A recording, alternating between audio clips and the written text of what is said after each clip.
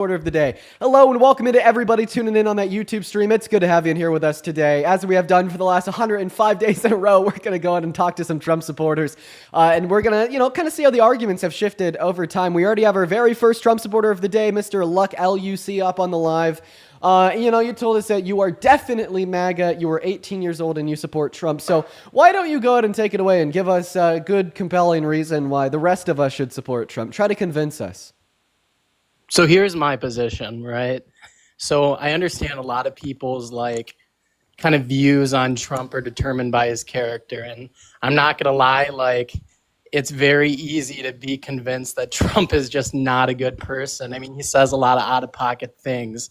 However, when faced with the alternative that we were faced with this past election and the other political side, I just can't get behind a lot of the ideas that the left stands for, like the transing of the children or making it able to the ability to be able to transition when you are under 18. You want to be over 18, do what you want. That's fine. Did you just say the transing of the children?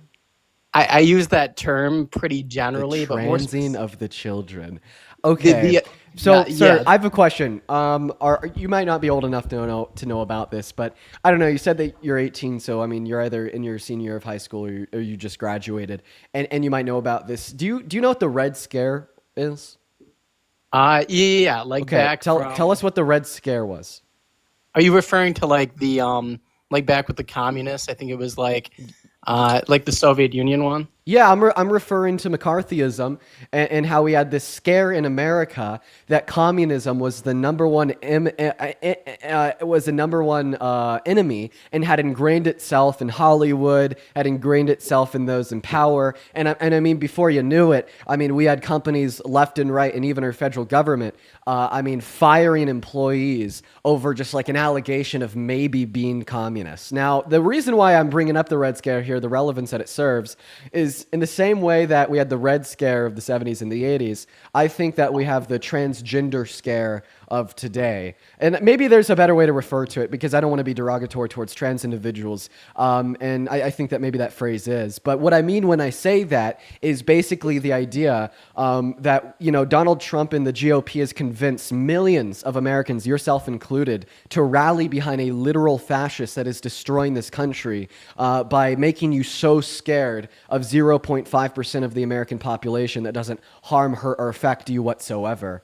And I mean, I've talked about this in other live streams. It's worth talking about again. Now we see, Democrats, such as we did in Maine, win a race for the governor seat, just simply running on the platform. Although my candidate is, focused on who's in the potties, I'm going to be focused on filling the potholes. So, I mean, when you come out swinging, you tell us that you support the fascist that wants to reduce after-tax income for 80% of Americans and destroy our relations with other countries and increase global tensions to a level that we haven't seen since Bush, all because of trans people. I just think it's a little insane.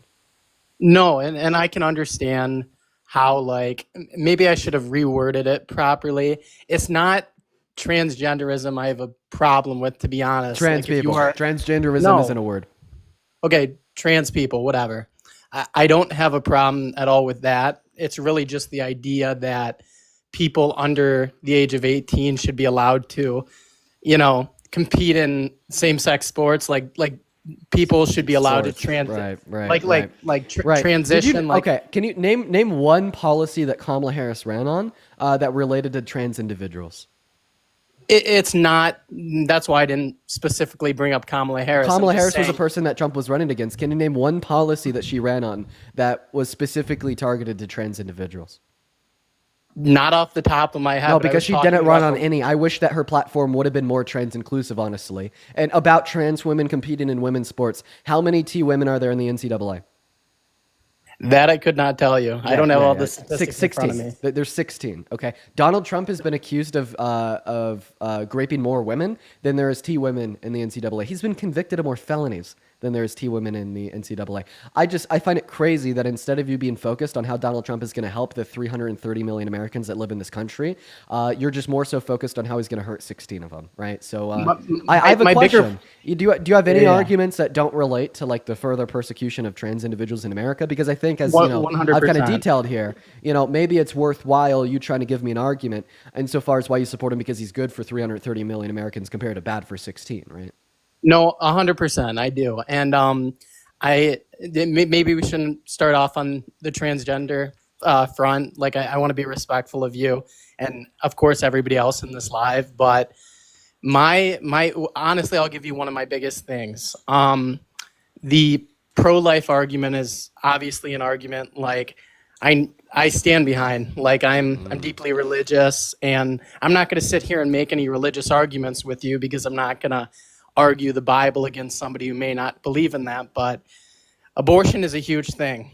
I mean, it's really, unless it's the case of incest, rape, or the mother cannot have the child, I believe it is deeply wrong to like not be able to have a child just because of your personal preference or because it inconveniences you. I think that is an idea I cannot and almost probably will never be able to get behind, and that is a huge thing that I feel like do you think that you could condense what you're saying down into like a little bit shorter? I'm sorry for like kind of interjecting and saying this, but you could just say that you think elective abortions are wrong, and that's why you support Trump. I mean, yeah, that's a huge thing, yeah. All right. Well, let's hear your argument why. But before we do, Diana, thank you for the $20 super chat over on YouTube, saying keep up the good work. I appreciate you for the love, Diana. Same thing with you, Joel, with the 10, saying keep dunking on him. I'll never stop. Thank you, Joel. Then also, oh my God, Scuba with the $69 over on Venmo. Holy shit, Scuba. Let's get 700 Scuba W's down below in those live chats while I'm responding to this guy's argument here. Scuba says, so nice to see a kid is well educated and able to expose these cultists' warped logic. Keep up the good work, Scuba. That is seriously so incredibly kind of you, bro. Show some love to Scuba. And then also Mary with a 2 and Lima with a 5. I appreciate y'all. But anyways, let's go and talk about your argument here. W fucking Scuba's in the chat. You totally say you think elective abortions are wrong. So lay it on us, man. Why should access to elective abortions be illegal in America? Give us the argument, man. We're all anxiously waiting to hear from you. So like, again, unless it is medically required for a mother not to have I specified elective abortions. Yeah, of course. So, for one, life begins at conception. Boom. I mean, I feel like that's been established. Like during fertilization, like that's when life begins. So by definition, that is, you are ending a life that doesn't give consent to it. And you can make the argument that... Wait. Before, I want to hear your argument. So far we know that you think that abortion should be illegal because life begins at conception. All right. I think that's a foundational point. I also think that, like, regardless of your position on, like, socioeconomic issues and who are, like, what groups of people are more likely to have abortions, I feel like from the roots of it, like, abortion originally started as a big, like, eugenics issue because, like, during this, really around this social justice movement, mid to early 1900s, like, the whole issue with Margaret Sanger and basically the founder of Planned Parenthood and all of those things, abortions were targeted at people who were less than at the time, considering like a lot of colored. Okay. People, okay. Whoa. Stop talking. I mean, okay. I don't Stop talking. Stop talking. You just did. So we could call black people. We shouldn't call black people people that were considered lesser than at the time, and we shouldn't call black people colored people. Okay, so I mean, like for the first one, I mean, it's obvious. Like, you know, we'll call black people black people, and then about calling black individuals colored. Well, colored was used as a derogatory term to refer to black individuals, very similar to like the N-word during racial segregation. So I mean, it kind of has like similar societal connotations. Is incredibly derogatory. So let's call black people. Now, I mean, like you said that you were trying to use terms that you don't think are hurtful, harmful.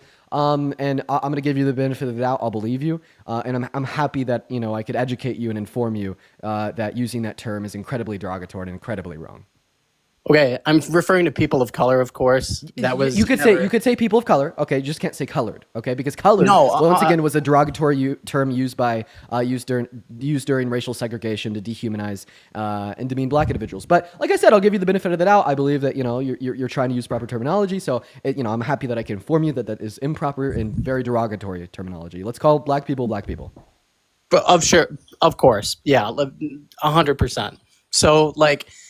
The original abortion movement was targeted at black people. It was targeted at people who struggled with, you know, like mental illness, people who, you know, were born disabled. I mean, a lot of abortion was marketed towards those individuals.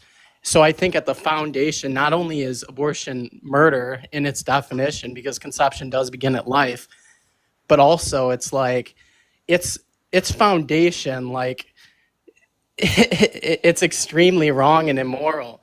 And the way that the entire Planned Parenthood movement was started, Planned Parenthood does a lot of good things. They provide cancer treatment. They do also they even do ultrasounds. They do tons of good things. However, it doesn't take away from the fact that, like, you know, the fundamental idea of abortion is wrong. You're doing the thing again. So I have a feeling that if I don't like stop you, you'll just continue to talk until I stop you. So I have your arguments. Is it okay if I respond to them now? I mean, yeah, go ahead. I want to keep things respectful, dude, but sure. No, I'm trying to keep things respectful, but like I'm just being serious. Like, I mean, you did take 5 minutes to tell us you think that abortion is wrong because life starts at conception, and you think that Planned Parenthood begun in America as a racist movement as a form of eugenics against black individuals. I mean, that's how you could have said it in 2 sentences compared to 5 minutes. So, but like once again, I'm trying to be respectful. Now, I'm going to respond to the second point that you made for us before responding to the whole idea that life begins at conception. This means that abortion is murder. So first and foremost, you were like talking about how Margaret Sanger was an incredibly racist individual, and that's true. And then you said like that's kind of what started abortion in America. Well, that's not true. So Margaret Sanger died before abortion was legal in any American state, and also not to mention that abortion existed before Margaret Sanger was born. Like we saw abortions in ancient Greek. We even see abortions promoted, and I mean in the Christian Bible in Numbers. Okay, you said that you're a Christian, so you should know about this. Numbers was written like what 5,000 years ago. So let's not act like, you know, a racist white lady in America started the practice of abortion, because that's not true. Okay, but I'll also add on here, even if it was true and that abortion in America was originally intended to be used as a tool of eugenics against black individuals in this country, because that's not what it stands for today, he left. So this guy says that he's trying to keep it respectful. He wants to have like a conversation and learn more about like his arguments. I start responding to his arguments and he just leaves? Like, what is the point of this anymore? Like, what is the point of these conversations if you're not going to stick around to have like a fleshed out convo, right? Oh, like, oh my God. You know, like I think that the most disrespectful thing you could do, not to me, but to truth, right, is to come up here, make an argument, and then leave when I'm telling you why you're wrong. That is the most disrespectful thing you could do to truth. Okay, it is unbelievable. It's absolutely unbelievable. Now, we're going to move on to the next guest. Everyone give us a minute to get that next guest up in the live, y'all. If you are MAGA, make sure to hop in that queue. And if you are in that queue, make sure that you're at least 18 years old. You do indeed support Donald Trump and you're ready and willing to come up here and have a conversation. But yeah, we got Jacob loading into the box right now, everyone. Everyone just kind of give us a minute. Make sure that we're double tapping on that phone screen while we're getting that next guest loaded up. And then also, once again, Katie, thank you for the $5 super chat over on YouTube. What's up, Jacob? You support Trump? I do. I got a question, Dean. You real quick. How old are you? I'm 18. What year were you born in? Is that a vape? It's not. What year were you born in? So it's a vape. It's not. What is it? It's an anxiety pen. Now, what year were you born in? Anxiety pen. Dude, I'm going to give you 5 seconds to tell us what year you were born in. 2006. I don't believe you. Also, I don't even think that... Can you be born in 06 and be 18? Yeah, you can. You can. But I don't believe you. I think he was younger than that. We're going to move on to the next guest, Colin. So everyone just give us a minute, y'all. Make sure that we are double tapping away on that phone screen. If you're not that live with a handful of friends. What's going on? Do you support Trump? Yeah. Okay, how do you? Okay, Hey, Colton Left Hill. All right, everybody, make sure that we're checking the age down below in that. Down below in that cube, you're going to load up. Make sure that you're at least 18 years old, you guys. I mean, that's just the TikTok terms of service. It also looks like that TikTok TOS is getting a little bit more restrictive again, unfortunately. What's going on, Sierra? Are you MAGA? Hello, I'm actually I'm like in the middle and I just want to be like I know you said to do if I support Trump, but I'm just wanting to be more educated. Okay. Oh, well, I mean, 'Cause I honestly, Sarah, I saw feel like the educational quality that this live can give to individuals that aren't interested in the debate because they support Trump. It's just like listening to the conversations. That is a huge part of the educational aspect of these lives is listening to the conversations and listening to what I say to people that support Trump and why they're wrong, etc. And that's where a lot of the education is derivative of. But yeah, and then also feel free to join my Discord, link in bio. There's a bunch of really educated people in there that are always having conversations, so that's also worth it. And I appreciate you for joining us. But seriously, I mean, I hope that you're able to kind of take some educational quality out of just listening into the convos. I know that a lot of people have. I know that I do. I learn a lot just doing these and listening and hearing new arguments. What's going on, Evan? Do you support Trump? Cool. It looks like Evan's on pause, everybody. It looks like Evan is running away. Go ahead and let me know down below in that chat if you want to come up by dropping a MAGA accompanied by your age. We'll get you pulled up onto the live right now, y'all. We're going to get you pulling up onto the live right now. Yeah. What's going on, Ethan? You MAGA? No, I'm not. But, all right, then leave, bro. Only looking to talk to people that are. Guys, if you're in the queue, make sure that means that you support Trump. Please follow the rules, everybody. We got Christian Hulk loading up into the box. Here we go. What's going on? You support Trump? Yes, sir, I do. How old are you? I'm 18 years old. What year were you born? 10/21/06. Cuckoo. Before we hop into debate, got to thank Lorenzo for the 10 cents over on Venmo. Callie for the $10 at a CALLIE says, Dean, thank you for everything that you do. I appreciate you for the love, Callie. And oh my, Cordelia with a $40 donation over on PayPal. That is CORDELIA. Cordelia, it is so good to have you in here with us again. And thank you for the very kind $40 donation. They say that you are the only thing keeping me sane right now. Love. I love you too, Cordelia. Thank you so much for the $40 donation. And go ahead and take it away, man. Tell us why you support Trump. So, just like where I have grown up at, everyone here is a Trump supporter. Okay, actually, I think here's a question that I should ask you. Try to convince me and everybody else listening that we should also support Trump because of some compelling reason. No, yeah, I get you. So I know you kind of said this to Sierra as well right before and didn't get the time to, cancel the thing. I'm right, I voted for Trump and everything, and I believe a lot of the stuff that people are telling me, but I'm looking for some more education. Everyone around here that I tried to debate with or argue with is all conservative, and I don't. Yeah, I can't get anywhere. I mean, I'll just kind of repeat the same thing I said to the last guest. The educational content and value of this live is basically listening into the discussions to see what the arguments are from the right and what the responses from the left and what the arguments are from the left and what the responses from the right. But I mean, if you want to give us an argument insofar as why you support Trump, take it away. But if not, I'll probably just move on to the next guest, similar to I did after Cecilia. No, yeah, just real quick. With the illegal immigration policies and stuff, I've been seeing a lot of people like the No Kings thing. I mean, that was just all across the globe. What difference would it be like Obama? He deported a lot of illegal immigrants. He had some. I've seen stricter policies, but I wouldn't say they're stricter than Trump. Jeez, thank you so much for the galaxy. So you're asking us what the differences are. Sure, I'll tell you, okay? Well, first and foremost, Donald Trump wants to deport every single undocumented immigrant in America, a mass deportation. Acting like that's something that Obama wanted to do is incredibly disingenuous because what did Obama start? DACA. What is DACA? A program for undocumented immigrants so they could work in this country. So obviously he didn't support deporting every single undocumented immigrant. So who did he support deporting? Individuals that were members of a gang or with a criminal past, right? Now, of course, he obviously deported people beyond that, and I disagree with that, but it's just simply not the same as Trump with his mass deportation, as well as Obama didn't illegally deport anyone.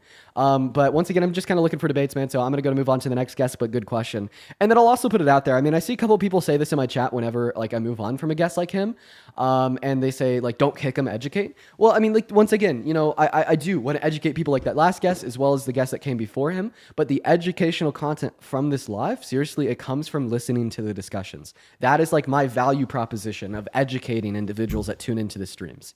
I feel like that is where most of the value of the education is taken away from. What is going on? Do you support Trump? Yes, I do. Okay, yo, chat over on TikTok. Could you hear Emily? Could you hear her? She just said yes, I do. Now she's not popping up. You can? Okay, sweet. Emily, how Wait, old are you you? can't. I'm 18. You're what? I'm 18. Okay. What time is it? 5:02. Okay, what state are you in? I'm in Georgia. Okay, and what year were you born in?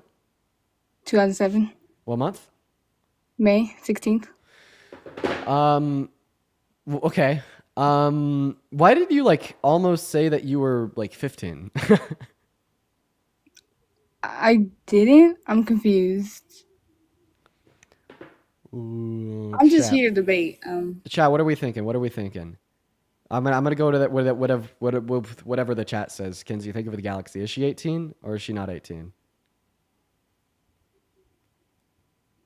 All right, Mom Mentality wins. Unfortunately, I'm gonna have to remove you. We're gonna move on to the next guest. We got Barista loading up into the box. Here we go, everybody. What's going on? Do you support Trump? Hi, hello. So I don't directly, but hear me out. I wanted to know. I'm so sorry. We are just looking to have a debate with somebody that does, so I am going to go and remove you. My apologies. All right, we're gonna move on to the next guest. Here we go, y'all. In the meantime, Michael, thank you so much for the $15 donation over on PayPal, and Omar with a motorcycle. Michael says, been a long time fan. Keep it up. Love you. Dude, Michael, I appreciate that. Thank you so much, Michael. What's going on, Team Money? You support Trump? Yes, I do. Are you driving right now, bro? Sure. Get out of here. Omar, thank you for another motorcycle. Unfortunately, can't have you on while you're driving, bro. A lot of TOS that has to be followed. My apologies. My apologies. We're going to move on to the next guest right now. Here we go, everybody. Yeah, can't be driving when you're on TikTok. That is a violation of the terms of service. What's up, Upstate? You MAGA? Mostly. Okay, all right. Yeah, well, let's have a conversation. Before we do, I got to thank two people. Emma, thank you for the $25 donation over on PayPal saying hi, Dean. Thank you for all that you do. Thank you, Emma. Let's get 250 MWs down below in that chat. And holy shit, Fetus with the $100 super chat over on that YouTube stream. That is PHENIX. Let's get 1,000 Phoenix W's down below in that chat. Thank you so much for your kindness. And it is so good to see you again in here with us today. After yesterday, because you were hanging out with us then too. I appreciate and love you so much, man. That is so incredibly kind, so incredibly generous. Thank you, Phoenix. That is seriously so incredibly kind of you. Thank you so much. But go ahead and take it away, Upstate. Why are you MAGA? Why do you support the man, the myth, the failure, Donald J. Trump? So there's many things. There's stuff I do and don't support about him. But I did not vote for him, but I do favor Trump over Kamala Harris personally. Yeah, sure. So tell us why you support the presidency today. So first off, the wars when he was president, it was a pretty peaceful time compared to a lot we've had going on recently. Damn, bro. I gotta say, this is probably the worst argument. So I think I've come to this determination. The single-handedly worst argument that any Trump supporter could make right now is that Donald Trump is good for global conflict. Like, you understand that we are closer to World War III right now than we have been since the Cold War. The closest we have been to World War III since the Cold War. You know that? Because I mean, I think it seems obvious. And I mean, think about like all the global conflicts since like 150 days ago on the day of his inauguration. Well, Russia and Ukraine, he said he could end it in 24 hours. In the last 150 days, it's only gotten worse. Okay? What about Israel and Palestine? He walked into office on a ceasefire that was achieved under the Biden-Harris agreement. He walks in, Israel violates a ceasefire. What does he do? Nothing. Continues to give him funding. Shit's only getting worse. Okay, and now what about what has happened most recently with Israel and Iran? All right, Israel launches strikes at Iran, kills citizens, by the way. They then label it as preemptive self-defense, which is the most preposterous claim I've ever heard.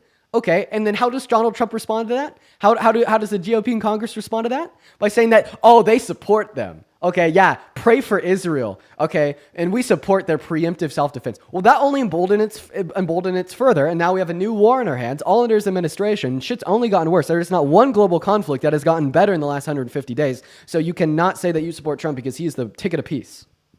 No, sorry, I didn't want to interrupt you, Dean. You kind of interrupted me a little bit, but I wasn't quite done. I was saying, like, his first term, when they started in 2016 to 2020, in my opinion, that was a relatively peaceful time. But I also feel like completely Donald Trump was also different back then, if that makes sense. Almost, I feel like he had a lot. I feel like today he's changed a lot of his views from back then. Yeah, well, that's why I asked you, why do you support Trump today? That's what I was saying. I was saying back, like, I don't understand. I'm kind of coming here more with like questions too, because I'm from Ukraine. Like my whole entire family, I'm first generation. I was the only person in my family born here. So I'm kind of just wondering, like, what do you, when I said that, I meant like, this is so hard to explain because I just got choked up bad. No worries, bro. Yeah, so I mean, do you have any reason why you support Trump today, man? No, yeah. I was gonna say it was about the main reason I supported him was because of that whole peace thing, and it kind of. Okay, not why you not supported him, why you support him today. Oh, today mainly because of immigration, what he's doing, but I don't support the exact way he's doing it. I just support the idea of deportation of illegal immigrants. Okay, why? So, well, first off, it's hard to have undocumented migrants in the country. A bunch of people. I mean, there's plenty of people who are in the country who don't even know their names. You know, and that's Wait, true. So your issue with undocumented immigrants is that we can identify them. So what if we identified them by offering them a pathway to residency or citizenship? Well, it's still not going to be totally clear since people are going to be coming in from the cartel or whatnot, or trying to sneak in. They're still going to be trying to come in illegally. Okay, well, I mean that's also true given mass deportation. Yeah, still, but if we like, so then why do you support mass deportation? Because individuals will still be coming in. Well, the whole plan is to make the border stricter. Okay, well now you're shifting because you didn't say that you support his immigration policy because making the border stronger. You said that you specifically support his deportation. So I asked you why you support his deportations. Part of that whole process is he's deporting people, and then the whole part of it is to make the border stronger. I know, but why do you support him deporting people? Oh, because we have so many. There's so much. The highest we've had in crime from immigrants, illegal immigrants, is at an all-time high crime rates from them. Okay. Are you a natural U.S.-born citizen? Yeah, I am. Yeah, you're 2.5 times statistically more likely to commit a violent crime than an undocumented immigrant. Does that mean that we should deport you first? I mean, have I committed any? Oh, so if you haven't committed any crimes, then you shouldn't be deported. So if an undocumented immigrant hasn't committed a violent crime in America, they shouldn't be deported and rather offered a pathway to residency or citizenship. Congratulations, you're leftists. No, well, one of my views is that I think the people who didn't commit a crime should be given like almost put like, it's gonna sound bad like this, but almost on like a waiting list kind of. Like these people, like I understand they came here illegally. That's deportation. That's part of it. But have them like specifically get their names, get like these people who did nothing wrong, started the families, like all these hardworking people that actually are contributing to society, and have them as like a priority once this country is like cleaned out pretty much from all like, because we have to sort it out. Like there's plenty of good immigrants. I appreciate you for expanding on your view here. Once again, I really appreciate it. But once again, I don't think that we should talk about like these other facts of your view before we finish talking about the first fact of your view, which is the fact that you support deporting undocumented immigrants. We haven't moved on from that. Why do you support mass deportation? I just said. Okay, you said it because it's of crimes. Once again, they're 2.5 times less likely to commit crimes than citizens. They lower per capita crime rates. Yeah, but that doesn't change the fact that the percentage of illegal immigrant crimes at an all-time high. Okay, what's your source on that?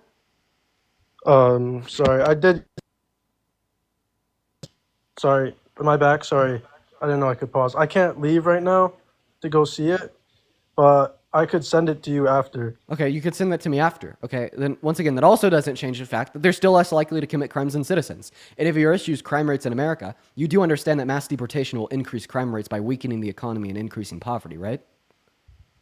Well, how would it increase poverty? Yeah, by weakening the economy. I mean, what else do you think happens when we reduce the productivity of our manufacturers by forcefully removing 8.3 million of their laborers that work for them? Okay, I mean, it's going to reduce our GDP by an estimated 1.1 trillion through 1.7 trillion a year. Okay, that's going to have very negative effects on the strength of the American economy. When the economy gets weaker, poverty goes up. When poverty goes up, so does crime. So you're identifying an issue. This demographic of individuals is less likely to commit violent crimes than natural U.S.-born citizens. So you're going to remove them from the country. On paper, you're already increasing per capita crime rates, but because of the consequences that has on the economy, it'll increase poverty, then increase crime rates even more. There will be more crime in America if we were to do a mass deportation. Well, that thing you're saying about jobs, I mean, there's so many kids, like, this is something I've personally noticed from working kind of more in this field, but a lot of, like, landscaping, hardscaping, construction jobs, a lot of those are what are done by illegal workers since, it's easier to do under the table. So there's a lot of stuff like that, and those are mainly like the higher paying jobs you don't have to have requirements for, compared to like all these like to start as a job for a kid, for just a teenager, to work landscaping, making 20 something bucks an hour. It's a lot better than working at a McDonald's. I'm sorry. for- Okay. Why is what you're saying right now relevant to the view that I just granted that your issue is crime rates in America? Well, then you shouldn't support mass deportation because they'll only increase crime in America. I was just saying that you said there was going to be 8.3 million removed from the workforce. Right, which will I'm weaken just the saying that economy, increase poverty, and But what I'm increase saying is crime. there's plenty of Americans who would fill the same positions. Oh, I really? know Really? plenty- So if we remove the 8.3 million laborers tomorrow, you think that those positions would be filled? not tomorrow, but eventually, yes. Really? How many job opportunities are open in America as is? Around me, I'll tell you right now. No, so what in the entirety of the country. Well, I'm telling you in certain parts. Maybe No, I'm there's asking you in the parts- entirety of the country, how many open job opportunities are there that these citizens could already be filling? that don't have requirements. Just how many job how many The job argument, I'm opportunities talking are there in about jobs America that right don't now? have Yeah. requirements, Can you please like answer my question? landscaping and hardscaping. Are you going to answer I my literally question? just Are you said- going to tell me how many job opportunities there are? No, I mean. Okay, I don't well, know there's the 8 number off the million. top of my There's head. 8 million open jobs right now in America. So if your position Okay. is, if we were to deport every single undocumented immigrant in this country, well, our economy is not going to be hurt at all, and those jobs are just going to be filled by citizens. Well, then why aren't citizens already filling the 8 million job opportunities that already exist? And then also, it's also really worth adding on here that mass deportation will also create less job opportunities for the same reason it'll create more crime. Because why did I say it'd create more crime? Because of increased poverty due to a weakened economy and less productive manufacturers with lower GDP growth. Well, what happens when GDP growth slims? What happens when our producers make less and they're less efficient and productive? What happens when there's less people in the overall consumer market to buy their goods and uphold the American economy? Well, job opportunities go down. So not only will we see more crime consequential of mass deportation, but we'll also see less job opportunities. Can I finish what I was saying? For sure. As long as you could respond to what I said, that's fine. All right. Can I finish what I was saying first before you interrupted me? And we'll get Yeah, back once to what again, you're saying. feel free to finish what you were saying first, but after you finish what you're saying, please respond to the argument that I just gave you to demonstrate that mass deportation will only increase crime, but it will also reduce job opportunities. So I just want to say there's 8 million open jobs, right? First off, my main argument was more for the younger generation, like the kids who are in high school, getting out of high school, my age, like 18, 19, kids who don't have, stuff that maybe not a license or a degree or something they have to achieve through schooling outside of high school. So like less requirement. Like let's see, there's 8 million jobs. How many of those don't require a requirement? Like there's no requirements at all to work there. You just have to, interview. If you're good, they'll train you. And you don't have to have experience. You don't have to have this because you could like if you're actually searching it up, that'd be great. Okay, so There's a lot of have you finished what you wanted to say yet? Yeah, well, not yet, but so a lot of those illegal, like a lot of the illegal immigrants who are working here, a lot of the jobs they're working are jobs that are like that don't really require, like there's no requirements for it. Because unless they have, Let us know when you're done. dude, you gotta not be disrespectful. You've been interrupting most of the time I've been on this. I'm sorry, I'm not trying to be disrespectful. Well, all right, just please let me finish real quick, Okay. and then I'll let you finish, and I'll be on my way.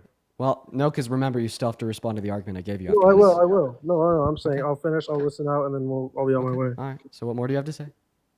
What I'm saying is a lot of these illegal immigrant jobs are jobs that kids can do. Like Okay, a you've bunch already said this 3 times. Yeah, but you have nothing to say about that. There's no absolutely, you don't care that the higher paying jobs that kids can get with no requirements are these landscaping, hardscaping, construction jobs, and yet they're all filled by positions by these illegal immigrants, and it makes it super hard to get hired because they can pay them less than they pay us. So it sucks. Okay. I'm going through it right now. All my friends are too. I have a bunch of friends. Okay. None of us can get good jobs because of a bunch of, it sucks. Okay. Are you done yet? Yeah, I'll be done. Okay. All right. Awesome. Well, I'll respond to that after you respond to the argument I gave you. All right. So now respond Could to the you, argument I gave you. Could you relist part of like the main gist of it? Because I kind of. So mass deportation reduces job opportunities in America by weakening our economy. Well, we're gonna have to have an economic crash at some point if we want to actually turn this country around. That's kind of how, Why? because that's how it's gonna have to be. There's no Why really does it way have to be like that? If you look at the path we're on the way to be like the UK.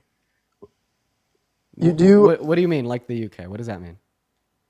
the immigration laws there, Okay. the stuff But, that's like, going what, on. could you be like specific? What does that look like? What does that mean? Losing free speech because it's all considered hate. Wait. So you think if we don't do a mass deportation, we'll lose free speech, and that's why you support it? No, I just said clean out the country, like redo our country.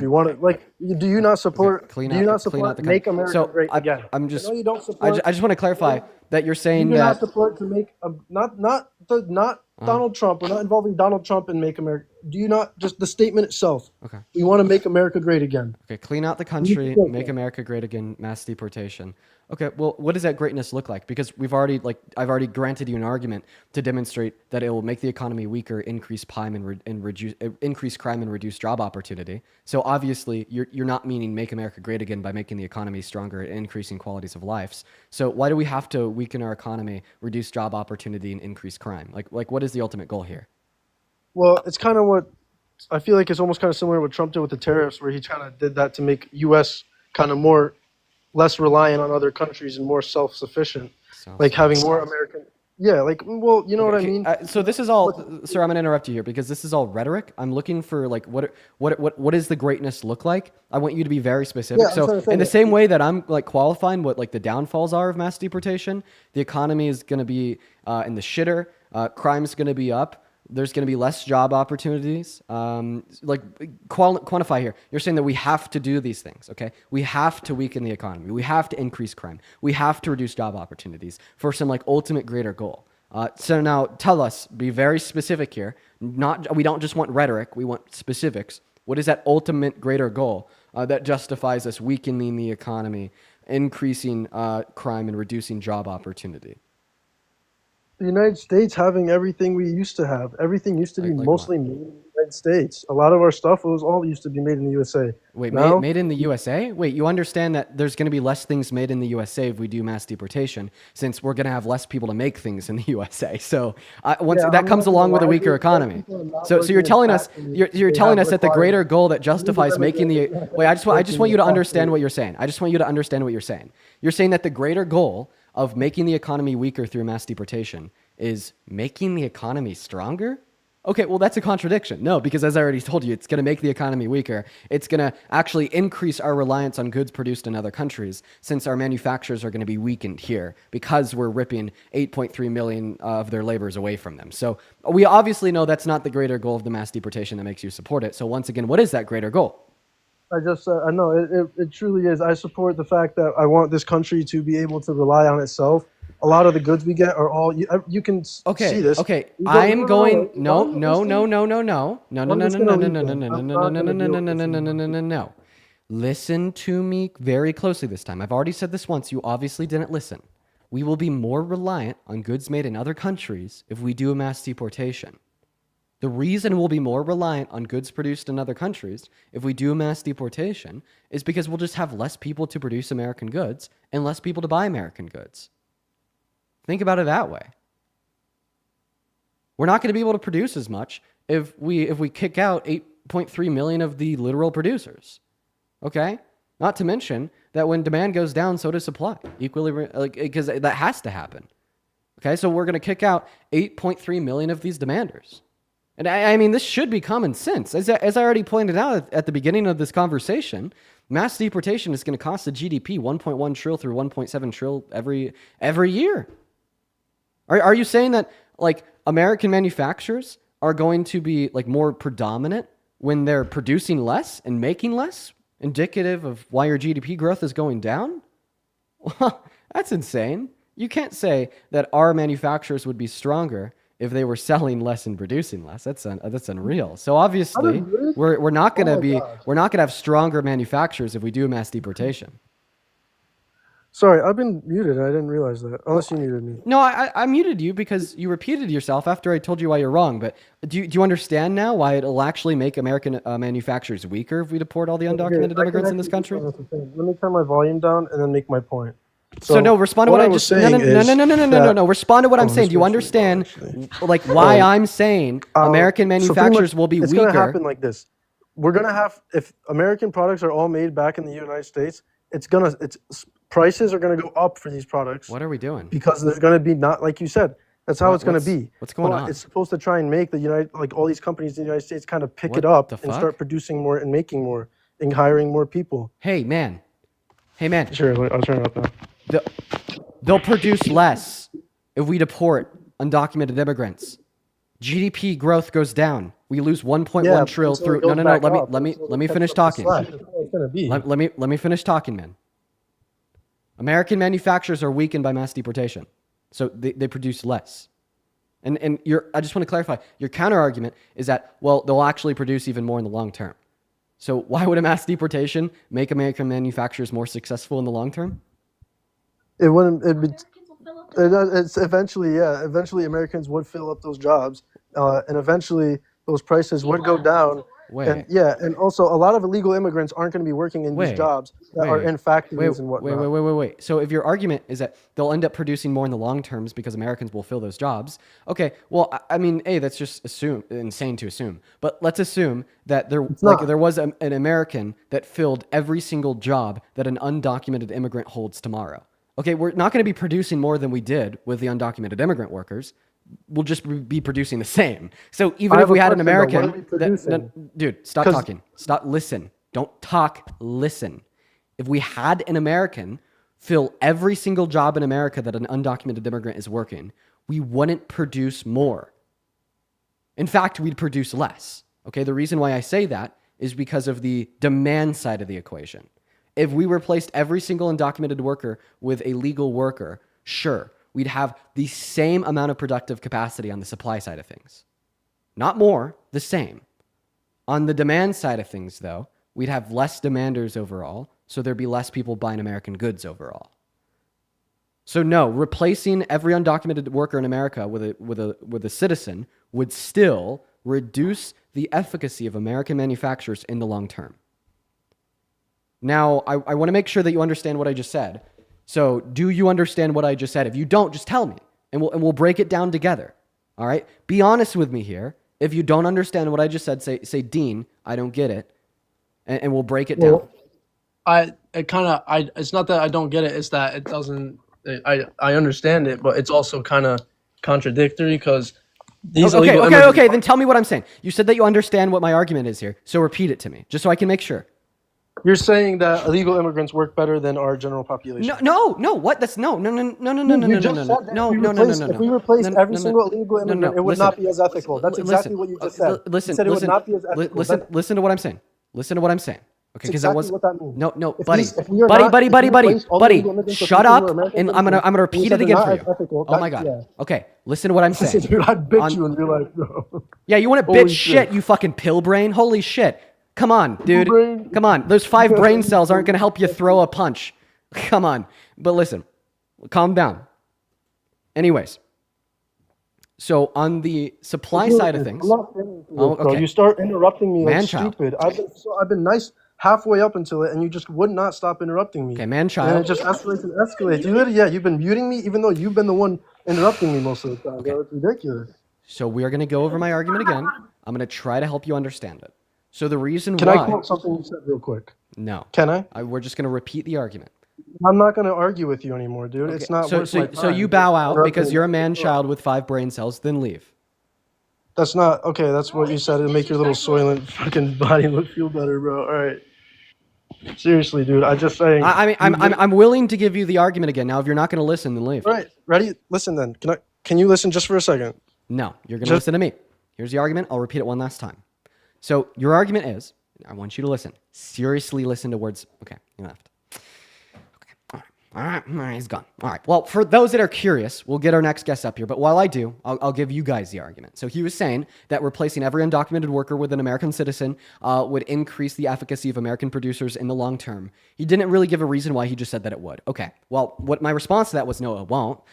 Because A, if we filled every single job role that an undocumented immigrant is working right now with a citizen, we just produce the same, okay? It'd just be different people working the same amount of jobs. So overall, we wouldn't have more production. We'd have the same. But then on the demand side of things, we'd have a total loss in the amount of demanders, meaning that the total amount of people demanding goods from American producers would go down. So although we'd have the same productive capacities, we'd have a lower buying capacity. So overall, our manufacturers would be weakened. Is that argument clear? Like, I don't know why that guy, like, you know, it took me like how many times to repeat that for him just to rage quit because he still didn't get it? Like, does what I'm saying right there make sense? Was that easy to follow? Very clear, very clear. Awesome. I don't know why like that guy found it like so hard to follow. You know, but I thought it was clear as day. I'm happy that people agreed with me. What's up, Ashley? Do you support Trump? Yes. Okay, how old are you? 20. Okay, what year are you born in? 2005. What month? March. March. Awesome. Yeah, you would be 20. Okay, real quick. Do you want to like maybe go into a different room? I thought I heard some like background noise there, and then we'll start our debate. Yeah. And while you do that, I got a couple people to thank here. If you wouldn't mind just giving me a minute. BSM, thank you for the $15 over on PayPal. I did not see the new VA rule. I'll have to check it out. But seriously, BSM, thank you so much for the $15. Show some love to BSM down below. As well as Diana, thank you so much for the $10 over on PayPal. I appreciate you for your kind words. Call me a genius. That's so kind, Diana. And as well as Krista Belli with the $10 over on PayPal. And Irene with the $10. And Sophia with the $20. Show some love to Sophia for the $20. Krista Belli and Irene for the 10. You guys are awesome. And then also Marina with the $50 donation over on PayPal. Marina, that is so incredibly kind of you. I want to see 500 Marina W's. That is Marina. They say, thank you for helping me stay sane. I really appreciate you for the love, Marina. Show some love to Marina down below in that chat. As well as Alexia with the $20 over on Venmo saying you're a big reason why I went to my first march on Saturday. Good fucking job, Alexa. I'm so happy that you got out there. Show some love to Alexa and Marina while we're hopping into this next debate, everybody. I really appreciate you guys for your kindness over there on Venmo. Huge shout out to the donors. But yeah, Ashley, take it away. Tell us why you support Trump. Yeah, I kind of wanted to pick up from where that last user was going off of because I kind of agree with the same thing, but for a little bit of different reasons. Okay, yeah, I guess I do real quick. You know, Yeah. we've been talking about immigration like nonstop for the last 3 days. And hey, man, you know, I'm happy that we get to have these conversations. I think that they're worthwhile. But oh my goodness gracious, are you guys going to drive me crazy? Thank you so much for the Galaxy. I appreciate that. As well as Condra. Thank you for the $10 over on Venmo. Shout out to Condra down below in that chat. So yeah, feel free to, I guess let's start a new conversation here. So why do you personally support Trump? The deportation. Okay. That's my main reason. Okay. So how about this? I want to start off with a new question. Okay. Name one good outcome that mass deportation has on American society. American citizens getting the jobs. Okay. So there'll be less job opportunities because our manufacturers will have an overall lower productive capacity because they have less people to sell their goods to, as well as the lost efficiency from forcefully removing 8.3 million of their laborers. Less job opportunities. And not to mention that there's already 8 million open job opportunities in many different sects with many different educational skill and qualifications levels. If Americans really wanted to go and fill those jobs, they would. I disagree. What did I just say that you disagreed with? So there are a lot of jobs in this country, a lot of which require qualifications. And this doesn't dispute what I said though, because although there's a lot of jobs in the country that require qualifications, there's jobs in America that don't require many qualifications, and there's also open job opportunities in those demographics. Also, real quick, Ashley, I just got a question. Why do you have like a No King's Day video reposted?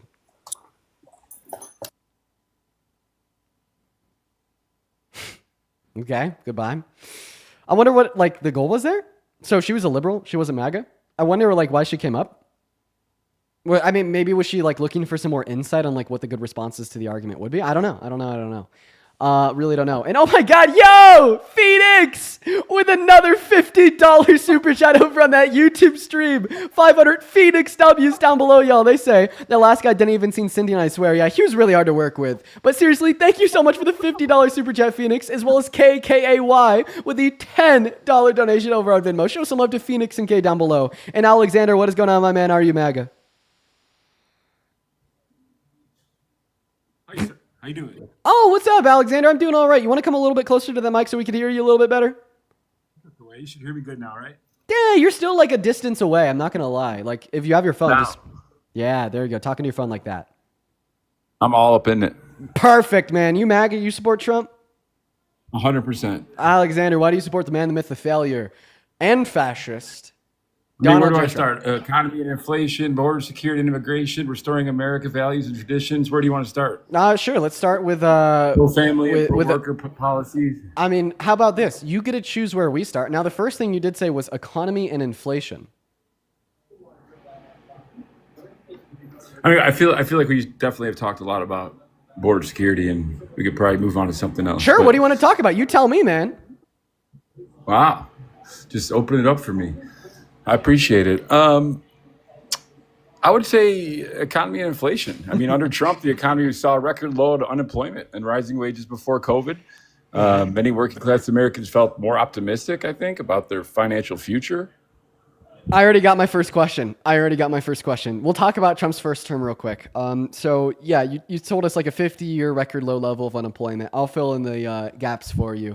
That was 3.5% in 2018 or 2019. Now, would you say that? Don't even say if Withers. Don't bring in Withers here. Withers? What? Usually the counter liberal framing is if Withers blames Trump for inflation, point out that inflation surged, blah blah blah. And it's. I didn't track whatever you just said. I'm going to choose to ignore it and move on. Okay, never mind. So now, once again, would you say that Donald Trump is responsible for that record low level of unemployment since it happened while he was president? Yeah, I mean, the same time that COVID-19 took place. Are you sure that you're okay with arguing that Donald Trump was responsible for that record low level of unemployment since he was president while it happened? Are you sure you're okay with that argument?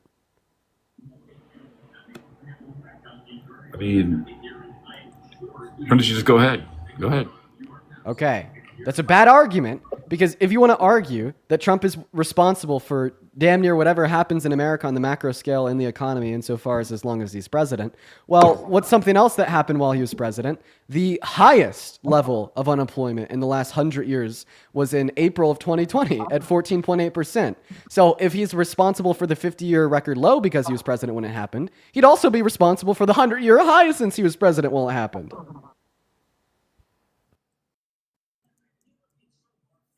Okay.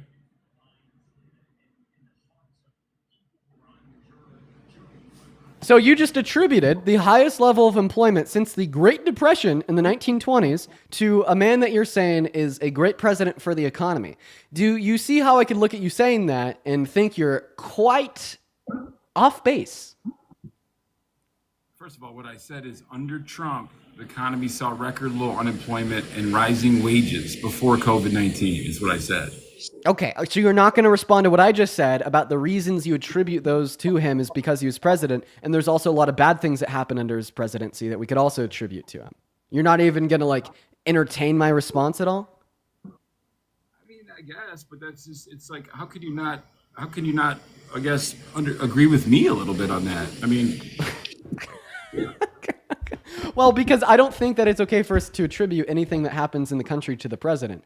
And I mean, I'd assume that you'd get this, but you seem to just be biting the bullet. You're like, fuck yeah, D, no, we can blame the highest level of unemployment in the last 100 years on him. The typical MAGA response there is to say, no, we can't blame that on him since it's actually the pandemic and businesses shutting down that caused it. And that's where I'm like, yeah, you're actually right. But what this means is that external variables can influence things that happen in the economy. So you'd have to isolate for them and tell us what Donald Trump did that led to those low levels of unemployment. But honestly, I'm just going to combat this in a new fun way. So we had a lower level of unemployment under Biden and Harris, not once, but twice, as well as we had faster real median wage growth. So real median wages increased under Trump by 2.8% in his 4 years. Meanwhile, real median wages increased under Biden and Harris by 4.6% under their 4 years. So the two macroeconomic variables that you just gave us were outperformed by both Biden and Harris. So why would you vote for the candidate that underperformed compared to the alternative? Well, first of all, I mean, I don't know if you have the numbers in front of you, but the unemployment rate dropped from 4.7% when Trump took office in January 2017 to 3.5% by December 2019. Okay, Is a so lower you're not going to. Okay, so you didn't respond to the first counter argument I gave you. You didn't respond to the second counter argument I gave you. You just gave me a third new argument. Yeah, well, I mean, if we're just looking at the trends of the data, unemployment rate dropped from 8% when Biden and Harris got office to two record 50-year lows of 3.4% later in the following 2 years. So once again, even if we're just looking at the data and blaming it on the presidency, still yet the Biden-Harris presidency outperformed him. No, he didn't, because actually the jobless rate remained at a below 4% for 22 consecutive months. 22 consecutive months, which I believe is a streak since like the late 1960s. I don't know. Okay. Oh my God, you're really swinging out here. So you gave your third argument. I gave my third response to your third argument, and it goes over your head for a third time, and then you just give us your fourth argument. Okay, I'm going to give my fourth counter response to your fourth argument. What did Donald Trump do? What policy did he pass, or what executive order did he sign into law that caused an unemployment rate to sit below 4% for 22 consecutive months?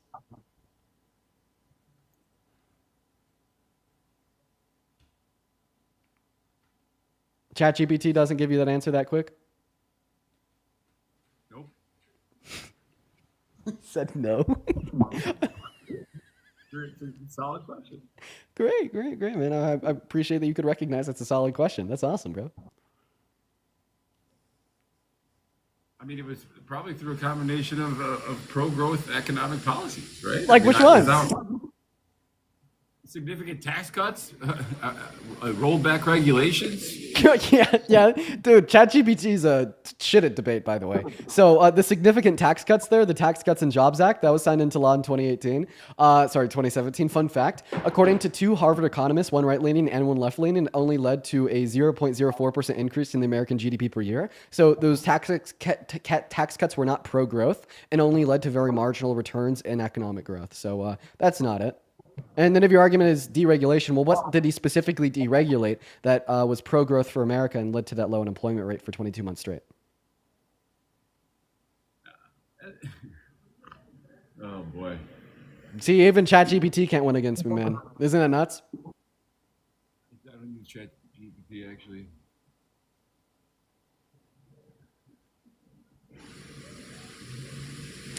All right, how about this? Let's give you a chance to respond here, but then after that, I might move on. All right.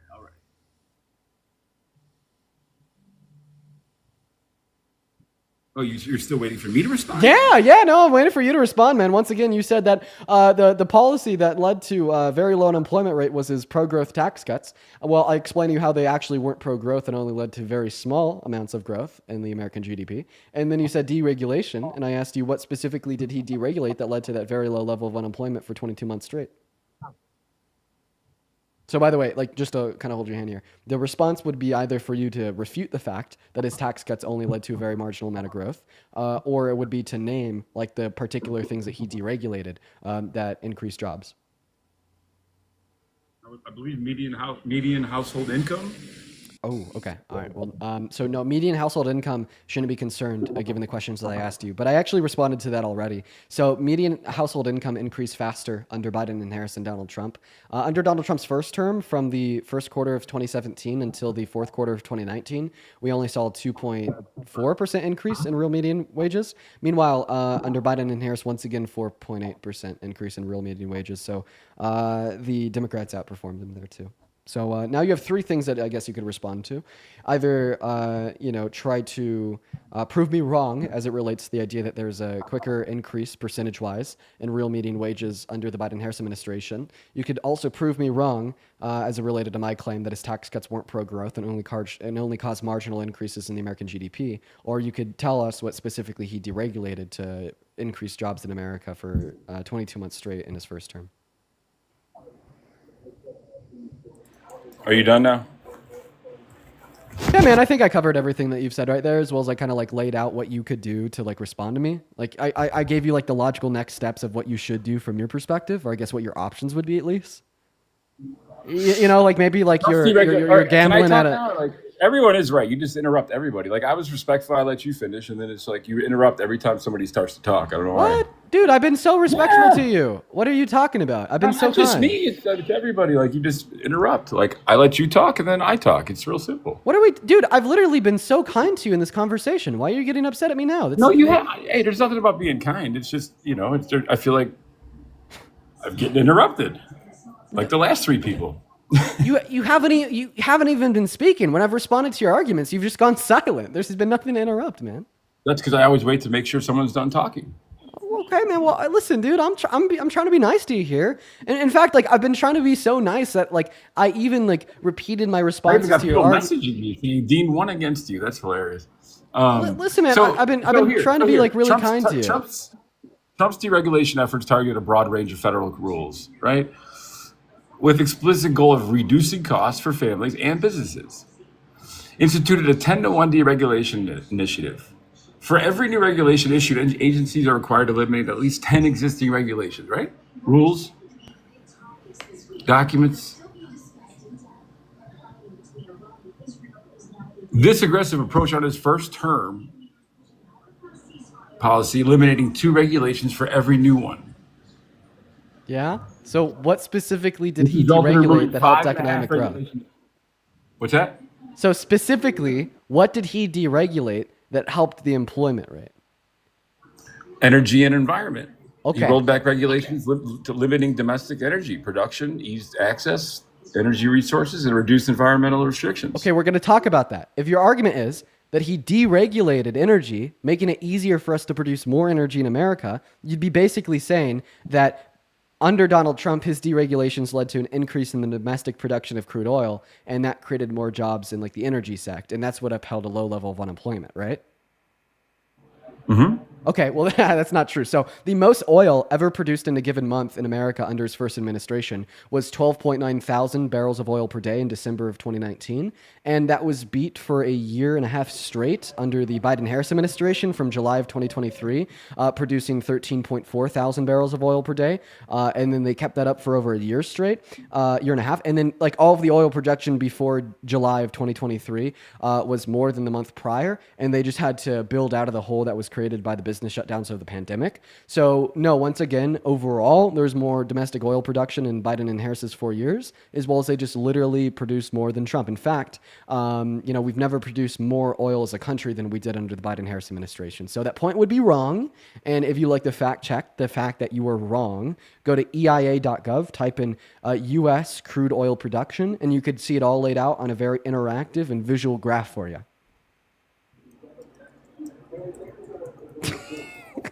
I'm like, yeah. Dude, honestly, am I smarter than ChatGPT? Like, am I factoring in for things that even ChatGPT doesn't know? What, like, ChatGPT has access to like how many decitrillion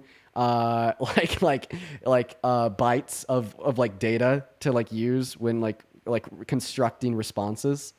But I guess I just have access to better data than they do, because obviously what ChatGPT should have accounted for there was, well, I mean, what was the production under Trump's term compared to Biden and Harris's? Because if he was good for the production of such, as deregulations would have led to more compared to the more restrictive Democratic administration, but that's not true, meaning that the point would be disproven based upon the empirical outcome that would be suggested given your hypothesis. And because we don't see, right, the empirical outcome that your hypothesis would suggest, your hypothesis here would be incorrect.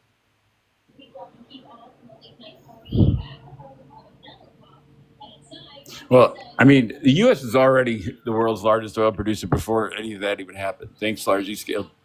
Jeanette, thank you so much for the dinosaur. Now, this isn't relevant to the point that I made, because as long as Donald Trump didn't produce more than Biden and Harris, I'm right and you're wrong. Okay. Trump's policies reinforce the trend, let's be honest. And during his presidency, U.S. oil production hit record levels, Okay, so making the country... So we have really easy reason to believe that they didn't reinforce the trend. That reason is the pandemic crashed oil to a 25-year low. Now, if the pandemic didn't happen and oil production just continued to increase from the day that Trump left office and Biden and Harris walked in, you would have an argument, but because it had a significant decrease because of the pandemic, you don't have an argument. I mean, okay. You know it's true too. I mean, he rolled back regulations. He Oh, declared a national okay. emergency. He's prioritized American oil and He gas actually didn't. production. He actually didn't do that. In 2018, he Yes, actually he put actually more. did. He put more regulations on the production of crude oil in the Mexican Gulf of Mexico. So yeah, but now we're kind of getting to that point in the debate where you can't The like Gulf of prove. Mexico, it's not called that anymore. Oh, I should respect its preferred name. 100%. Okay. Do you respect the He's preferred still your pronouns of daddy. trans He's still going to individuals? be your daddy no matter what for the Okay. next 4 years. So Is you just got to deal with Are it. you saying that he's my daddy because he's my president? Exactly. Is he your president? 100%. So he's your daddy too, right? You better believe it. Say I it. like my daddy, though. You don't. Say it. Say it. I like my daddy. You don't. Yeah! Let's go! Dean is so good at debating. Now he has like 45-year-old white guys calling Trump their daddy. I love what I do, man. I gotta say, I have one of the He's most your daddy. I have one of the most rewarding jobs for like a billion fucking reasons. I gotta say, like what I do is so fun sometimes. No, what you do Like is this guy. what you do is good too. I ain't gonna lie. This guy lost the argument. Now I'm having him say that he likes his daddy. All right, man. Anything else you want to go over before I move on to the next guest? I guess the only reason why I suggest moving on right now is because you lost this argument about like deregulation under Trump relating to oil production. I was able to explain to you why you lost the argument, pointing out that there's more oil produced under the Biden-Harris administration, as well as I was able to refute your point that he just onset the trend of oil production, which is why they were able to produce more. Let me ask you one pointing out the question fact before you that drop we had a me. lot of crashes caused by the pandemic, which put us at a 25 to 35-year low. So they didn't just simply pick up on what he left them with. And that made you lose the position, right? I mean, you lost the position Let me because you're ask you one wrong more about what's question true in the before you world drop around me. you. And then you started talking about Trump's my daddy. So, I mean, I think you've gotten to the point where you've lost the debate and it's got you really Can I angry ask you and one last upset. question? I'm not angry at all, actually. Okay. Can I ask you one last question before you drop me? So then when you said that Trump's my daddy, that wasn't like a thing out of anger? Was it like a thing out of like a kink? No, it's just like, I mean, I don't know why you guys are so, because you notice how there's a lot more of these far left, you don't see too many of these conversations happening with a Trump type of debate, I guess. Right, because Somebody you on guys Trump. can't defend your positions. They're wrong. So, like, why would we see a lot of people like me popping up on places like TikTok and other areas on the internet where it's just like Trump supporters having thousands it's of viewers because having 80 million intellectual debate? Well, I mean, it's because 80 like they're million wrong. people They voted they can't intellectually defend their views like I can, and it has nothing. It's nothing about how intelligent I am or dumb they are. It's just about the fact that their views don't coincide with reality. You often criticize Trump's energy, his economic policies, but under Trump, America became the world's top oil producer. Gas prices were lower. Yeah, I and already working class- respond to that, man. Just let me See- finish. No, finish. no, And because I'm working not gonna class let you finish because I already respond to that, big boy. Come on, bro. I've given you the refutation 3 times and then you just ignore it, then repeat yourself. Am I not allowed to be fucking annoyed? Like, goddamn, you got the script off of Google and your goal is to read it to try to beat me in a debate. But when I fucking prove your script wrong, you just start malfunctioning and repeating. Like, dude, if you malfunction and repeat, yeah, man, I'm going to interrupt you.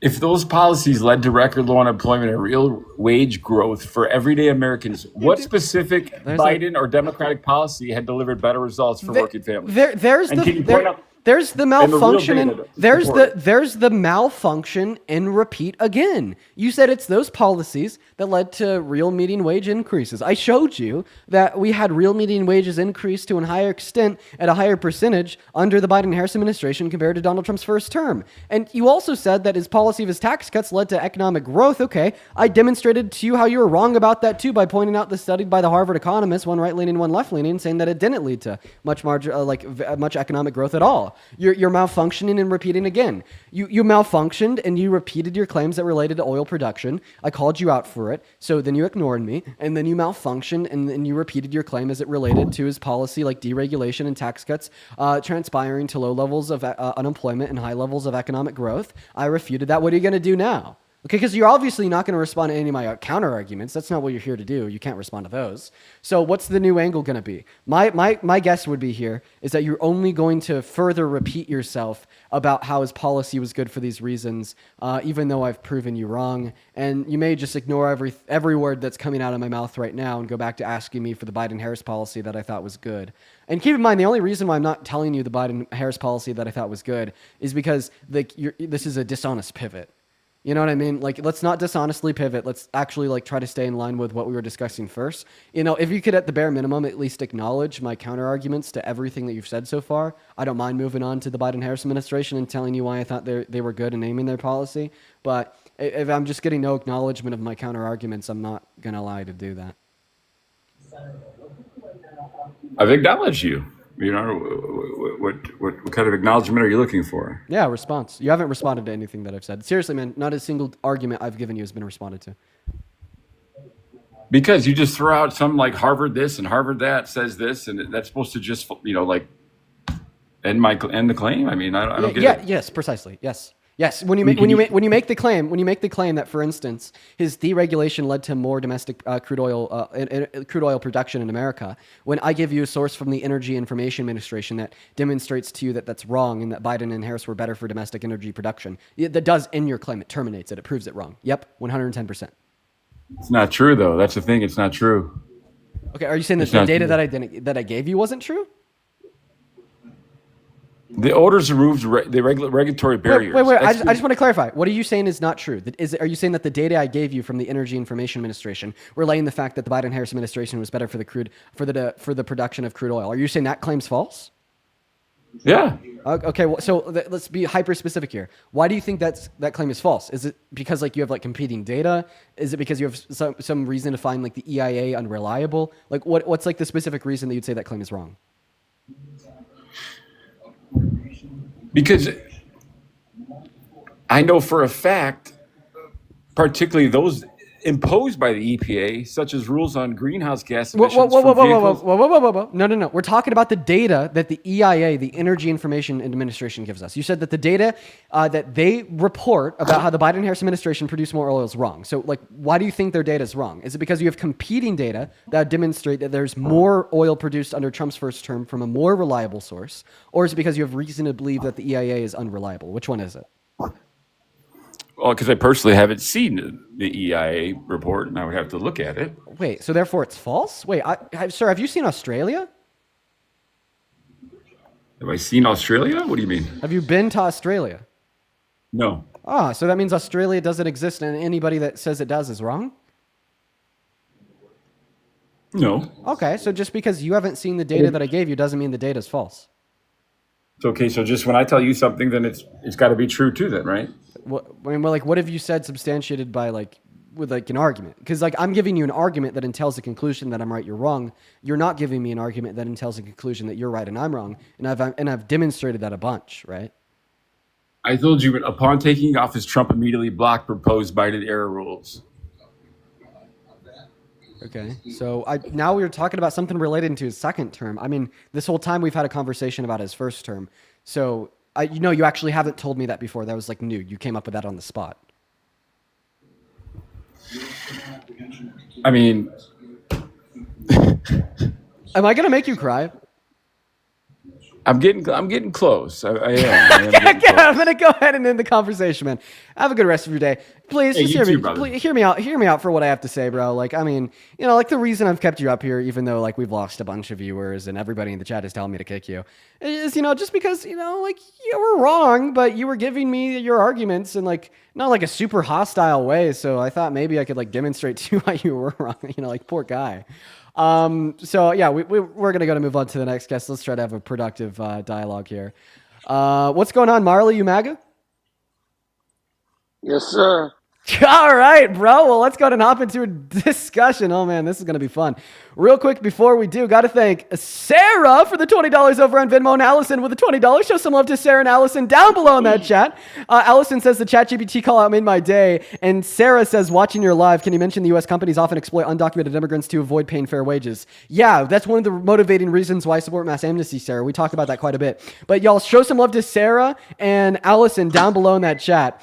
As well as, let's see here, Marina, already thank you for the 50. Once again, thank you so much. Kay with a 10, Conjure with a 10. I appreciate you guys so much. Maximus with a 5, Danny with a 5, and then Sarah and Ryan with a 10 both. I appreciate you guys so much for the love over on Venmo. As well as I'd like to thank, let's see here, Mindy, thank you for the $40 over on PayPal. Mindy, how you doing? Mindy says, I'm home from the hospital. Mindy was in the hospital with COVID, and she's home now. That's awesome. Please show some love to Mindy down below in that chat. I'm really happy that you're doing well, and thank you for the $40 donation. I'd also like like to thank Evelyn for the $15 on PayPal and Jose with the 25. Evelyn says you make my day every single time you stream. Thank you, Jose. And thank you, Evelyn. Sorry. Then Jose says, Dean, salute to you. I like what you do. I appreciate you for that love, Jose. Show some love to Jose and Evelyn and Mindy down below in that chat while we hop into this next discussion. I seriously really do appreciate you guys for all the love over on Venmo and PayPal. You guys are being incredibly kind today. But go ahead and take it away, Marley. Tell us why you support this train wreck of a presidency. So, basically with all this immigration stuff that you guys have been talking about. Oh, shit. Real quick. You're basically saying that, if we got rid of the illegals that are working in the warehouses and gave the Americans a job, our production would go down and sales would go down. How do you know the illegals are even buying the production?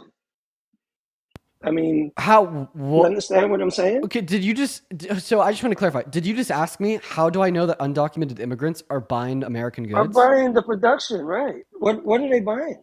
Sure, because they personally contribute. Have you ever lived in a Latino area? Are you in an area of that sort? Like, where are you Okay, from? I'm going to give you two very clear reasons why I know undocumented immigrants. And then, again, how old are you? You look like you're like 17 years old, dude. What the fuck are you going off of, ChatGPT? And I'm from a fucking Latin area. We don't buy all that bullshit. You know what happens, dude? Those undocumented come here.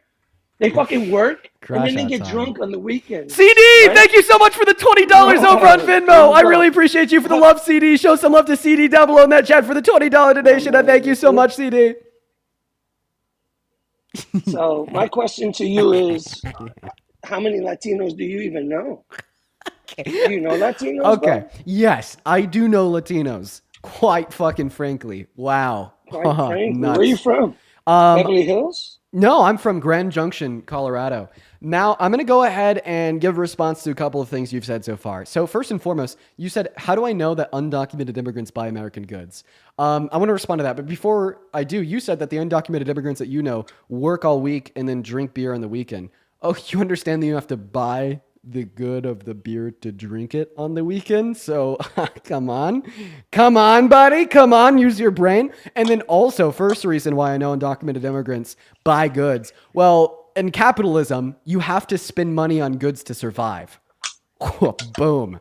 Boom. Second point, they personally contribute $400 to $500 billion to the GDP per year. What does a personal contribution from a private citizen to the GDP look like?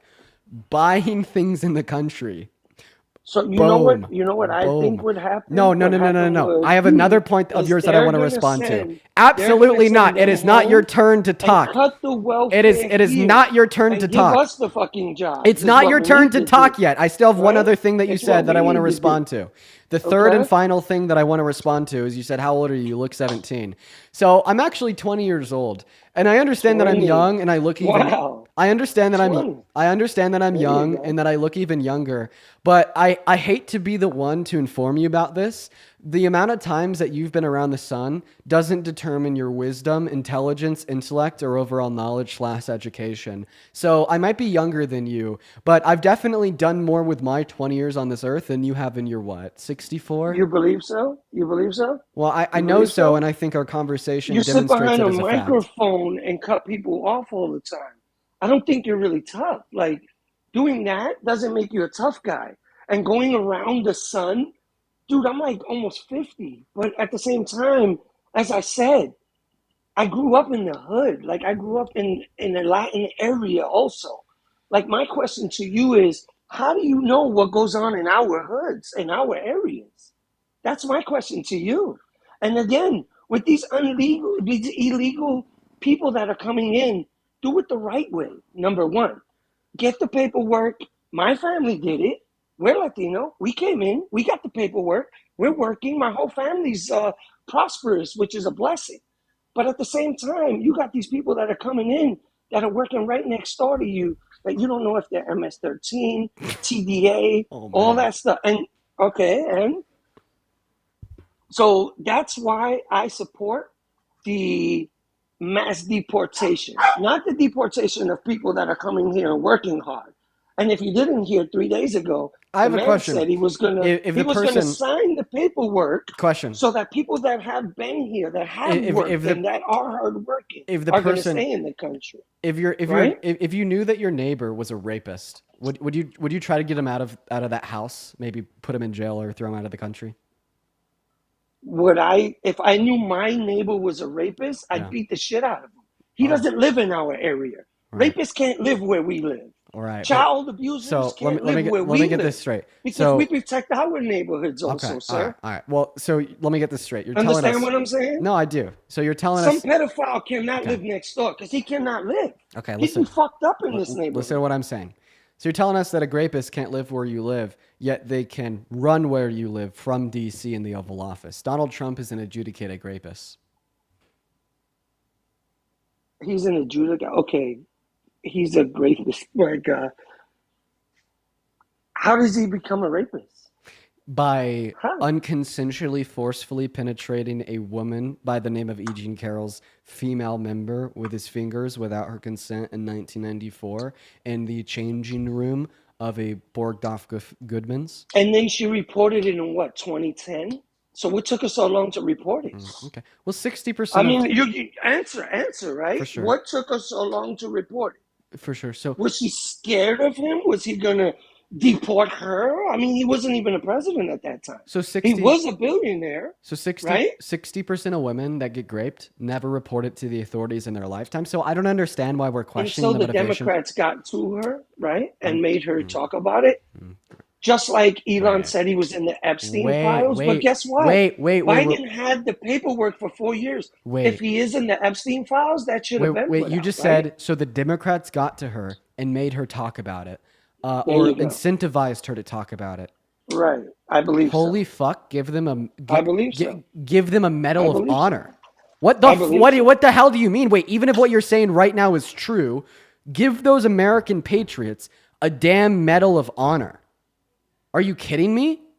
Are you kidding me? Dude, what? Give them all a medal of honor. Give the Democrats that talked to her and were able to help her feel comfortable in bringing that fact forth into America, as well as her, medals of honor. Are you really trying to stigmatize her or other people that we don't even know exist? You're just positing that they do exist, advocating for it to be common knowledge that our president is a rapist? Okay, I think that is a patriotic service to this country. Okay, making sure that every single American knows exactly who our president is. And it's funny because in your argument here, you're not denying that he's a rapist. In fact, you're just trying to find a way to blame her, blame Democrats for it. Is that really the hill that you want to die on after telling us not even 5 minutes ago that if there's a rapist living in your neighbor's house, you'd beat the shit out of them and kick them out of the neighborhood? But if they're a rich billionaire running the country, you love them and it's the victim's fault? And it's the fault of anybody that helps the victim come public with that information's fault too. That's nuts.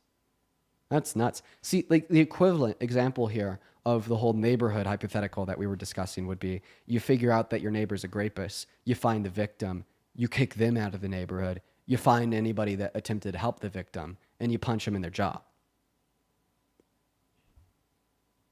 Be real. Get real, brother. Now, you got to unmute your microphone. Click on your profile picture. Click the icon of the microphone.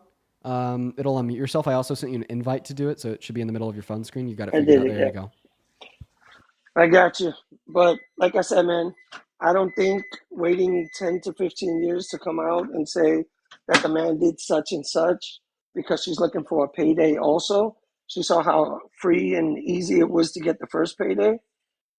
So, that's what I think. But at the same time, if he was a rapist, Why do you think that? he should have been in jail. Wait, And let's explore your reasons there. Because see, Right. my reason why I He think got you think the that is first- because you're the first crazy, payout. sexist, misogynist, POS, right? So if it's not the reason, then what is the reason?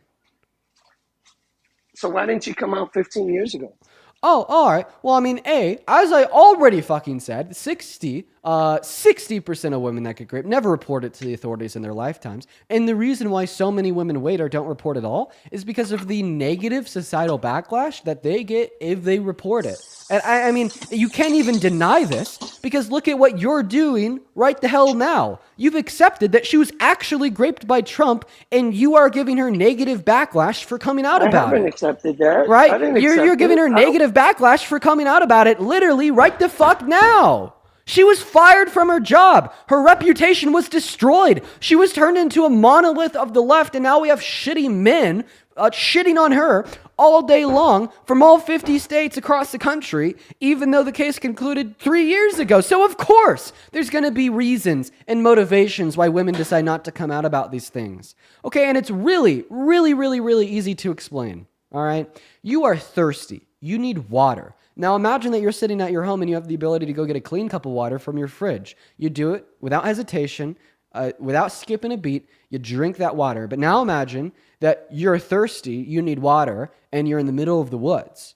All right? I mean, if you don't drink water, you won't die. It'll just be very uncomfortable. And there happens to be a stream nearby that you think might be clean water that's good for you. But maybe the water will hurt you. And a lot of other people have drinking from that same stream and it's hurt them. Would you hesitate before drinking that water? You would hesitate before drinking that water. Why? Because it might hurt you. Okay, what are we taking away from this analogy? That if there's something that could help you, okay, you'll do it without hesitation if you know that it would only help you. But if it also might hurt you, you might hesitate a little bit, put it off. Forget about it, not do it at all. Well, that is exactly what happens to women when they get raped in America. All right? It's not like every single person in this country is going to look at a victim of rape and say, we need to hold the rapist accountable. I'm sorry that you were a victim and what happened to you was wrong. The reality of it is that there's a lot of shitheads like you that uphold the patriarchy, that embolden rape culture, that actively shit on the victims, that try to make it the fault of the women in which it occurred to, and make their life worse instead of the rapists. So when you ask yourself, why did she wait 23 years? Well, there you go. You're your own answer. You are the answer to your own question.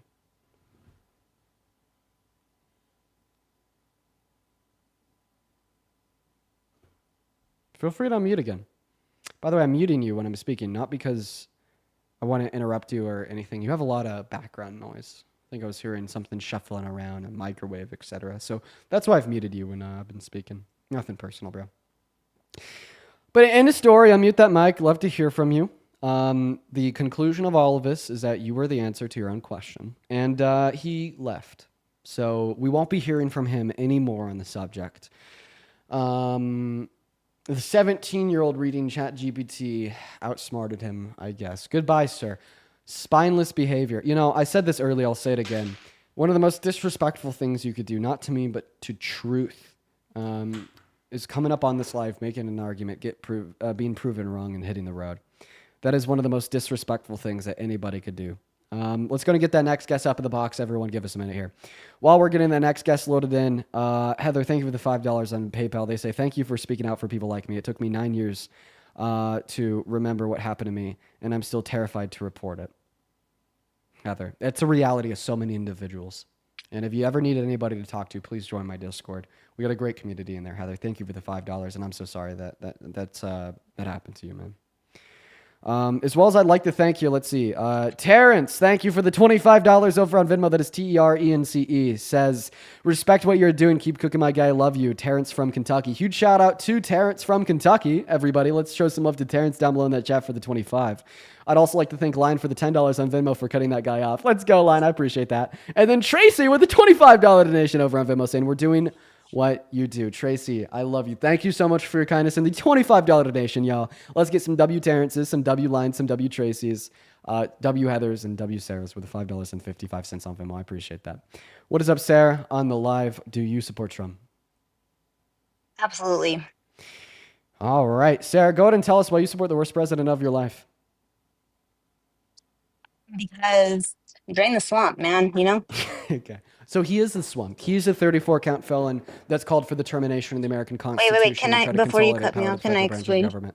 Sure, I didn't know I was cutting you off. I thought that was a natural break to your statement because you kind of left the word you know there almost as if it was the end of your statement. You're right. But, go ahead.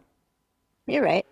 Well, MAGA was really onto the belly of the beast before they totally got hijacked and thrown off track and lost their damn mind. And I wonder if you think either party of elected officials will actually end privatized prison donors and thus actually abolishing Oh, ICE, so or would that so be you wait. impossible since that If would you be support Trump, political suicide? if you support Trump, why do you support the I abolition don't. of ICE? I just wanted to for your whole life to hear that.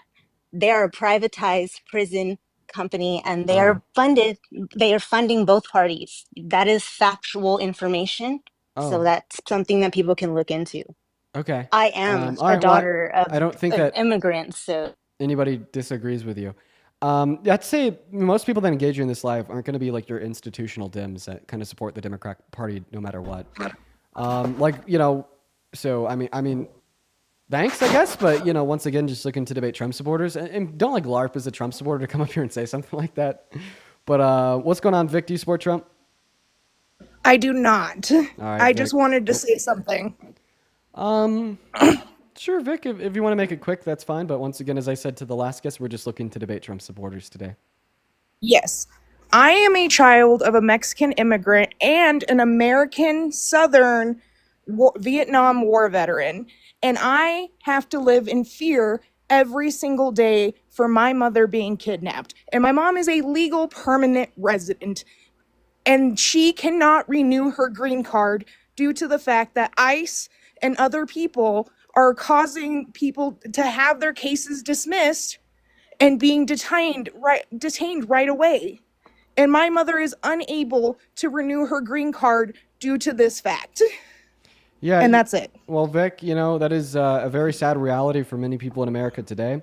I gotta know how you feel there, Vic. Going through something similar with people in my life. I'm not gonna give the specifics, but going through something similar with people in my life, it's a very scary reality, and I hope that we're able to bring that reality to an end for you and your family, the people in my life, and the people and the lives of so many others, or the lives of individuals that are tuning in right now.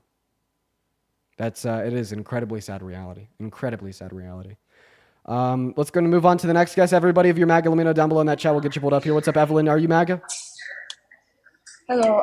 Yes, I support Trump, but Okay. I don't agree with a lot. Sorry, Evelyn. I did kick you just because your mic was really bad. I kind of have like a threshold of like how good or bad somebody's mic is for letting them stay up.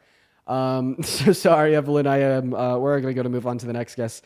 But yeah, no, guys, well, like I said, let me know down below in that comment section if you support Trump and you want to come up here and have a debate with us. We're going to go to move on to the next guest, everybody. Just kind of give us a minute here while we get that next guest up in here. What's going on, Joey? Do you support Trump? I love Trump, yes. Okay, how do you?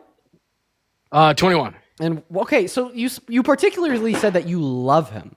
Okay. Wow, for one reason specifically. Jesus You Christ. made a couple. Whoa, he's a good guy. Why use his name?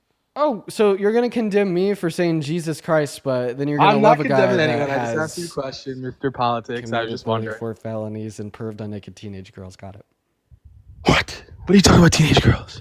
Yeah, you heard what I said. You're gonna condemn me for saying Jesus Christ, but then you're going No, to I didn't. I testify asked love you to a why. man that is boasted about perving on naked underage girls in women's only spaces. So I don't know. I follow Jesus. He didn't do that. Anyway. Okay, so you said that you love Trump. I'm talking about Trump, not Jesus. Unless you get the two confused. Total weirdo. Okay, so you love a total weirdo? Well, like I love one thing that he did. Okay. Are you confused? No, I'm not confused. You're telling us that you love one thing that he did. So tell us why you support Trump. Take it away. All right. Well, pre-Trump, my heart goes out to a lot of people across the world. I was very scared they were going to die of a war that's easily preventable. So once he was in office, like the 3 main wars died down. Now they didn't stop. I'm not saying they stopped, but I'm saying the world fears this guy. Wait, you live in a fairy tale land of delusion. What global conflict has gotten better since his inauguration?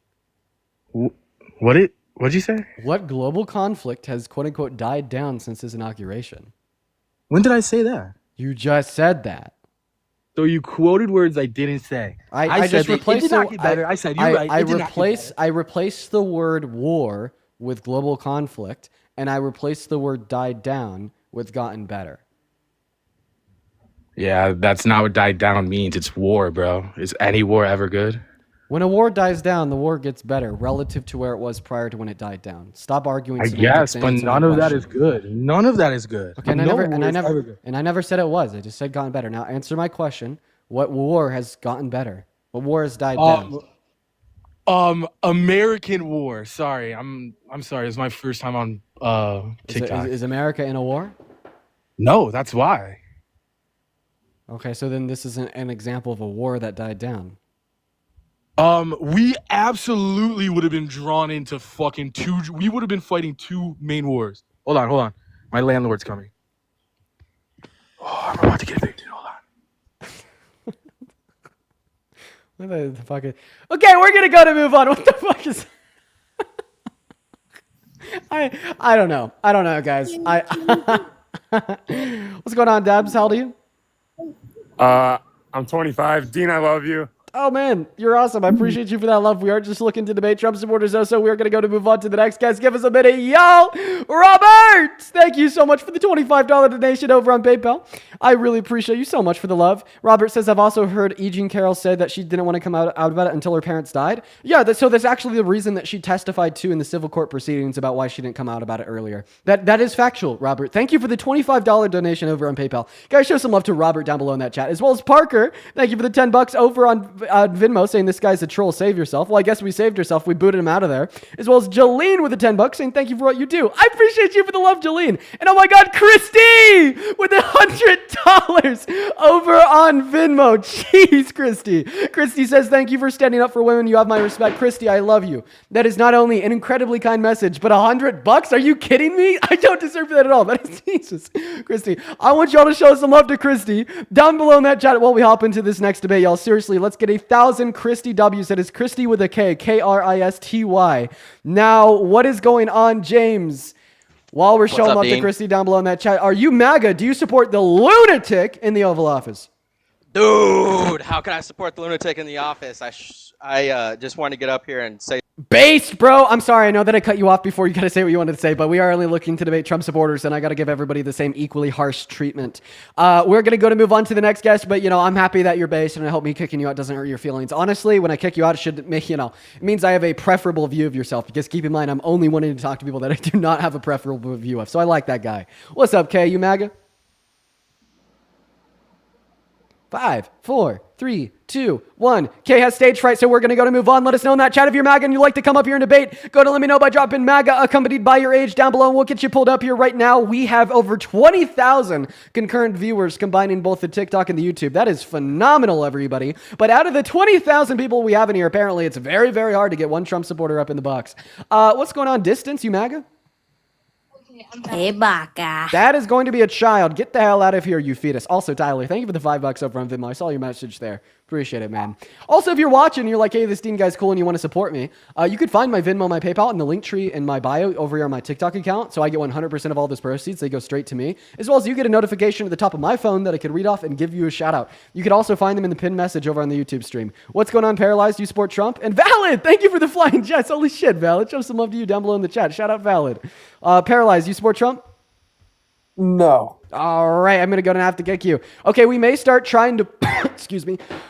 Excuse me again. We may start having to pull from that chat compared to the queue because a lot of liberals are hopping in the queue. Clara, age, please? 22. I don't trust that. Sorry, moving on to the next guest. Here we go, everybody. Awesome. What is going on, 2,000 account army? You support the worst president of your life? Do you support Donald J. Trump? I did.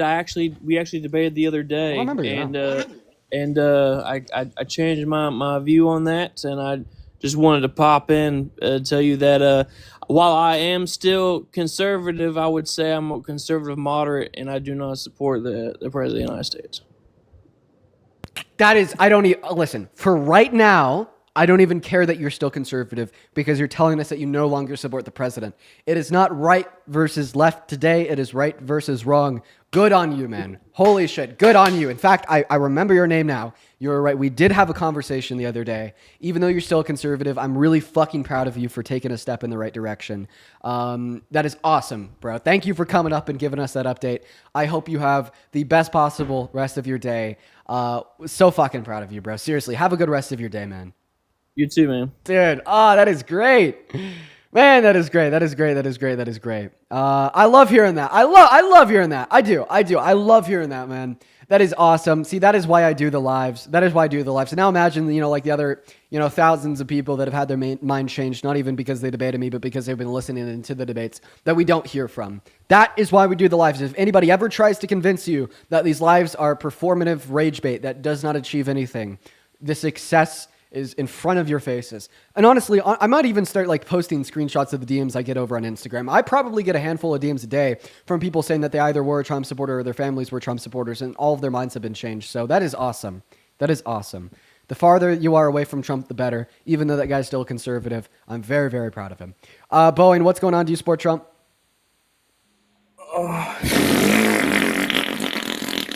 Okay, I don't think I've heard a stronger yes all day long. So why is that? And he ran away. Honestly, just shitting and farting all over the microphone in front of over 20,000 people is probably the most convincing way to tell us all that you are a Trump supporter. So I don't know why he ran away. He did answer the question I asked. It's just, I guess he didn't want to have further conversation. We're going to move on to the next guest. What is going on, Atrocious? Do you support Trump? You could speak. We hear you laughing. Hi, you're on.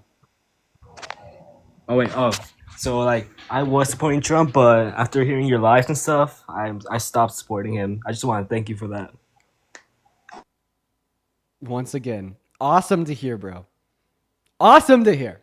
Awesome to hear. Awesome to hear. I love that. That is phenomenal, man. Look at this. Look at what we're doing. Look at what we're doing, dude. This is great, man. This is great, everybody. Gary, thank you for the galaxy. God, that's the shit that keeps me going right there. That truly is the shit that keeps me going. Huge shout out to them, bro. Oh my God. That is awesome. What's up, Amelia? I saw you say that you're MAGA down below in that chat. You want to have a conversation on why?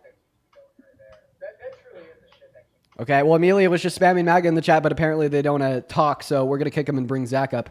While we're getting Zach on that live, Lindsay, thank you so much for the $10 on YouTube, saying, do you only debate on TikTok? Yeah, it's just the easiest for us because we have the public guest request option over there. As well as Jennifer, thank you for the $5 over on PayPal, saying that I love what you do. Thank you, Jennifer. And then Serenity, thank you for the $15 over on Venmo, saying haven't seen the Uncrustables in a while. Use this to buy some more. Will do, Serenity. Honestly, I need to stock up. It's been a minute. As well as Parker with the $10 on Venmo, saying I've been thinking about starting a channel dedicated to teaching, demonstrating, and reviewing debates based upon the validity of them. Do it, Parker. I think that's awesome. Shout out to you, bro. As well as Tyler with another $5. Jolita with a $5 over on PayPal. Thank you guys so much, and we are all caught up. What is going on, Zach? Are you MAGA? No. All right, man. Stop joining the queue. All right, we're going to need to go over those ground rules for joining the queue one more time. If you are in the guest request, that means that you must be at least 18 years old from America and supporting Donald J. Trump. Please, guys, follow the rules. If you're not MAGA, don't join in the queue. Don't join in the queue. It's incredibly frustrating to me. But, it's also an example of us suffering from success because the harder it is to find Trump supporters, the better. And it looks like we are having a very difficult time at finding Donald Trump supporters today. Honestly, I'll know when my job finishes is the day where we can't find any more Trump supporters. My job is done when MAGA is gone, okay? And maybe that will come one of these days. And when that day does come, my job will be done, and I'm going to continue on with my life and live in bliss. And I don't know, maybe go into web design or something. What's going on, Seven and Brookley? What's going on? Do you guys support Trump?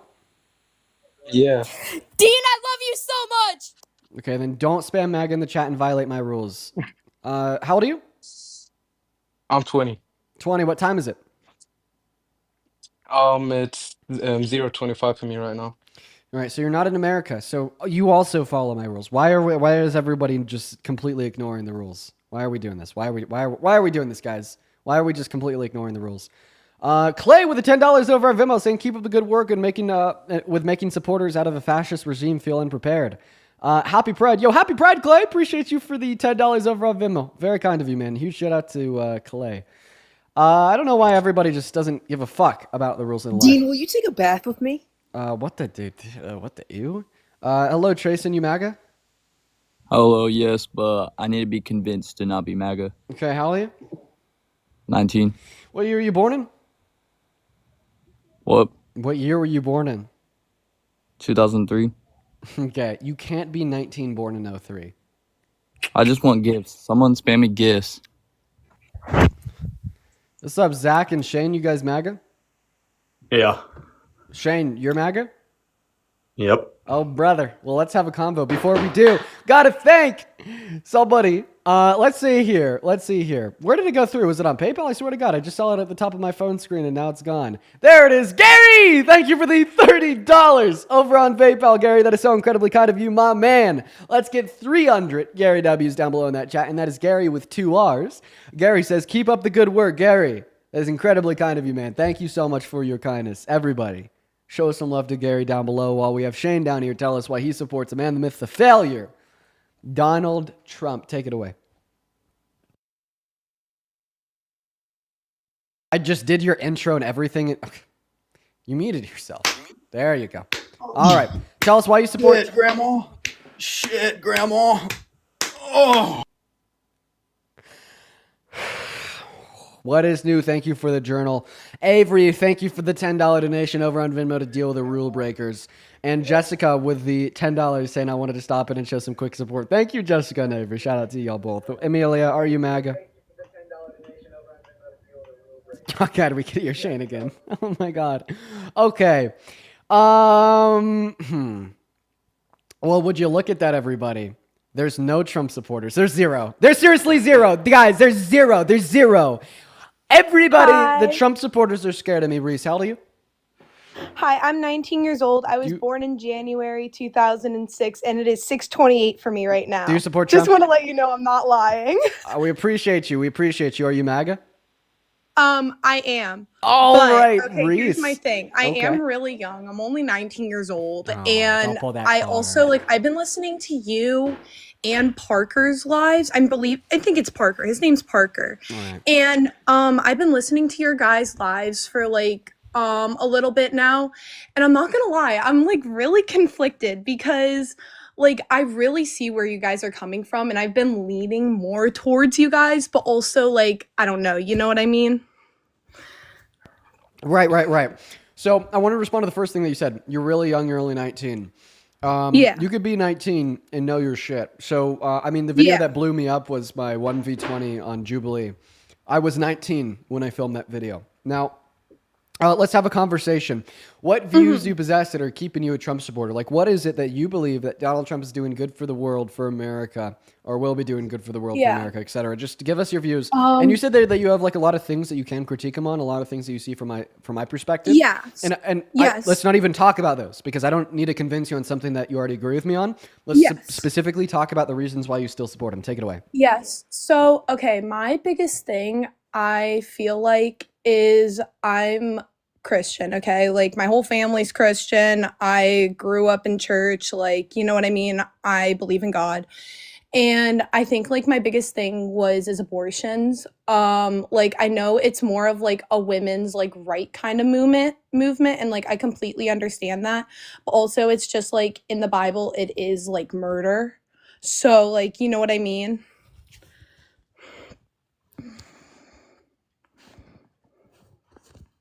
Oh, gotcha. Yeah, you're all good. Sorry, I was munching. Okay, all right. Well, Good. we're gonna have fun with the view here today. Yeah. So here's what I'm gonna convince you of. If you're honest and good faith, if you're a Christian, Yeah. it's completely acceptable for you to think that abortion is morally wrong, but Yes. only to the extent of you holding that belief for you and yourself, not to the extent of you using that faith-based belief to vote for legislation Yeah. to infringe upon the life of one other. Okay, now. Yeah. There is about 1,000,000,001 reasons why you should think this. The very first reason is that there's a very good logical argument for the separation between the church and the state. And there's very good reasons why you shouldn't use any motivation born out of faith in Christianity to motivate what the state should or shouldn't do. Because think about it. Are you basically telling us that abortion should be illegal because abortion is a sin that violates the 10 Commandments? Yeah. So is lying, okay? So in the same Yeah. breath, would you also say that telling your children that Santa Claus exists should be illegal because it is a sin that violates the 10 Commandments? Yeah. Right, you would have to say that. And now, maybe a potential response would be, well, I think that the sin of murder is much worse than the sin of lying. My response to that would be, who are you to say that? If you truly want to operate off of no other standard than that of your God, who are you to say what standard your God has set forth? Insofar as one sin being worse than any other, beyond what we know from the Bible. What we know from the Bible, particularly Romans, is that A, all sins fall short of the glory of God. B, a lot of Christian denominations believe that they're identical in this God outside of blasphemy. And C, if you want to superimpose your thoughts and your feelings on one sin being worse than another, that's simply not going to be rooted within a depiction of this perfect moral standard outside of yourself that you can't comprehend, right? And for that reason, we don't want to say that all sin should be illegal. Therefore, we shouldn't use the standard of it being a sin or not a sin in accordance with the Christian Bible as the standard to determine the legality of an action. And because we shouldn't use the Christian Bible as a standard to determine the legality of an action, we shouldn't use your belief that abortion is murder that's derivative of the Christian Bible as a standard to determine that it should be illegal for women and girls to access abortion. And because we shouldn't use that as a standard to determine that it should be illegal for women and girls to access abortion, maybe we should let everybody be able to make that decisions for themselves, letting it remain legal, and also letting you and other Christians assume that as a sin that they think is wrong, but they just simply don't have control over in a legal sense. Yes, that honestly makes so much sense. And honestly, I think that just fully convinced me to become liberal. So I Right. really appreciate that. I'm gonna take it one step further. Because Okay, yeah, of course. I want to explain to you why I'm so okay with you thinking that it's wrong. Okay? Because I actually Yes. think that there's a way that you could channel the fact that you think that abortion is wrong into something that is very beneficial that every single liberal alive should clap over. Does that sound crazy? I know it does, but I'll explain it to you nonetheless. Because I got you. you could channel the wrongness that you perceive in abortion into not restricting women's access, but rather by reducing the overall amount of women that even want to get an abortion in the first place, by doing things like advocating for better financial means for new families, advocating for sex ed in schools, advocating for free public and easily accessible access to contraceptives, birth control, etc., advocating for better systems of support for pregnant women and new mothers. All right, all of these things are things that benefit women, benefit families, and would remove incentive for women to get abortions in the first place. Because I think from Planned Parenthood, they tell us that 55% of women that get abortions do it because of financially related concerns. Eliminate the financial concerns, the amount of women that get abortions go down. That is a very beneficial way to channel the fact that you think that abortion's morally wrong into something that's actually productive and good for society. Yeah, that's was probably just my biggest thing was abortions because I grew up Christian and I've been around a lot of church and stuff and I was always told abortion's murder, abortion's wrong. And once I heard that the Trump and the Kamala thing with abortions, that's why I was thinking and then I also I didn't know if it was true or not, but Kamala taking away Christian and Catholic beliefs or something like that.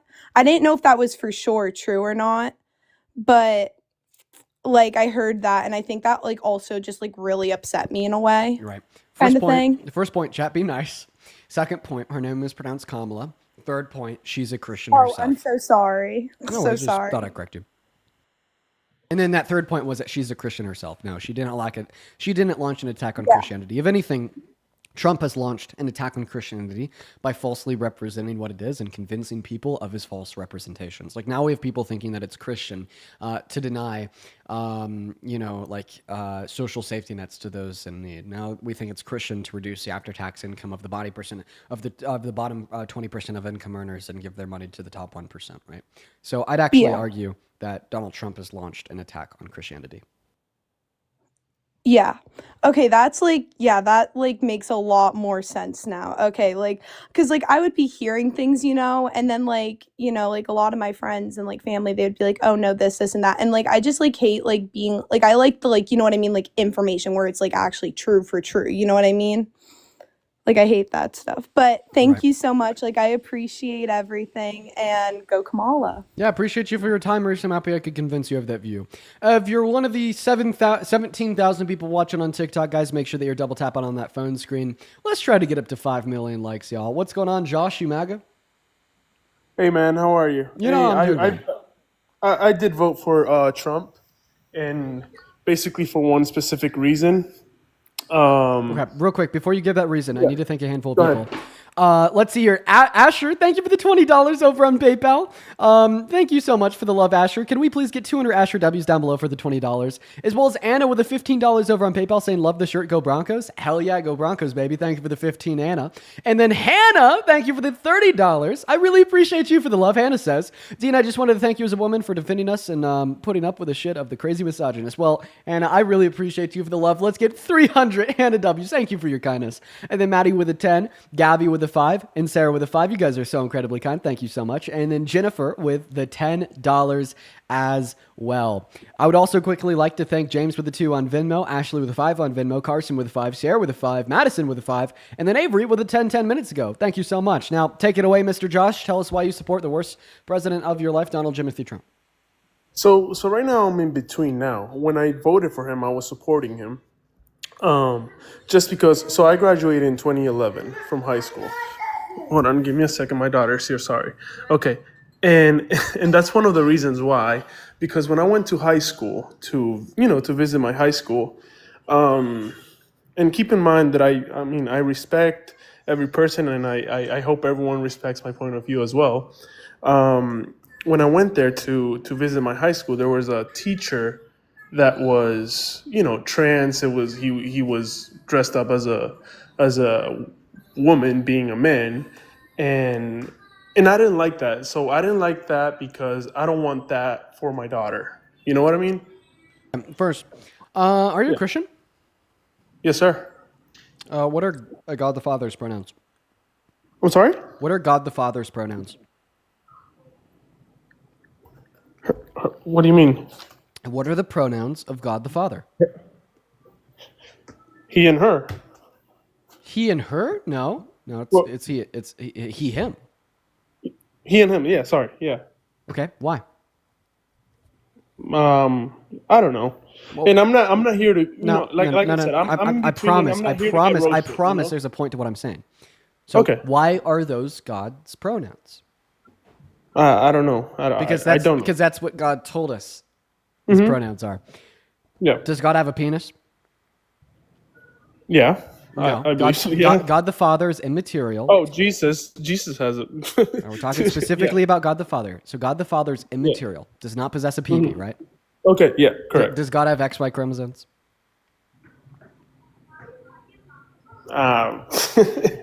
He's I mean, so no. if you could respect God the Father's preferred pronouns, calling him a he, him, even though he doesn't have a PP or XY chromosomes, hopefully you could respect the pronouns of the trans teacher in the high school that you just visited by referring to them as a she, her, even though they may not possess XX chromosomes or a female reproduction system. I would appreciate that. Now, So my thing is like, I respect them, all right? They can do whatever they want with their lives.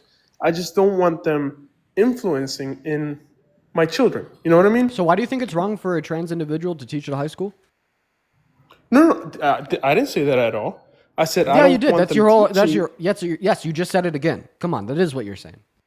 No, I said I don't want them teaching their beliefs to my children. That's what I said. Like which ones? That it's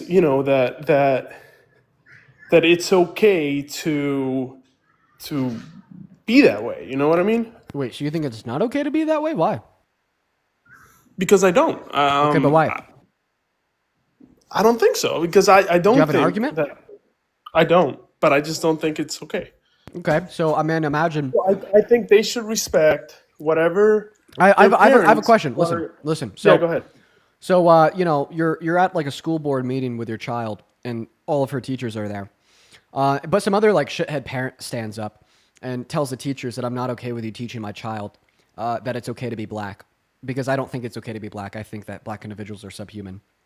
I have a question. What would you say to that parent? Would you tell them to go to hell? No, that's different. Okay. I mean, the reason I don't think that it's different in the relevant sense is because the reason why we'd condemn that is because they're advocating for a change in the curriculum or in what the teachers are talking about in the classroom, etc. Even though it is the case that there's no reason to find those beliefs to be true, and they just reduce down to more bigotry, phobia, and prejudice held towards individuals in which would have that trait.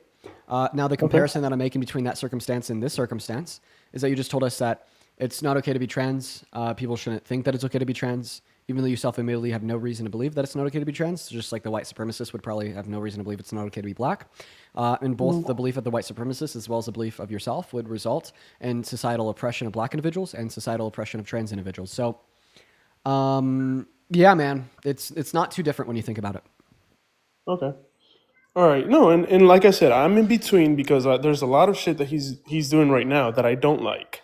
Because my family is immigrant, and I mean they immigrated to this country, and what he's doing right now it's not okay. So I was just saying my point of view, and I think they're roasting me in the comments for for what I I think. mean, But that's all right. every single guest that comes up here gets roasted. Not much I can do about it, bro. I do apologize. No, though. it's all good. It's But all now good. listen, Yeah, yeah. second point here. What's up? Has Donald Trump restricted upon the ability of trans people to say it's okay to be trans? I believe when he started, I don't know, like I'm not into politics or anything like that. The answer's no. The answer's no. Okay. So yeah, you could still say it's okay to be trans in America. Boom.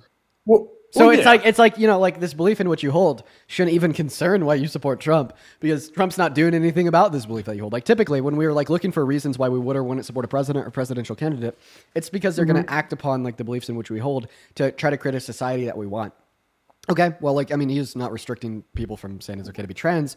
Therefore, the belief in which you hold that it's not okay to be trans and you don't like it when people say that should be irrelevant to any reason why you'd support the president. Okay. All right, that's fair.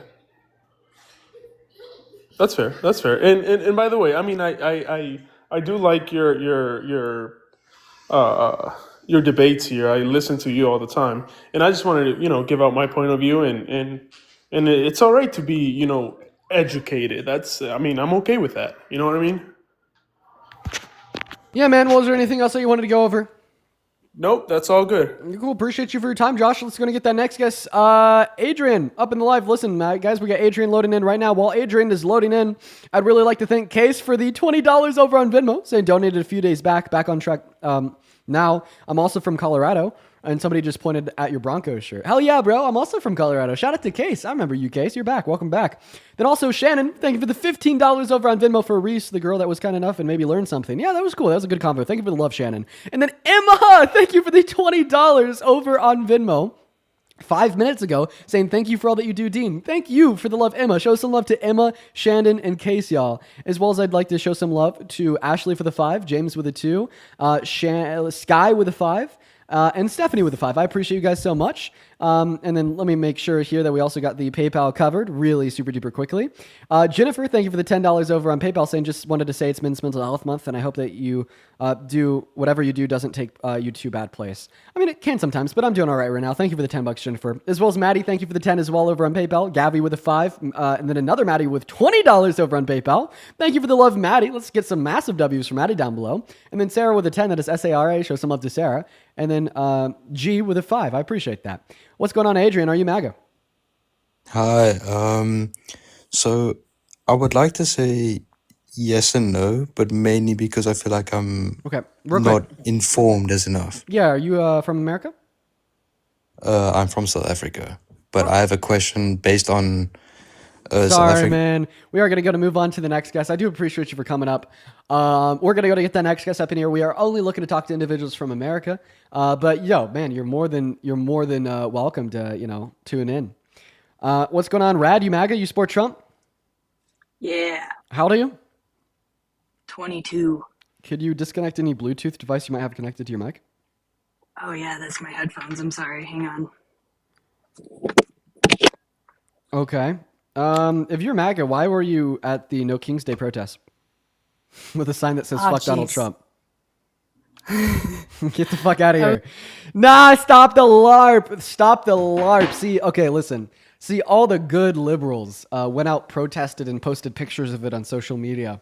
So, like, I mean, the trolls are busted now, right? Like, if you're like a really politically engaged liberal, that's what you did the day before yesterday. So, I mean, just That's like what the I'm trolls have gone saying. over. Isaac, how old are you? I'm 18 years old. How long do you expect me to believe that? For about like 2 minutes. Sorry, man. You're not even getting past 5 seconds. We're going to move on to the next guest. We got Brandon loading up into the box. Let us know if you are a MAGA, if you support Trump down below in that chat. We'll get you pulled up here. And also, once again, if you're like, hey, I like this Dean guy. He's pretty cool. And you want to support me. Let me lather you up, Dean. Just let me lather you up. Come on, one chance. One chance is all I'm asking for. Jacqueline, are you MAGA? What is he saying like that? Jacqueline, do you support Trump? I'm looking for an opportunity to educate somebody on women's rights and understanding abortion. Okay.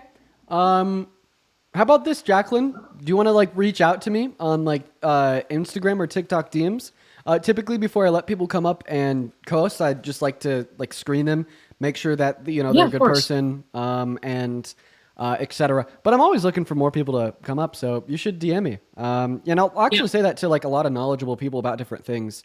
I kind of want to expand like the overall pool of individuals that I have available to come up here and co-host with me. Yeah, but I just want to say, Cookie King fucking mogs you, bro. Cookie King mogs you. Can I tell you what mogs you? What? Job applications. Every time you filled one out, it's rejected you. Cookie King mogs you, bro. Okay. All right. Get a job. No, don't say that word, bro. Please. Jay. No. Please don't say that. B. No. What's up, Brandon? You support Trump? Yes, sir. Howdy. 22. Cool, man. Let's have a conversation. But Michaela, thank you for the 5 over on PayPal. I really appreciate you for that love. Shout out to Michaela down below in that chat. Shout out to Michaela down below in that chat. And then also, Alexander, thank you for the $10 on Venmo saying, I guess it's finally weirded me out. Yeah, that last guy was weird. We're not going to talk about it. Shout out to you, though, Alexander. And Brandon, take it away. Tell us why you support the man, the myth, the failure, or more so, the felon, Donald J. Trump. Take it away. Well, number one, I don't support trans women and women's sports. It's unfair that a person has testosterone in their body and are able to perform in female sports. Number two, I don't support abortions just recklessly. If a woman gets raped, it's another thing, which should be up to the state, whether it's legal or not, which is something that Trump does, number one. His look on illegal, first off, illegal immigration, which shouldn't even be controversial whatsoever. It says it in its name, illegal immigration.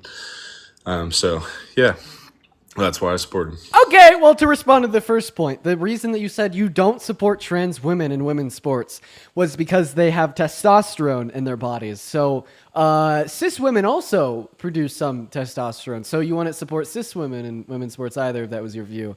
Also, what you meant to say was you don't support trans women in women's sports because they have higher levels of testosterone. Well, after 3 to 5 years of HRT, that's not true. They have comparable levels of testosterone, which would mean you would support trans women in women's sports given 3 to 5 years of HRT. And then So, third point have you related. watched- No. Let me finish. Third point is there is 16 trans women in the NCAA. I hope, I really hope that the motivations that you possess because you support the president isn't to make the life of 16 people worse, but is rather to make the life of over 300 million better. So there's a first point. Second point, abortion. You said that you don't support individuals recklessly getting abortions. I would like to have a fleshed out, nuanced conversation with you precisely about that. Okay, that's what I'd like. I want a long conversation about that, not just some quick points. So would you be okay if we now transitioned into a longer form, nuanced conversation about your argument on abortion there? Yes, sir. Okay, all right. So, I mean, you started the convo. You told us that you don't like women recklessly getting abortions. I'm going to give you the mic. I want you to tell me in the other 21,000 people listening in every single reason why you think that elective abortions are wrong. Number one, my outlook on it is further than the Bible, but I'm a religious man, and I believe that abortion is murder in the eyes of God. You're taking an innocent life away. First off, but my outlook is completely debatable. Besides the Bible, I will put it aside because I've heard you debate it from the Bible. I get what you're saying, but number one thing, you did make a point in the Bible that God doesn't have XY chromosomes. In the Bible, he identifies Timothy with a crazy luxury yacht. Holy shit. I'm sorry for cutting you off, man. We just got some crazy gift that made a bunch of noises. There's like people taking pictures and clapping and shouting. That was nuts. Timothy, you're the man. Thank you so much for the crazy cool yacht. Sorry for the interruption. Go ahead. But God, he posts himself out in the world as a male because we can't wrap our minds around what he actually is. And it's he is a masculine figure, so he presents himself as a male, which I can support that through scripture. But like I said, my debates can be without the Bible. It is plain and simply murder. But if a woman gets raped, I 100% agree she shouldn't have to bear the child of something that is traumatizing to that degree. I completely get that because, I mean, a woman getting raped is a horrendous act. I think that it is the worst crime that could happen in America. But in abortion, if a woman has sex, we have every single thing that anybody can have. If you don't have money, you can have health insurance through the state. You can get on birth control. There are condoms. There are other ways around it. Killing an innocent child because of just plain ignorance it's reckless, for one, and for two, it is murder, and it should be 100% on every woman's conscience that they murdered a innocent child whenever they had an abortion just because they decided to have sex without a condom and a male didn't pull out, and that was on her. She could have made him wear a condom, and she could have been on birth control. Right. There are multiple ways that she could have avoided getting pregnant besides this is just all woman hate. Yeah, I'll prove it. Watch this. I'm gonna prove that was just all woman hate. If the woman is on birth control and the man is wearing a condom, but both fail and she gets pregnant, seemingly under your view she'd be able to get an abortion. Now my guess is that you'll still say she shouldn't be able to get an abortion, which proves that was all virtue signaling gibberish. What are the actual odds of a condom breaking and a birth control not working? If a woman has an IUD, correct me if I'm wrong, babe, did the doctor not say 99.9% We'll assume that there is a 0.0000000000001% chance of all contraceptives failing. Make it as unlikely as possible. But if it happens, should that woman be able to get an abortion? No, sir.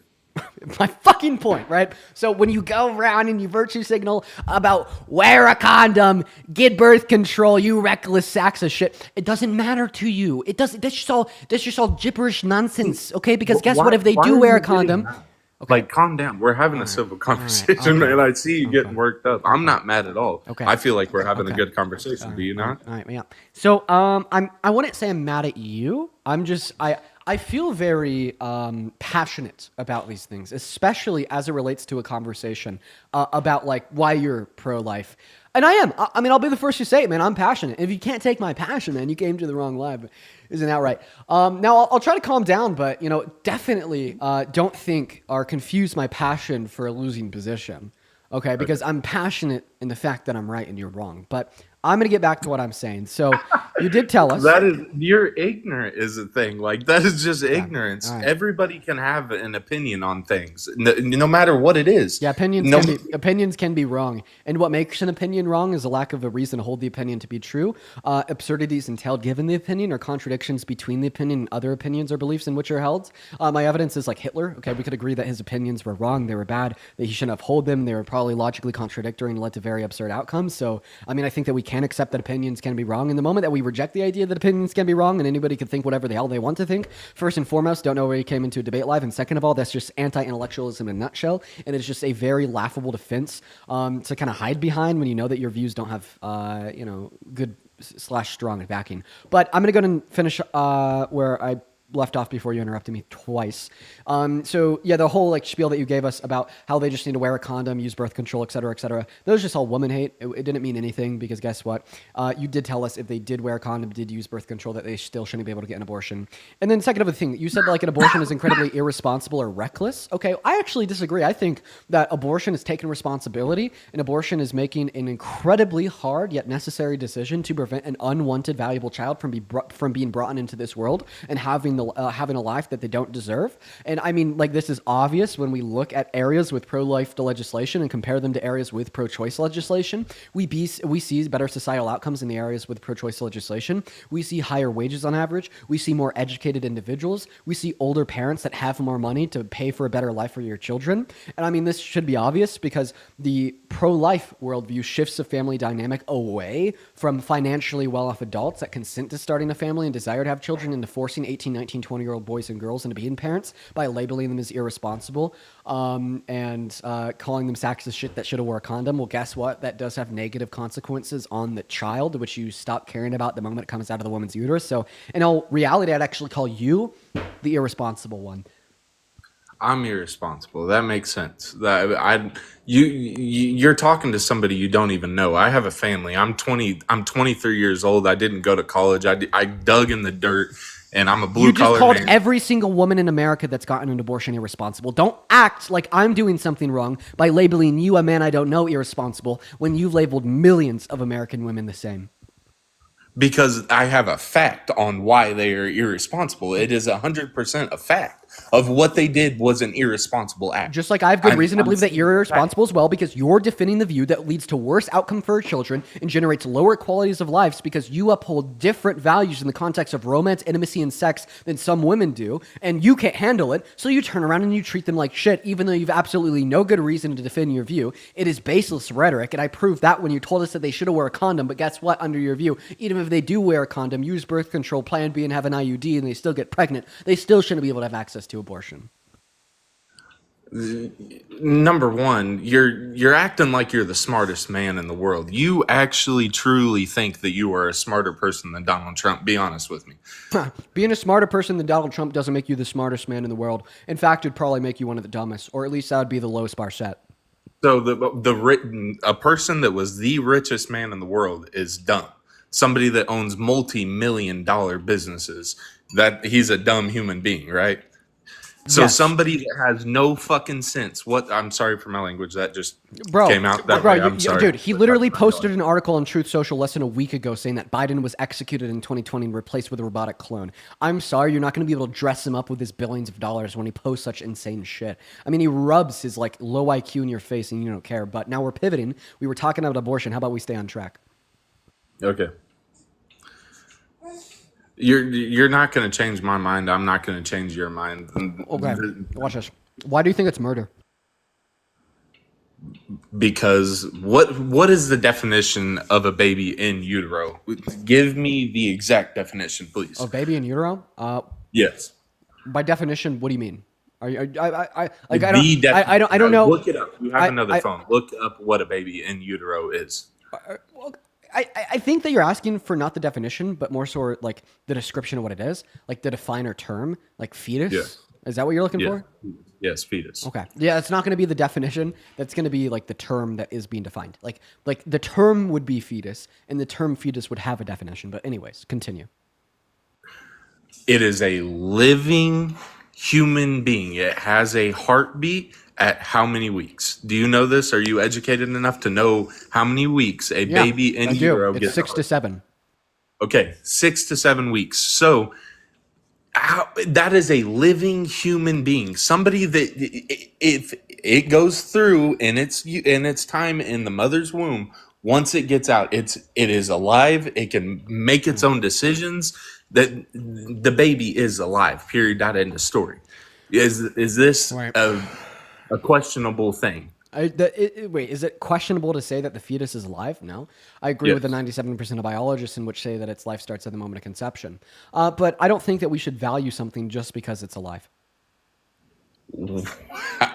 Oh, you just made yourself sound absolutely stupid. What? Explain that. Wait. Okay, I sure, mean, that is sure. pure I'll ignorance. explain it.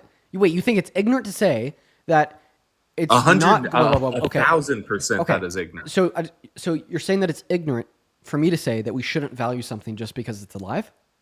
Yes. Sir, are you a vegan? No, not at all. Yeah, you walked right into the fucking point. Good job, idiot.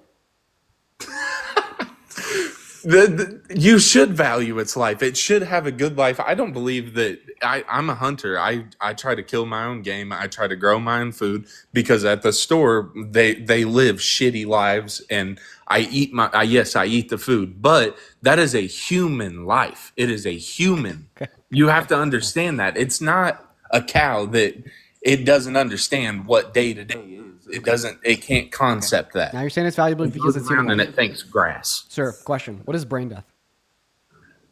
Brain death? Yeah. It's whenever your brain stops working and you can't function on your own. Right. So brain death is the total and irreversible lack of cognitive function. People that are brain dead are kept alive by life support, meaning they're human and alive. When doctors terminate the life support, it kills that human that was alive. Is that murder? No, because it can't be reversed. Like the life is done at that point. It cannot be reversed. But whenever a baby is in the womb, it's gonna get better and it's going to live. Okay. All right. So you're basically saying that like the brain dead patient has less survivability than the fetus. So I don't think that like future survivability really really matters to us when we're trying to determine if it's murder or not murder to kill in a life. And then second response, not necessarily for us to have or to say that a fetus is guaranteed a future life is not true. It's not a guarantee. But like I'll give you an example relating to the first point that future survivability is kind of not relevant to us giving people the right to life. Like think about it this way: if my like 3-year-old child has like brain cancer and they're gonna die in a week, would it be murder if somebody came up and killed them, even though they don't have much future survivability? Maybe they'll like live just as long as the brain dead patient would. No, sir. Oh, I asked you if it was murder. Okay, you're saying that it would be murder. So yeah, even though like the brain dead patient may only have like another like week left of their biological life, like we'd still say under your view that it is murder to kill any innocent human that's alive. That it'd be murder to pull the plug on a brain dead patient, and that's why we shouldn't accept your view. And that's why we shouldn't value something merely because it's human and alive.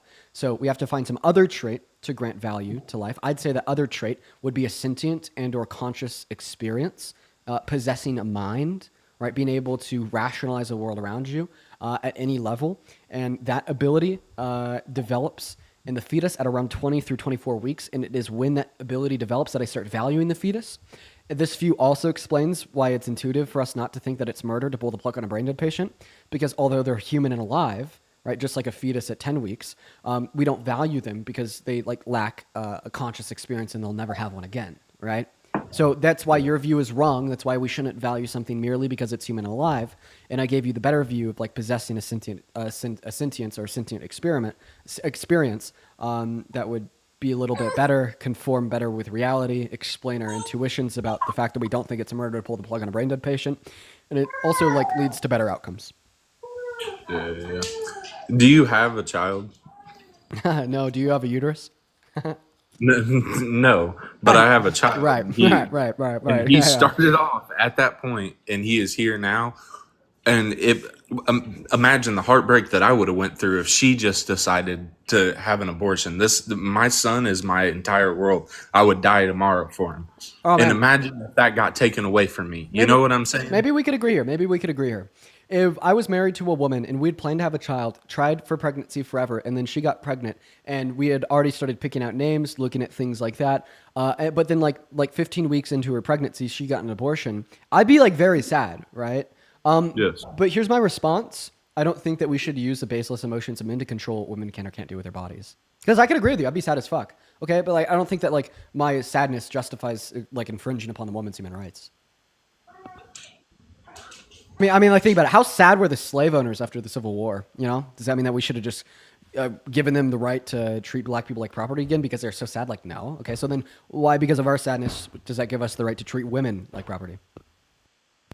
A woman isn't property for one, and for two, You're saying that you're saying that you have control and ownership over the uterus, what's in it, and what leaves from it. I'd consider that Do very you want synonymous the with opinion property. from a woman? Because I can hand my wife my phone, and she will tell you the exact same thing that I'm saying, and she's a woman. Okay, she's just gonna say that she thinks it should have been illegal for her to get an abortion because her husband would have been sad. What? Is that not true? I think that it fully depends on the situation. If the baby won't have quality of life, then, you know. Can I ask you a question? How sad would your husband be if you divorced him right now? I'm sorry, what'd you say? How sad would your husband be if you divorced him right now? He'd be wrecked. Should it be illegal for you to divorce him right now? I wouldn't divorce him because we're in a healthy relationship. No, yeah, that's We're great. not- Like, I wouldn't break up with my girlfriend Please. either. Yeah, no, I wouldn't break up with my girlfriend either. I love my girlfriend. Like, I bet you love your husband. But I still think it should be legal for me to break up with my girlfriend. Should it be legal for you to divorce your husband, even though you'd never do it in a billion years and you're going to die with him? Yeah. Great. Thank you so much for disproving your husband's point. A child is a completely different thing because both of us made the decision to have a child. Just like both of And- you made the decision to get married. Yes, 150%. But my point is the child is just as much mine as it is hers. The DNA is 50-50. Am I right or am I wrong? Yeah, but you lose what happens to that DNA from the moment it enters into her body until the moment it leaves her body, because giving you a right to the DNA, aka the fetus, would thereby also be giving you the right to what happens with her body. And I could acknowledge that this is unfair for you, but reality is unfair. You know, if there was like a version of reality where pregnancy occurred by spawning a glowing orb that floats in the air into existence that's connected to both the body of the man and the woman, then you guys would both have a fair and equal say-so over what happens to the fetus. But that just simply isn't the case in reality. It's unfair to men, but suck it up. That's reality. Okay, I have a question for you. Yeah, take it away. How late in the pregnancy do you support abortion? Is it like full term, anything like that? Yeah, so I think that every single woman and girl in America should have a federally protected access to elective lethal abortion until 20 through 24 weeks. After that point, I don't mind rescinding elective lethal abortions back down to the state. However, I think that every single woman and girl should have full and total federal access to abortion in circumstances of rape or SA or life of the mother for full term. And I think that we should leave it up to the say-so of the doctors to determine after 20 through 24 weeks if an abortion would be medically necessary, not to like constraints or parameters of the laws, because that creates like very bad outcomes, like individuals not being operated on and dying because their doctors were too scared to do this procedure. Okay, well, if we give the doctors a say-so, all of a sudden they make that ultimate determination. They should have that power so they're not too scared. But basically, like the view that I'm describing is what was Roe v. Wade. Okay. Yeah, I do agree with that, not necessarily the later term, if that makes sense. Yeah, no, for sure. Like not supporting late-term elective lethal abortions is actually pretty typical pro-choicers, pretty typical Democrats, pretty typical of liberals. In fact, that was literally the view of Roe v. Wade. Fun fact. Yeah, I know. The Democrats in Roe v. Wade support the same policy for late-term elective abortions. Yeah. So, I agree with like the life-threatening and SA and all that, because I didn't get pregnant, but I am a victim of that. So I do agree with that aspect of it. But I have a friend whose wife had an abortion, and every year on their birthday, or on the baby's birthday, they are, obviously very upset because they regretted it later in life. So, and they just did it because they didn't want a baby at the time, and they didn't realize, the Yeah, I get that. Of what they were doing. And I think what you're saying is something that's true. I mean, I bet we'd be able to point out a couple circumstances here and there where women regret getting an abortion, right? But just because something can come with potential future regret doesn't mean that we should make it illegal. I mean, I think that, maybe the comparison that I made earlier about like divorce could be re-referenced. Many people regret getting divorced. It doesn't mean Divorce, a we should make divorce divorce does illegal. not take away a life. And I've already That- explained to you why we shouldn't consider it to be morally wrong to take away that life, because the position that we should give anything that is human and alive the right to life would imply that it would also be murder to pull the plug on a brain dead patient. And the better position would be to start valuing that life at 20 through 24 weeks when it has the ability to deploy any level of subjective experiences, as I believe that it is our engagement with the world around us in a subjective manner through our perceptions, conscious and sentient experience that makes us morally valuable. And I also, that's what separates us from any other species on Earth, due to the higher levels of those experiences in which we possess. Do you understand that if your mom got an abortion, you would have never been here? Yeah, I also understand if my dad pulled out, I never would have been here. Should it have been illegal for my dad to pull out? No, but you Right, my weren't point. alive in the moment. Okay, that You doesn't weren't- change the fact that I still wouldn't have been here today. And in your argument that is that if my mom got an abortion, I wouldn't be here today. Okay, I also would not be here today, regardless of the fact that I wasn't alive when he would have pulled out. But if he pulled out, I wouldn't have been here today.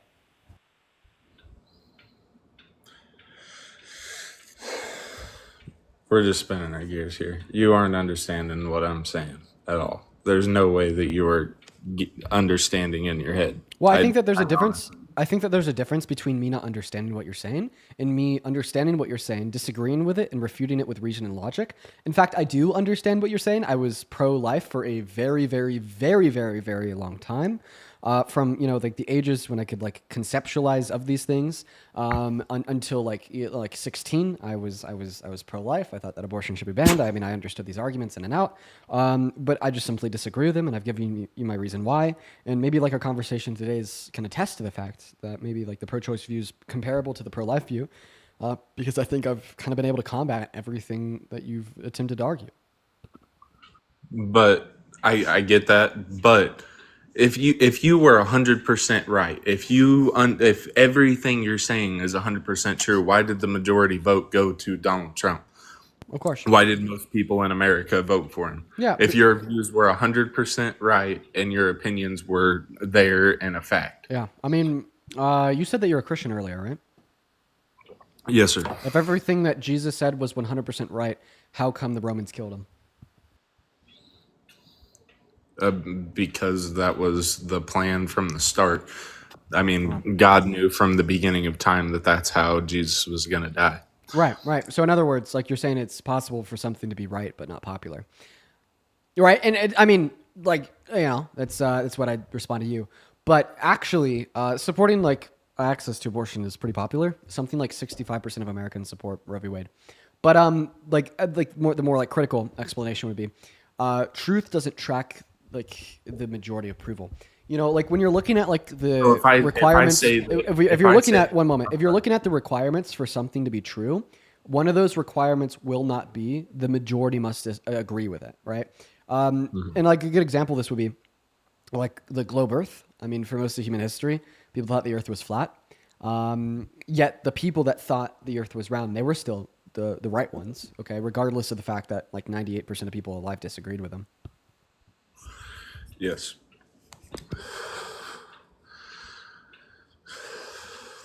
So what you're saying is that however many people that voted for Donald Trump is just 100% wrong. Their opinion means nothing to you, and they're just 100% wrong. Yeah, definitely in like the context of abortion, if they hold like a pro-life view similar to yours.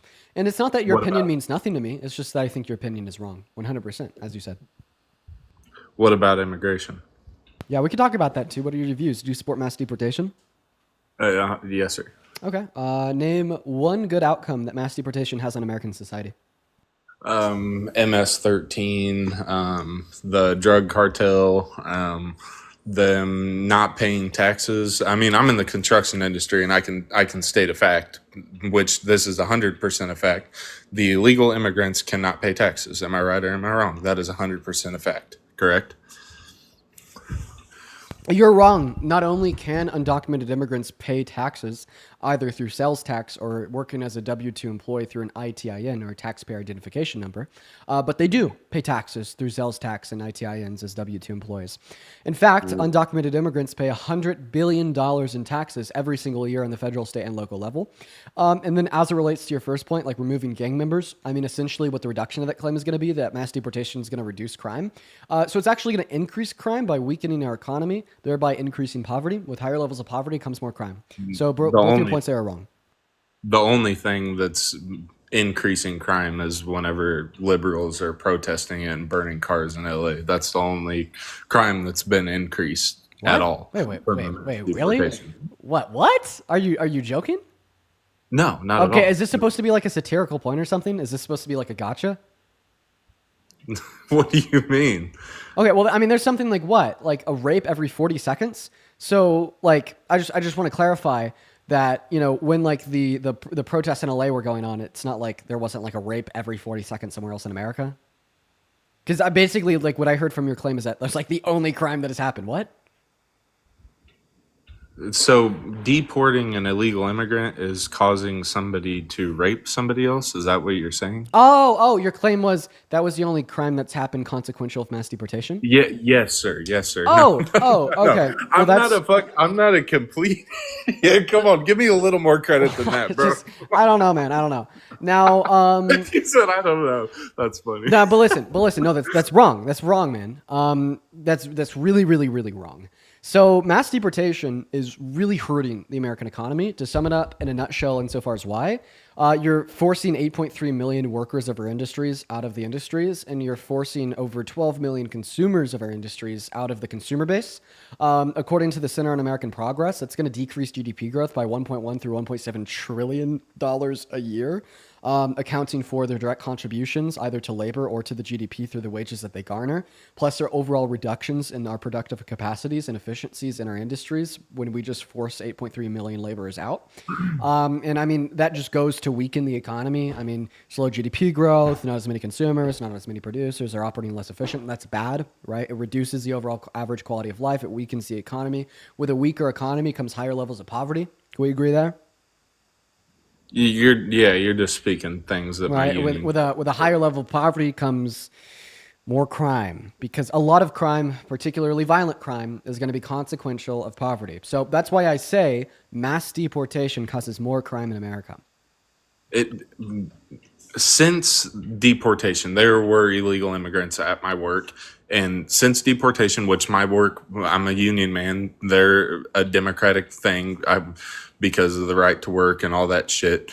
But since we've deported them, number one, we've got a raise. Number two, we have more people that are American citizens that need a job. Every single person that has left because they were illegal, since they have left, we have replaced them with an American citizen.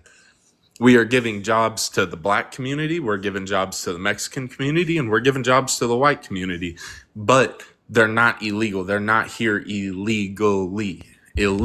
Right. And you keep saying illegal immigrants, which the number one word in it is they are illegal. Right, correct? I'll respond to like they're undocumented, but they didn't enter into America with the use of legal means. So now to respond to the first claim that you made, like we could just like replace all these jobs with Americans. That's not true. I mean, there's already 8 million open job opportunities in America right now. Americans aren't filling those. So what reason would we have to believe that they'd fill the ones that the undocumented immigrants would leave? One more time. I don't know what's going on with my phone. My volume turned down or something. So first point would be, there's already 8 million open job opportunities in America that Americans haven't filled. So if they haven't filled those, I don't really see any reason that they would fill the ones that undocumented immigrants would leave. Also, not to mention that there would be less job opportunities if we did a mass deportation, because there'd be less individuals buying the goods from the American companies. Like you can't replace the 12 million consumers that would be lost out of the consumer side of things. You can't replace that. You can't replace that with citizens. That number's gone indefinitely. And because that number's gone indefinitely, there's going to be a lower demand indefinitely for American goods. And because there's an indefinitely lower demand for American goods, you're going to have indefinitely a lower amount of jobs. So that's why mass deportation also decreases total job opportunity. Now, to your second point, that you're just saying, well, they're here illegally. We no longer have illegal workers, right? Well, we could fix this with something else called mass amnesty. So we can make every single worker in this country legal, rather a citizen or a resident, by simply offering them the residency or the citizenship. Now we completely fix the issue of illegal workers. We completely fix the issue of undocumented immigrants. We completely fix the issue of people being here illegally by offering them that pathway to residency or citizenship. And the reason why you should support that is because I've just been able to point out like a billion reasons how mass deportation helps America. Mass amnesty not only doesn't do any of those things, but it only makes our country better because all of a sudden it's harder to exploit those undocumented workers because they have more bargaining power due to their residency or citizenship. So guess what? Higher wages. Higher wages, guess what? More GDP growth. More GDP growth, guess what? More productive companies making more goods to sell to more consumers with more money. Guess what? Higher qualities of life. Guess what? Lower levels of poverty. Lower levels of poverty. Guess what? Low crime. Okay? So every single thing I just said would be a negative consequence of mass deportation is actually mirrored as its opposite when we discuss mass amnesty. So you truly think inside your head, if we opened up the borders completely and let whoever wanted to come to America to be able to come in and milk off of our economy and get jobs, you truly think that our country is going to be better because I know you're going to go to a liberal thought and think that all of our money can be split apart. I've not once mentioned what I think the security/regulation should be for the southern border. I've only been mentioning what we should do with the undocumented immigrants already in America. Not just the southern border. I'm not talking about just Mexicans. I'm talking about Germans and all borders. I've never once mentioned what I think the regulation, security, and legislation should be for all American borders. I haven't mentioned that once. I've only been trying to have a discussion with you about what we should do with the undocumented immigrants that are already in America and what would happen to America if we removed them and what would happen to America if we offered them a pathway to residency or citizenship. So exactly, I understand, but he already knows that. He's not retarded or uneducated. Okay, all right, man. So we shouldn't use that word. That word is a slur. Yeah. Okay. No, man, I'm being serious. Super quick, no, I dude. get it. Like so like typically when like people have like came up here and like and use that word, I usually just like turn around and kick them. But I mean, I was thinking the other day, like the use of that term is like really accepted in society. And I think it's almost better for me to like explain to you why we shouldn't use that. So that's what I'm going to do. We shouldn't use that word because it's been used forever in an incredibly derogatory fashion against individuals with like different types of mental conditions. And I don't think it's acceptable to use. Like, I understand that it's societally acceptable. A lot of people don't really find much of an issue with it, but I think society should find an issue with it. But yeah, no, that's why we shouldn't use that word. So do you believe that we should just close the border and keep the immigrants that are here and just close the border and not allow anybody else in here? Okay, I'll tell you what I think about that. Then I'm going to remove you just because you didn't really seem super receptive to my explanation. Like No, I said, I usually just kick people. I usually just I really did. I took it to heart. I'm not just making that up. It was very messed up for me to say because my sister has an autistic kid, and if I said that in front of her and she's a Republican, she would have smacked the shit out of me, and she should. Yes, and it was a very messed up thing for me to say, and I will apologize for that. Truthfully, sweet man. From the bottom. I guess it's good that you make that recognition. But I guess like real quick chat. You know, like I don't know. Do you think it's acceptable? To like try to start explaining to people that use that word like why it's wrong? Because I don't know. Like I guess in the past, like I've never really given that explanation. We just kind of kick them and move on. But I think it's a good thing that you could recognize that that's wrong. And seriously, I'd very seriously recommend like you just stop using that word. But anyways, I'll give you my takes on the border regulation just so I could give you my perspective. That I am going to move on. I think that we should have as many legal ports of entry into America as possible to serve as many individuals as possible while screening them, figuring out who they are, and just simply rejecting them if they have prior violent offenses. I think that'll also eradicate all incentive for undocumented entry and reflect incredibly positively for the American economy, the American people, and that is truly placing America first. But yeah, man, appreciate you and your wife for the conversation. Stop using that word, very bad word. Yes, sir. And I appreciate it. I really enjoyed having a conversation with you, truthfully. It was enjoyable. Appreciate you. You Have for a your good time. night. You as well. We're going to move on to the next guest here, y'all. All right, guys, let's get that next guest up in the box. Everyone just do give us a minute, y'all. We're going to go to get Ian loaded up into the live, guys. We're going to go to get Ian loaded up into the live, y'all. We actually have a lot of people to thank for the incredibly kind donations. I haven't been thanking donations for quite a while because I was more focused on like trying to have a productive dialogue with that guy. So while we're like going through the next debate, I will be doing that. So I want to start first and foremost with Idavia. That is Idava, Idvia. I'm sorry, I'm butchering your name. I'm just going to spell it. Idava with a $25 over on Venmo saying, I appreciate you using your intelligence to fight the good fight. That is incredibly kind of you. I really appreciate you for the love, Idava. Thank you so much. Huge shout out to Idava down below in the chat. I really appreciate you guys for being so awesome.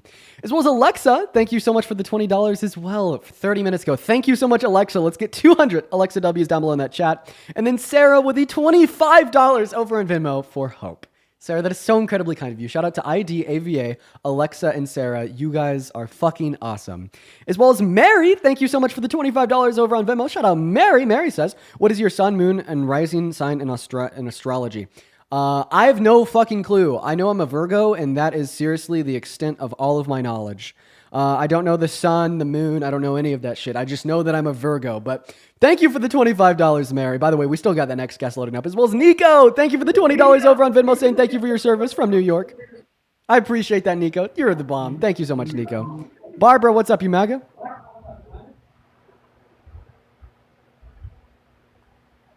Yay! Barbara's not here, so we're going to move on to the next guest. Everyone, give us a minute to get that very next guest up in the box. If you're one of the 16.4 thousand people watching and you want to come up and debate, let me know down below in that chat. And Timothy! Thank you for the strong finish, that cool little sports car gift. You are awesome. And also, guys, make sure that you're double tapping on that phone screen and sharing out that live, y'all. Make sure that we're double tapping and sharing. What's up, Elijah? You MAGA? Listen, I totally get your viewpoint on why you think mass deportation will. I gotta stop you here real quick. You kind of sound like you're talking to me from a mic from the 40s.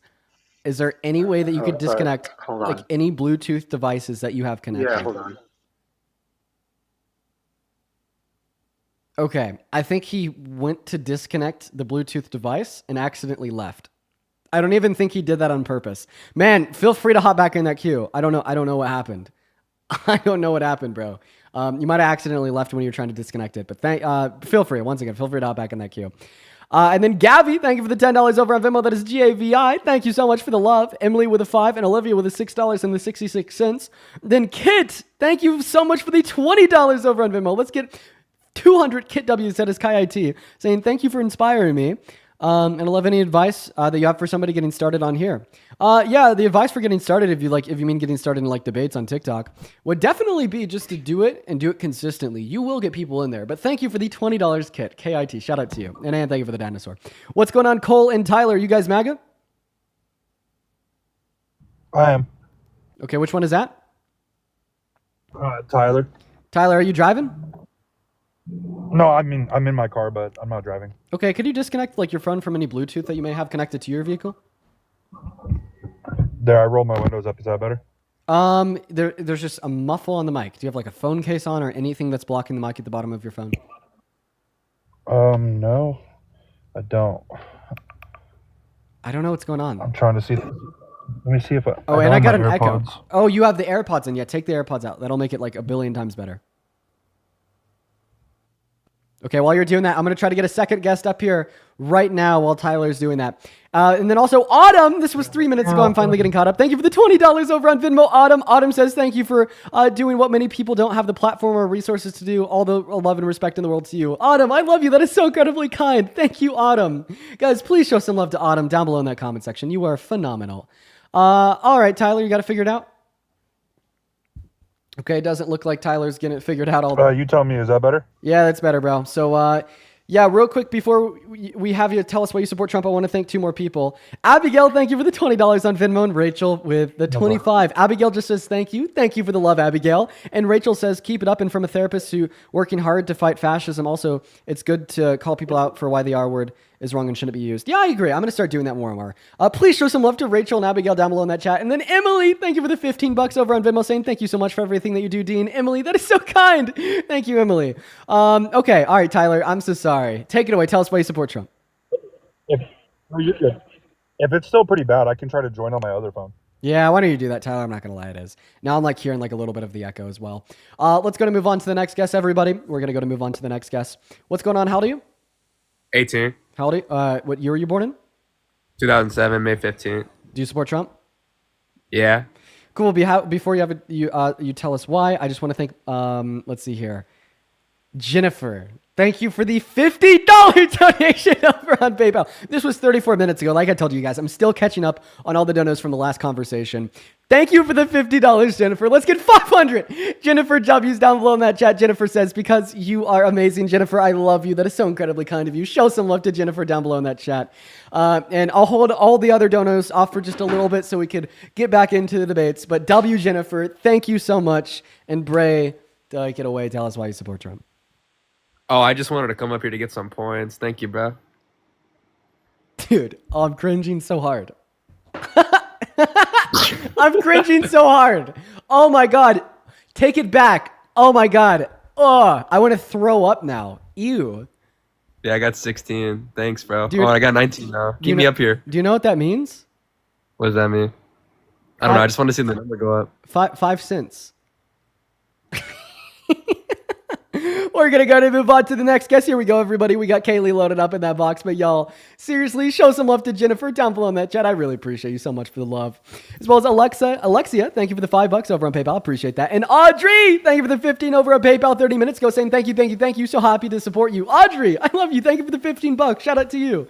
What's going on, Kaylee? You support Trump? I'm 30. I'm an actual Christian. Can you give me 1 minute before you kick me? Do you support Trump? No. Kaylee, I'm sorry. I am going to kick you. But I hope that you have a good rest of your day. She said that she was an actual Christian. So if I had a guess, she was just going to reiterate the fact that the Christian worldview actually more closely aligns with the left than the right.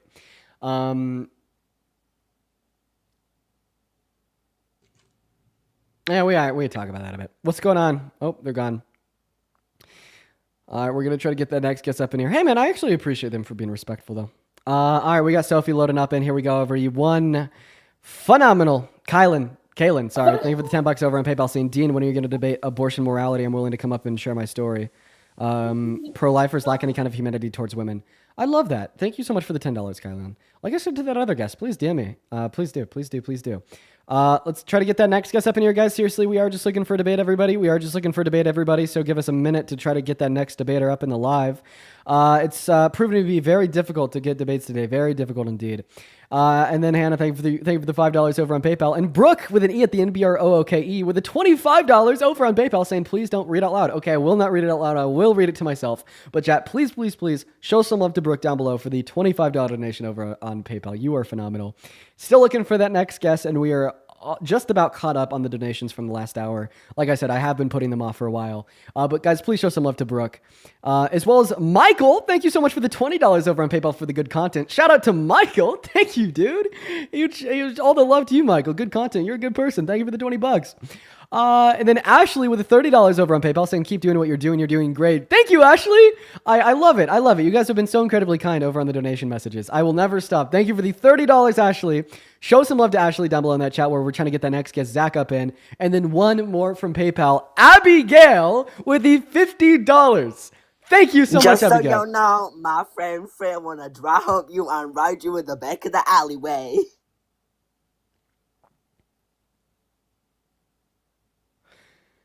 Okay. All right. Well, Abigail is just in the middle of thanking you for the $50. I think I'm just going to pick up as if nothing even happened. Abigail says, hey, Dean, I'm watching you from the UK. I have so much respect for what you're doing. Oh, Abigail, thank you so much, guys. W. Abigail's down below in that chat. Thank you so much. What's going on, R1? You support Trump? Yep. How old are you? 18. Born in September of 2006. I'm almost 19. Ooh, what time is it? 5:34 in Montana. Really? Name two cities in Montana. Oh, please just let me in, bro. Yeah, I bet you weren't expecting that one. Bet you weren't expecting that one. Get outplayed. That's right, buddy. I'm gonna hit you with the craziness that you've never seen before, right? We're pulling out the new questions. We're pulling out the new questions, guys. All right, we are seriously struggling to find Trump supporters. If you're a Trump supporter and you want to debate, let me know in that TikTok chat. What's going on, Braylon? You support Trump? Okay, Braylon is gone. Goodbye, Braylon. Moving on. Let's go and get that next guest up in here. Yo! Oh my God, why is it so hard to find debates? Dude, like, this is seriously, like, painful. This is seriously painful, everybody. This is painful, guys.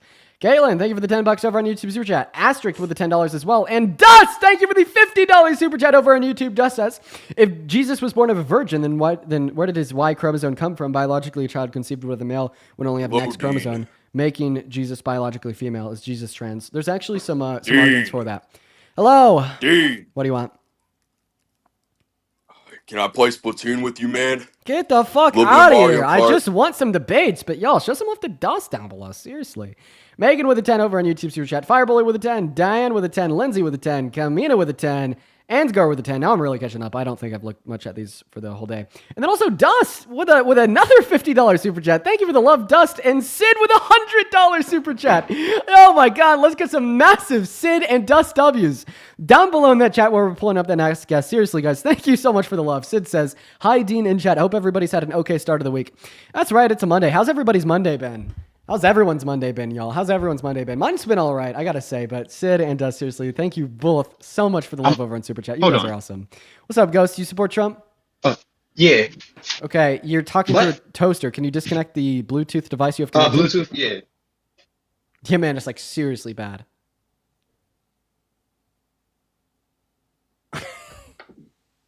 Is it bad now? It's much better, man. How old are you? 34. And you support Trump? Yeah. And why would you ever support such an atrocious president that is terrible for this country? Well, let me tell you my reasons and I'll get back to that. My first reason would probably be trans sports, but I don't think it's more of a female playing in sports. I really think a lot of people don't think about, how do I put this? What year were you born in? 91. Damn.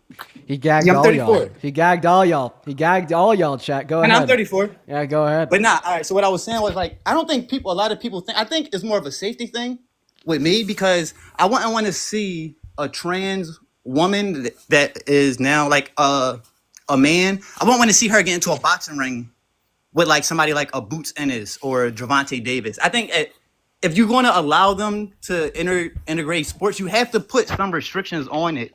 So I think you have to ban it until you can to make it fair for everyone because you still got sports that like men play that I don't think females should play like football or boxing. You know what I'm saying? I don't mind like the basketball, the tennis, the swimming, all that shit is like that's you can Okay, you should be able to so then compete you're against only anybody. talking about like a very like small amount of sports. Yeah, like football. Okay, well, like I just want to like look. Let's just evaluate this real quick. There's 16 trans women competing in all NCAA sports. What does that mean? Is there maybe like 2 trans women competing in like women's sports that you disagree with? Like maybe 2? No. See, that's the thing. I think it like comes like off like as I like no, disagree like with it. listen to what I have to say. Like maybe 2. It's like possible that there's like not any. Like I'm not gonna lie, man. It's possible that there's not a single like trans woman competing in an NCAA sport that you would describe as something that you disagree with, right? And like if there is, like there's maybe 1 or 2, right? So I mean, listen, I think that kind of means that you were like focused on making life worse for like 1 or 2 people at this sake instead of attempting to make life better for like 300 million. You know what I mean? Like when you tell me that the reason you support the rapist, the fascist, the guy with economic policy that's going to regress this country, the guy that's going to crash our GDP by 1.1 through 1.7 trillion dollars per year with a mass deportation, the guy that has launched an attack on women's rights as a whole by sending, the ability to get an abortion or not get an abortion back down to the state, which has led to 66 million American women not having access to elective lethal abortions. Like you're basically saying that you're going to accept all these massive things that really hurt our country just to maybe make life worse for one or two people. That's a nuts view. It sounds crazy, but I don't think it's just one or two. I think you're looking at it now, but you're not thinking of, I think whenever you vote politicians in, you got to think about moving forward. I'm not looking at today. I got to think about, all right, if you really want to protect everybody, like I said, I'm not 100% with the ban. I think that you have to find a way to integrate. So would you just say that the reason why you it's called this red line, this is a strange view, is just because you really care about the safety of women that much? Yeah. Okay, so just women and girls' safety is just super fucking important for you. But you about to say something that I didn't know until I'll give you a prime example. So I just want to clarify. So women and girls' safety is just super fucking important. Yes. Yeah, I have 5 nieces. I have 1 sister. All I know is I have 2 daughters. You know what I'm saying? So I'm not with the abortion. I don't believe in abortion. Okay. So I have a question. Go ahead. Because women and girls' safety is super fucking important to you. If a hypothetical 65-year-old white guy boasted about perving on going into a woman's only space, a woman's changing room, to perv on naked, half-dressed teenage girls and adult women, what should be done to that man? I think, like the rest of pedophiles, he should be in jail. Okay. For the rest of his life, right? I wouldn't say I don't think all pedophiles go to jail for life. Okay, but if a man did do this, at the bare minimum, would you at least never support them being a CEO of a big company or running the country? Yeah. But that's the thing. I didn't know until I met y'all. Conflict of interest, but it's the kind of thing you worry about later. Oh, I see. You tend to think about the conflict a little bit later on. The question is, how can it not be construed? No, I mean, some of these foreign girls, Mr. Trump, in my country, we say hello with vagina. And well, you could also say, as the owner of the pageant, it's your obligation to do that. So you have done that. Now, I'll tell you the funniest is that I'll go backstage before a show. Yes. And everyone's getting dressed and ready and everything else. And, no men are anywhere. And I'm allowed to go in because I'm the owner of the pageant, and therefore I'm inspecting it. I'm inspecting. Right. I want to make sure that everything is good. You're there. Yeah, the dress. Is everyone okay? They're standing there with no clothes. Is everybody okay? And you see these incredible-looking women, and so I sort of get away with things like that. You just said that you never support Trump as president. Do you concede the totality of your debate? Let me explain something. I'm actually glad Parker here too. When I first came across you, Dean, the first time I ever seen you on my timeline was probably at the beginning of the election, right? And I'm not gonna lie, I'm prejudiced. I wouldn't say I'm racist, but I have this bias, I had a bias towards white people because in my head, all white people are racist. You know what I'm saying? It's just where I'm from. This is what I'm trying. Basically, what I'm trying to say, where I'm from, we all looked at Trump Trump gave out stimulus checks. It didn't take me until I talked to my aunt to realize, no, that was the Democrats that passed out stimulus checks. They did that through Congress. But at the bottom of that check, it says Donald J. Trump. So you gotta think, in my community where I'm from, y'all don't really reach my community.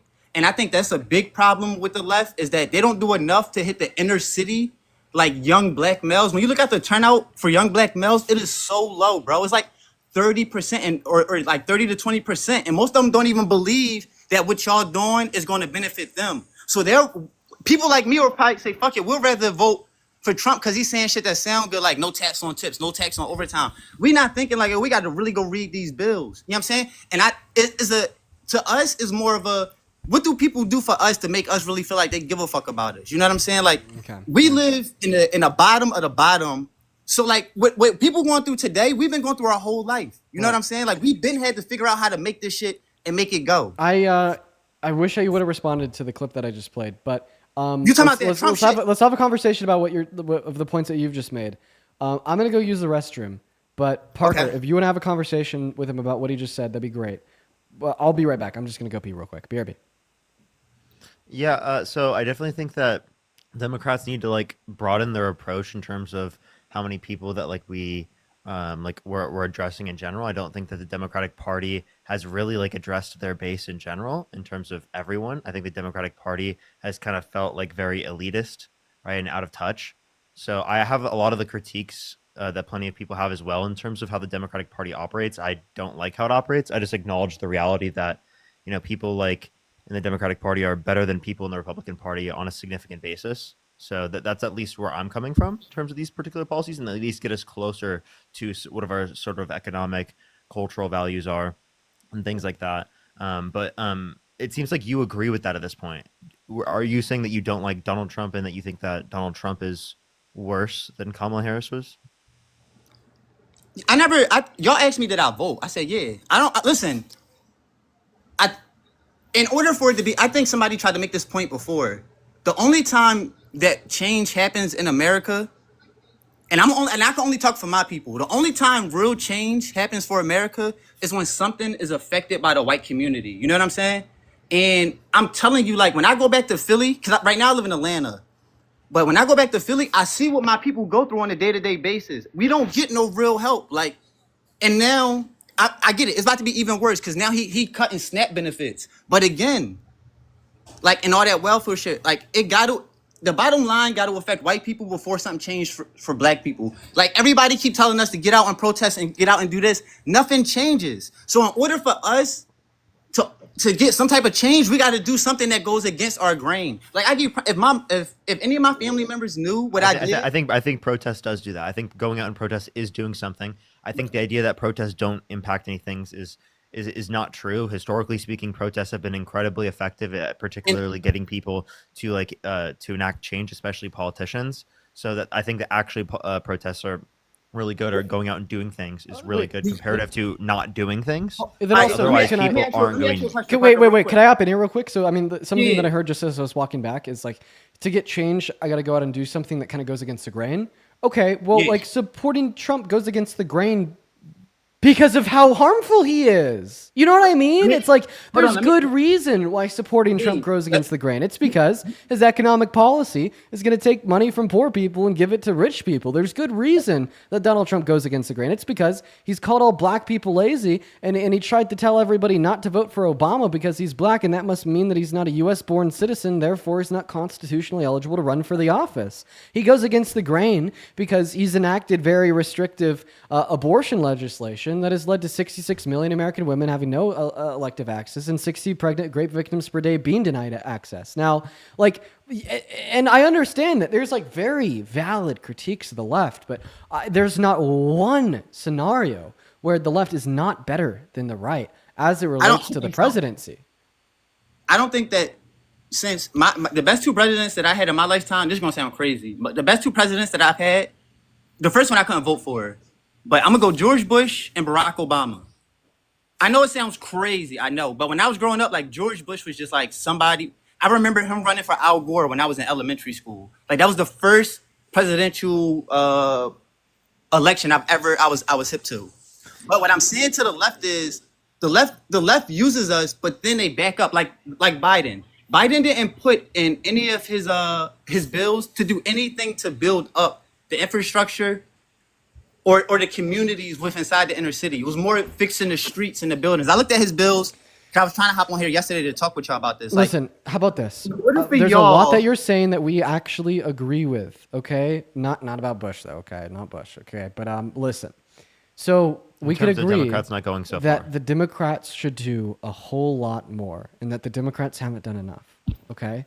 But the Republicans, not only are they not doing enough, they are actively regressing our country. They're actively harming Black Americans disproportionately when compared to white Americans. So it's just not, I don't think it's fair to say that instead of taking a little, I'm going to give, right? Instead of taking a little progression, I'm going to accept a lot of regression. Was regression when you already suffering? That's what I think. You suffer more. But this is what I think. I think that's what it looks like. Instead of suffering a little bit, you suffer more than a little bit. Instead of suffering a lot of it, you suffer more than a lot of it. Instead of suffering the most you ever have in your life, you suffer even more than the most you ever have in your life. There's nobody like you or Parker. This is what I'm saying, and I think this is my biggest issue with the left. And I can't blame y'all for this. You guys are young. You know what I'm saying? Like, but what I'm saying for me being 34, the first time I voted when I was 18. So what I'm saying is there is no active, like, there's no active people pushing that notice, like, to get people to understand why they should vote and understand how policies work and what they do. So I just want to clarify. Do you think that we've Is that what we're doing? Do you think that we've given you good reason to stop supporting Trump? Yeah. Okay, awesome, man. But how do you? This is my question. How do you reach the people that don't? This is what I want from y'all, or maybe I shouldn't be asking this from y'all. But what I'm saying is, how do y'all get on the? If y'all support the left so much, because Trump does dumb shit like he'll go grab Little Dirk, he'll go fucking what's boy name? NBA YoungBoy. He'll go what did he do? Pardon. Pardon. Yeah, he'll pardon him or whatever. You know what I'm saying? So you gotta think when you talking to inner city kids, they see that like, oh, Trump fuck with us. Cause you'll get like Kodak Black and all them. And I'm not really a fan of, you know what I'm saying, those people because of what they support in their music, whatever. That's a whole different story for a different day. What I'm saying is the left doesn't do enough for my people. And I'm not even talking about women. No, we agree, man. We agree, right? We just think although the left doesn't do enough, okay, the right does less. And let me say this. And perpetuates a shit ton of harm. If I had known half this shit about Trump that I know today, then y'all got me. You know what I'm saying? Like, I'm not with that. Right. But I didn't know that he sexually assaulted somebody. I didn't know that he was walking in changing rooms. That's what I'm saying. Those type of stories don't ever reach us. Right. You know what I'm saying? Like, where we gonna hear that at? Well, right here. I mean, I for the entirety of the election time was on TikTok Live every single day, saying it on live. Right. Genuinely, like every single day. See, I don't want to make this about me. But I want to make Ghost, this about I honestly, like you've said that you no longer support Trump. I think we're probably going to move on to the next guest, but I just let me just say one more thing. A lot of good points that you've made. If y'all could really just do a little bit more just to reach those inner city kids, bro. That's all I'm saying. Like, if I'm not saying it got to be solely on y'all, but you got to get those people out there to understand why they should vote, so shit like this don't happen again. You know what I'm saying? Because if y'all look at those numbers, bro, they're so low. And I'm not even talking about like it's a higher rate of younger black females in my demographic and even younger that they get into politics. It's the males that I feel like are always left out. Like Ghost, that's why I think these conversations are incredibly important, is because it will get more people to critically think, to inform themselves, right? Rather than not doing so. See, y'all don't understand. When you're a young black man and you let's say most of them not working, they just outside. They're not gonna be on their phone on TikTok tuning in for 4 hours to y'all debates. You know what I'm saying? I think that it has to just be a way, like, to just right. Well, there has to be a way to reach them. Just know that, like, that takes a massive infrastructure. That can't be done by just like one person. Nah. I'm not. No, that's what I'm saying though. The last person to really put something change into our communities was Obama, and I'm not saying that Trump is, but in our heads, and like I said, it could be a fucked up way of thinking. I know people not gonna be like, oh, he sound crazy, but and the way that we was raised is almost like if nothing don't change for them, the majority population, nothing is ever going to change for us. Listen, dude, you should get like plugged into your local outreach. I'm not gonna lie, like, bro, you got the fucking fire. I'm like, not gonna lie, if you got involved in politics, I think you might. I'm a felon. I'm not Trump. You know what I'm saying? I'm a felon. I can't get into politics. Are you kidding me? Listen, man. If anything, you could use that as like a test of. Like, depending on what do you I don't think MAGA is going to care about that. It's not crazy. Wait. Just depending on what the felony is, right? Like, if anything, that's only gonna like. I don't know. It's like you have a past, you have a felony, right? You turn your life around, be the change that you want to see in others, and use the fact that like here's your perspective, your life, the things that you've done, and where you are today, and advocating for more change in the world. Like, listen, man, I think that you could seriously be, like an agent of a lot of positive change in your local community. And I'm just saying, man, based upon the things that you've said, I understand that you came in here saying that you support Trump. Like, stop fucking supporting Trump. Those beliefs are crazy. But a lot of the other things that you've said are like indicative of a person that is like highly motivated to get more people to go out there, vote, and be involved in changing this country for the better. And when I see somebody like that, you could be active in that local community and get people more involved. But yeah, we're gonna move on to the next guest. Just because we want to talk to people that want to. Let me say this, Dean. Okay. And you can kick me. Let me say this though, because just like how you just said to me, I'm gonna give you your flowers too, because me as a black man, I didn't think that people could change from their past, and I got to give you so much credit, bro, because like I said, I had a fucked up view against white males in America, and to see somebody that went from being, I don't even want to call you fully prejudiced. I'm not gonna say that you wanted to oppress black people. The fact that you used the N-word, you was man enough to own it. You know what I'm saying? I promise you, you got my respect and the people around me. So I give you credit for that. Not a lot of white males will be willing to do what you did. So I give you much respect for that. Yeah, man. Well, I really appreciate that. And start putting your content on Black TikTok. Just hashtag it, please. you and Parker, please.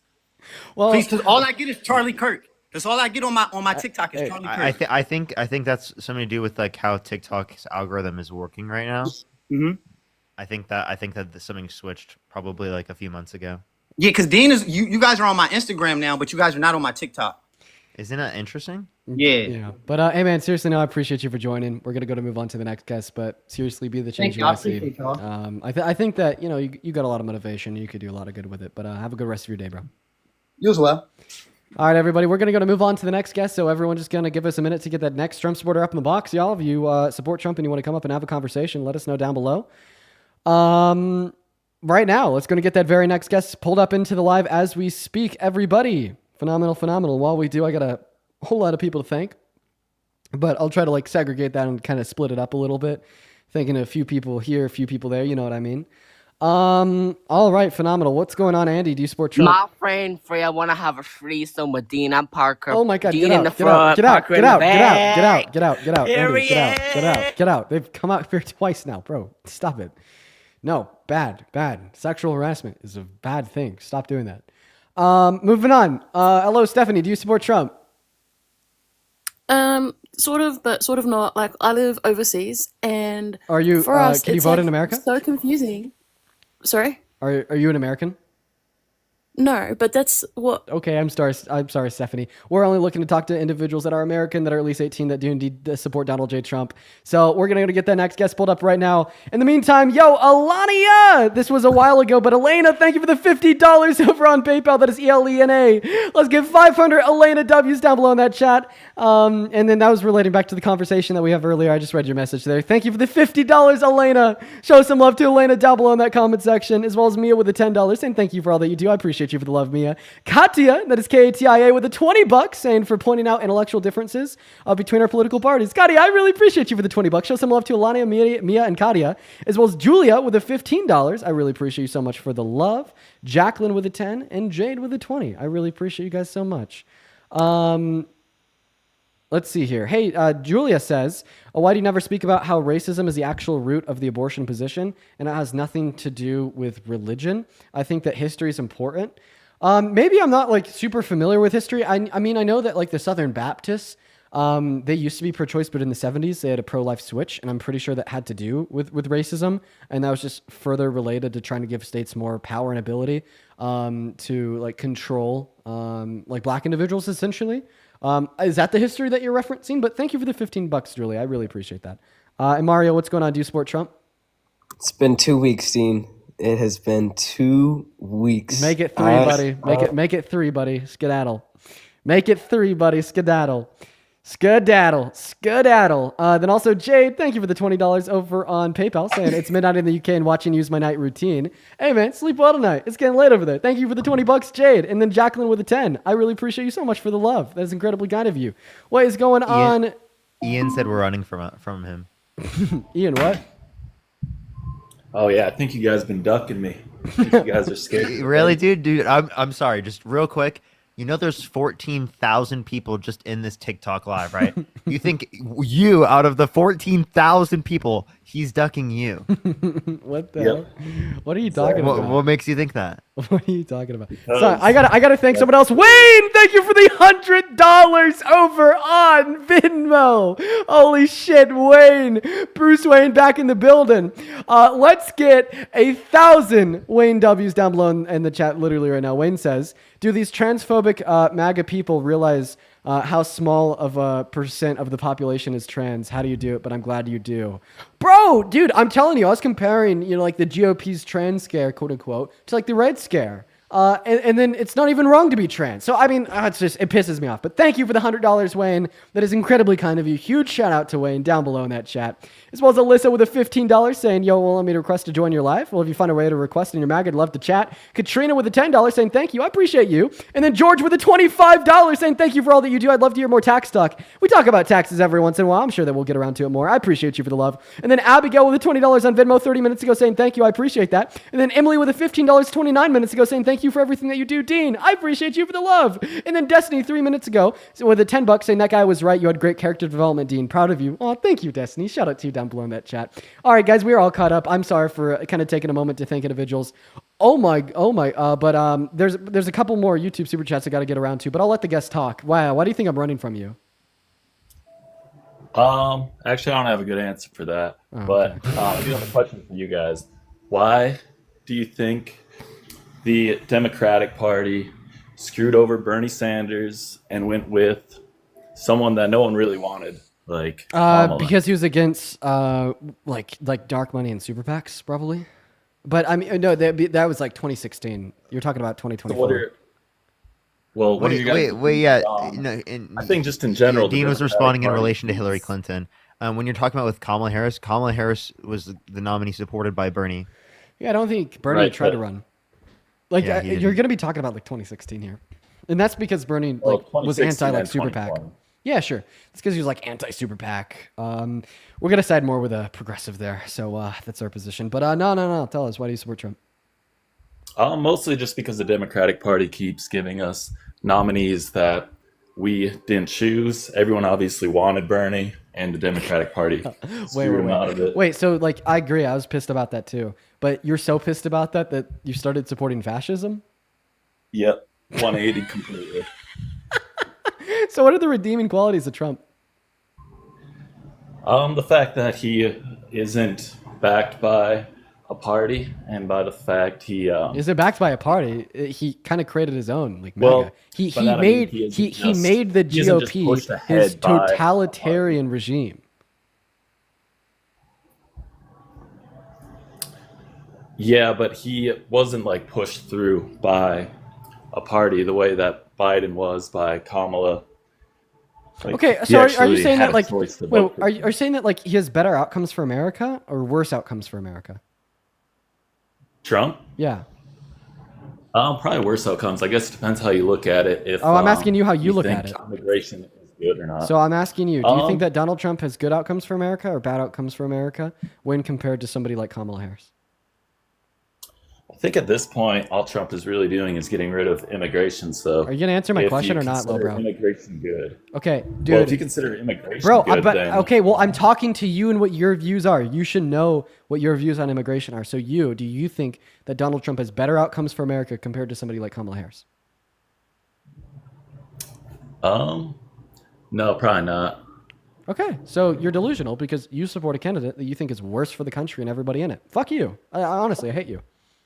Yeah, why do you want the country to be worse off? Yeah, so the outcomes would be worse. Yeah, you suck, bro. Like no joke. You actually suck. You're a villain. It's like much worse to like support Donald Trump thinking that he's a fascist that's going to destroy America compared to supporting Donald Trump ignoring / not thinking he's a fascist that's going to destroy America. You're like an actual like Marvel villain for that one. All right, now you guys are just bullying me. Yeah, I'm gonna bully the fuck out of you. Ian, come on, just think about it for a second. Like, seriously. Like, why would you want things to be worse off? When you're saying it's worse, doesn't that mean it's less preferable to you? Well, can I ask you guys when you're saying that, that's contradictory in of itself. It doesn't make any sense. And then also, somebody in the chat said he's just ignorant. No, this guy's actually not ignorant. Ignorant means a lack of like knowledge or being informed on something. He's fully informed that Donald Trump's a fascist. Yeah, he knows. He's not ignorant. No, this guy's not ignorant. Right? That's what makes him a villain. That's what makes him like a total villain. So like ignorance on its own isn't inherently bad. Willful ignorance is very bad, not preferable. But this guy isn't even willfully ignorant. He's worse than willfully ignorant. He makes a recognition of these things and he accepts them. And oh my God. All right. So what are your guys'? Do you think that immigration is good for the country? Nah, you don't get to hear my views, buddy. Not you. Get out of here, Marvel villain. Get out of here, Marvel villain. Skedaddle, bud. How have your debates been today, man? Actually been pretty good for those watching. I mean, how have you guys liked it? I think today's been an all right day. What about y'all? What about everybody watching? Maybe like the bar's low, but it's like, I've enjoyed the convos. It's pretty good. Yeah, look at that. Nice. What's going on, Caleb? You support Trump? No, I don't. But Skedaddle. Moving on. Oh, also something I wanted to run by you guys. So I have been offered a streaming deal to start, streaming my content, like non-exclusively, just like try stream it. So I'll be on TikTok, YouTube, and this other platform. And I've been offered this streaming deal. And now I'm like still thinking it over. I haven't accepted anything yet. But a part of the streaming deal that they'd require is every day, an hour at the end, exclusively on this like brand new service. And I'm once again, I'm still thinking it over, but I've been able to identify a couple pros, and I want to run them by you. So one pro of this would be, I like doing 4 hours a day, but now this would incentivize me to do 5 hours a day. You know what I mean? Because that would be a requirement of me accepting the deal. And I'm thinking, like, one of the pros here would be I could use this extra hour to research and report on breaking news and discuss other things outside of just these Trump debates, and then also record it and post it on like TikTok, YouTube, and Instagram and whatnot. So, I mean, like the idea of like a streaming deal, like on its own, I guess like isn't like the most attractive to me, and also like maybe not like the best for optics. People think, like Dean's selling out and whatnot.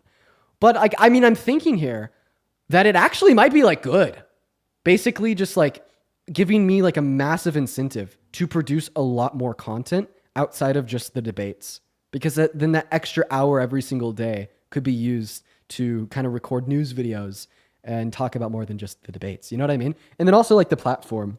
It's like newer and like the people on it kind of filled with some degens. You know what I mean? Like I feel like all Dude, like these new... I was reading the chat. The chat was like, no. And then everyone right after you described it was like, yes. I mean, yeah, because that was my original reaction, right? When I first had like this like platform with like some degens on it, all these new platforms, like even when Cake starts up, like they're pretty right wing. You know what I mean?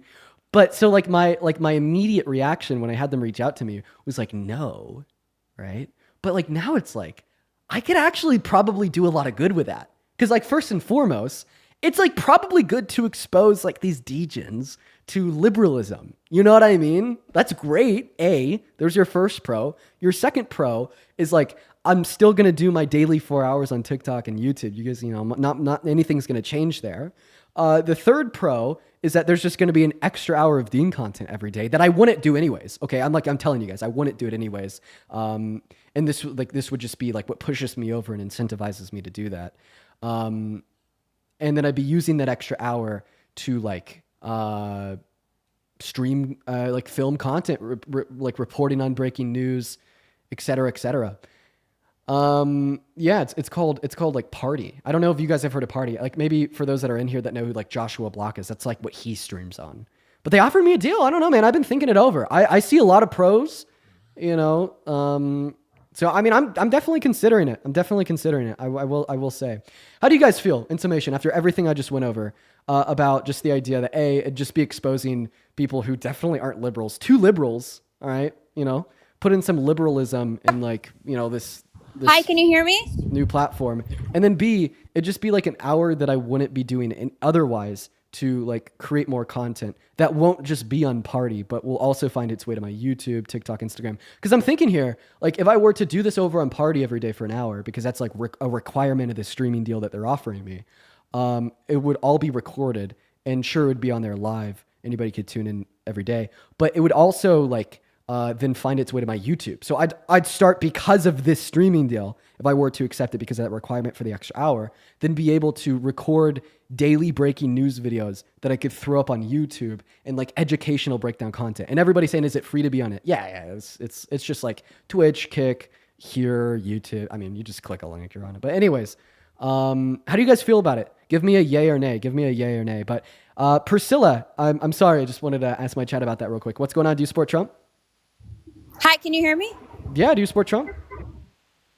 No, I just want to set the record straight really quickly. Yesterday, I was on this guy named Enzo Debates Live, and he said that he battled you. Is that true or not true? Actually, I have debated Enzo before. He got fucked up though. Okay, just wanted to confirm that. Now I'm here in downtown LA, so I'm protesting. But Hell yeah, just for wanted sure. to Get out confirm there and that. protest. Have a good rest of your day. Have a good Alright. rest of your day. Thank- We're gonna move on to the next guest. Here we go, everybody. Here we go, everyone. We're gonna go to get that next guest up in the box.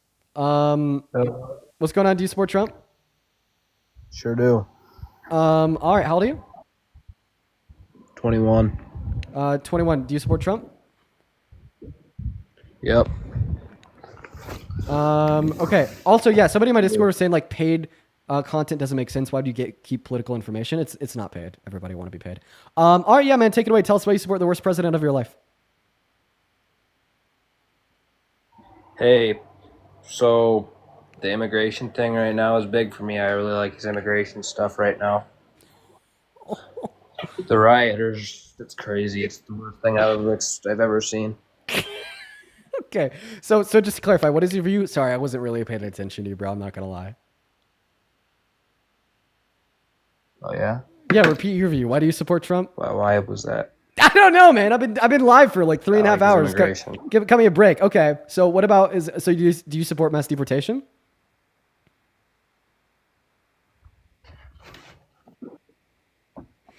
Is that a yes? Is I that a support no? mass deportation just because. What's going on? Do you support I have mass no clue, deportation?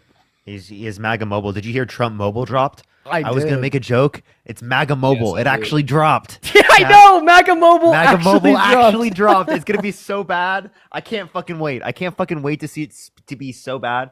You know, now the joke's actually real. There's actually a fucking mobile company that they're fucking running. Also, MAGA Michelle, I see you down in the comment section. Please join the queue. I'd love to bring you up here. No fucking way. MAGA Michelle? That like the MAGA Michelle? Yeah, yeah.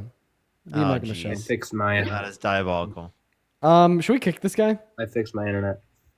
I think Yeah, that we we should can, kick yeah. this I guy. fixed my internet. Oh, it is fixed. Hey, so you support mass deportation?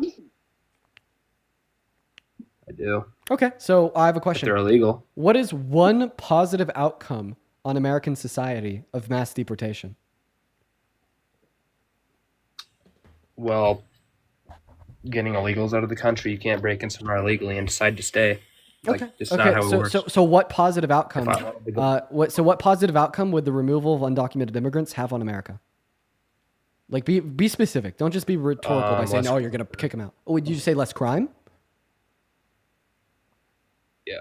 Okay, so there's actually more crime onset by mass deportation because it weakens the American economy. A weaker economy means higher levels of poverty. More poverty means more crime. So, do you think they should be able to come in illegally? All right, well, you're pivoting now because remember, I'm asking you for a positive outcome in mass deportation. No. And I gave you the positive outcome that I think would happen. Okay, and then I Because if qualified you're to coming you illegally- out that's actually not the case. Yeah, hear me out. If you're coming in illegally, you are committing a crime itself. So every single person that comes in illegally is already committing a crime, Okay. even if they haven't done something else. Okay. So it's going to go up if that's the case. Okay. Well, I mean, actually, so you said that removing undocumented immigrants would reduce crime. Well, I mean, no, that won't reduce the amount of undocumented entry on its own. That's more so going to be. Okay. Can you listen to me while I speak? Why are you interrupting me every single time I speak? My apologies. Okay. Also, everybody's telling me to check Twitter. What am I supposed to be looking for? Tell me what I'm supposed to be looking for. Oh shit! Why am I seeing a tweet from like some Iranian account with a nuke?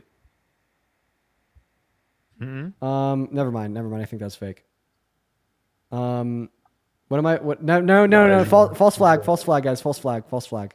Yeah, you should be careful saying something. Yeah. Okay. it's- Okay. Fearmonger Dean out in 4 fucking K. Yeah. I'm like teens and you're in front of 16. Wait. Apparently, like Trump is saying something about a. Wait, oh shit! No, it's trending. Why is nukes in Situation Room trending on Twitter? What the fuck? Wait. We gotta look into this. News: Trump has requested the National Security Council be prepared in the Situation Room per his return. What's going on? President Trump has summoned the National Security Council to meet in the Situation Room tonight as he lands in D.C. This isn't routine. You don't cut the G7 short and call an emergency national security meeting unless you know something's about to go down. All signs now point to imminent U.S. involvement in the Israel-Iran conflict. The next 12 hours could reshape the world. According to Brian on Twitter. Now, I want to take that for face value, everybody. It could just be like a lot of fear-mongering, but it definitely, I would say it is very, very strange to cut a G7 meeting short and call a National Security Council upon landing in D.C. That is definitely deafening a little bit. You know, that should raise some flags. So we'll have to see what that's about. We'll have to see what that's about. If Iran wants war with the United States, they don't have $5. I'll think about it. They're gonna lose. Okay, 5 brain cells. Yeah. Anyways, Ryan, real quick, what is 2 squared? 4. Right. You're right. Parker, do you want to talk to Ryan? I don't know. I don't really do. Yeah, I'm down. You do? Okay, take it away. Because I'm not going. I don't. Okay. Well, if you don't want to talk to him, I'm down. No. If you want to I just talk thought you to meant him, like talking. I just thought you meant like talk in general. I was like, no. If you want to talk to him, feel free. I don't know. I just don't really see much. you can move on. I'm down to move on. Yeah. All right. Don't talk about immigration with me then. You're scared? Ryan. No, I'm not scared of you, man. It's not the Democrats' strong point right now because all the rioting. I understand you don't want to talk about it. You're going to lose on that. So yeah, move on. Okay, buddy. The rage bait has gotten me. Fine, I'll talk to you about it. Yeah, so mass deportation is like placing America last. So it doesn't only increase the crime rates because of a weakened economy, but it also creates less job opportunity and reduces average qualities of lives. All of these things are fucking terrible for this country. You understand that, right? According to the Center on American Progress, undocumented immigrants contribute directly and in proximity to $1.1 through $1.7 trillion to the American GDP per year. We remove them all tomorrow, we lose that growth. And that was about a similar percentage fall to what we saw onset by the Great Recession of 2007 through 2009. I can't conceive of why you would support said policy when it yields no positive outcome for the country. And like maybe you say that the reason you support the country is so we could get rid of undocumented immigrants in America. Well, I want you to understand that there's other ways to ensure that there's not a single undocumented immigrant in America, such as mass amnesty, which is giving them a pathway to residency or citizenship that only has positive outcomes for America, right? It increases labor force participation rate because now there's more. What is that? Obama did mass deportation. Okay, that doesn't respond to anything that I said. And also not necessarily true. Equating Obama to somebody like Trump is very disingenuous because Donald Trump wants to deport every single undocumented immigrant in America, but meanwhile, Obama focused on individuals with criminal history. And my evidence of this isn't only the speeches that he gave, but it's also the policy he enacted. You know, like he enacted DACA, which was literally a way for undocumented immigrants to have a somewhat of a pathway to residency and the legal ability to go to work on a work permit. So don't equate Obama to Trump, but I mean, I do disagree with deporting any undocumented immigrant that doesn't have prior violent offenses. So, I mean, I'm not going to be hypocritical there. Of course, I'm also going to disagree with some of the deportations of Obama and Clinton, et cetera. But would you please respond very specifically to what I just shared with you about why mass deportation sucks so badly? Yeah, I mean, I hear what you're saying. I hear where you're coming from, but like, you have to draw the line at some point. You can't just let them come in and stay in. Okay, well then we should like implement policy also to reduce undocumented entry, such as ensuring that the legal means of entry into America are really fucking fast and available to all, with the exception of individuals with prior violent offenses, essentially eradicating all incentive for further undocumented entry. And we compile that with mass amnesty. All of a sudden we fucking fix the problem of undocumented entry into America and the existence of undocumented immigrants in America. Wada bam, wada bang. Look at that. 1,000 IQ, man. Okay. Well, you know the stupidest thing I ever heard in my life? Nobody. I don't know, like a recording of your own voice this morning? I don't fucking know. What a fucking funny one there. Anyway. Nobody's illegal on stolen land. You ever heard of that one? I have a question. Are you going to respond to what I'm saying or not? Because I detailed to you like why mass deportation sucks You don't respond. You ask me about Obama. I detail to you why Obama is different than Trump. And then I ask you to respond to my first point about why I've said that mass deportation sucks. And then you just call like something I didn't say stupid shit. Like, dude. No, I'm not saying like, you didn't say that. come on. No, Respond to the reasons that I gave you about why mass deportation is bad. And it's funny because I was going to kick you and move on because I didn't really want to talk to you. And then you were like, oh, Dean, you're scared. You don't want to talk about immigration. Well, guess what? I started talking about immigration. I gave you my view. You are so gagged, you can't even respond to it.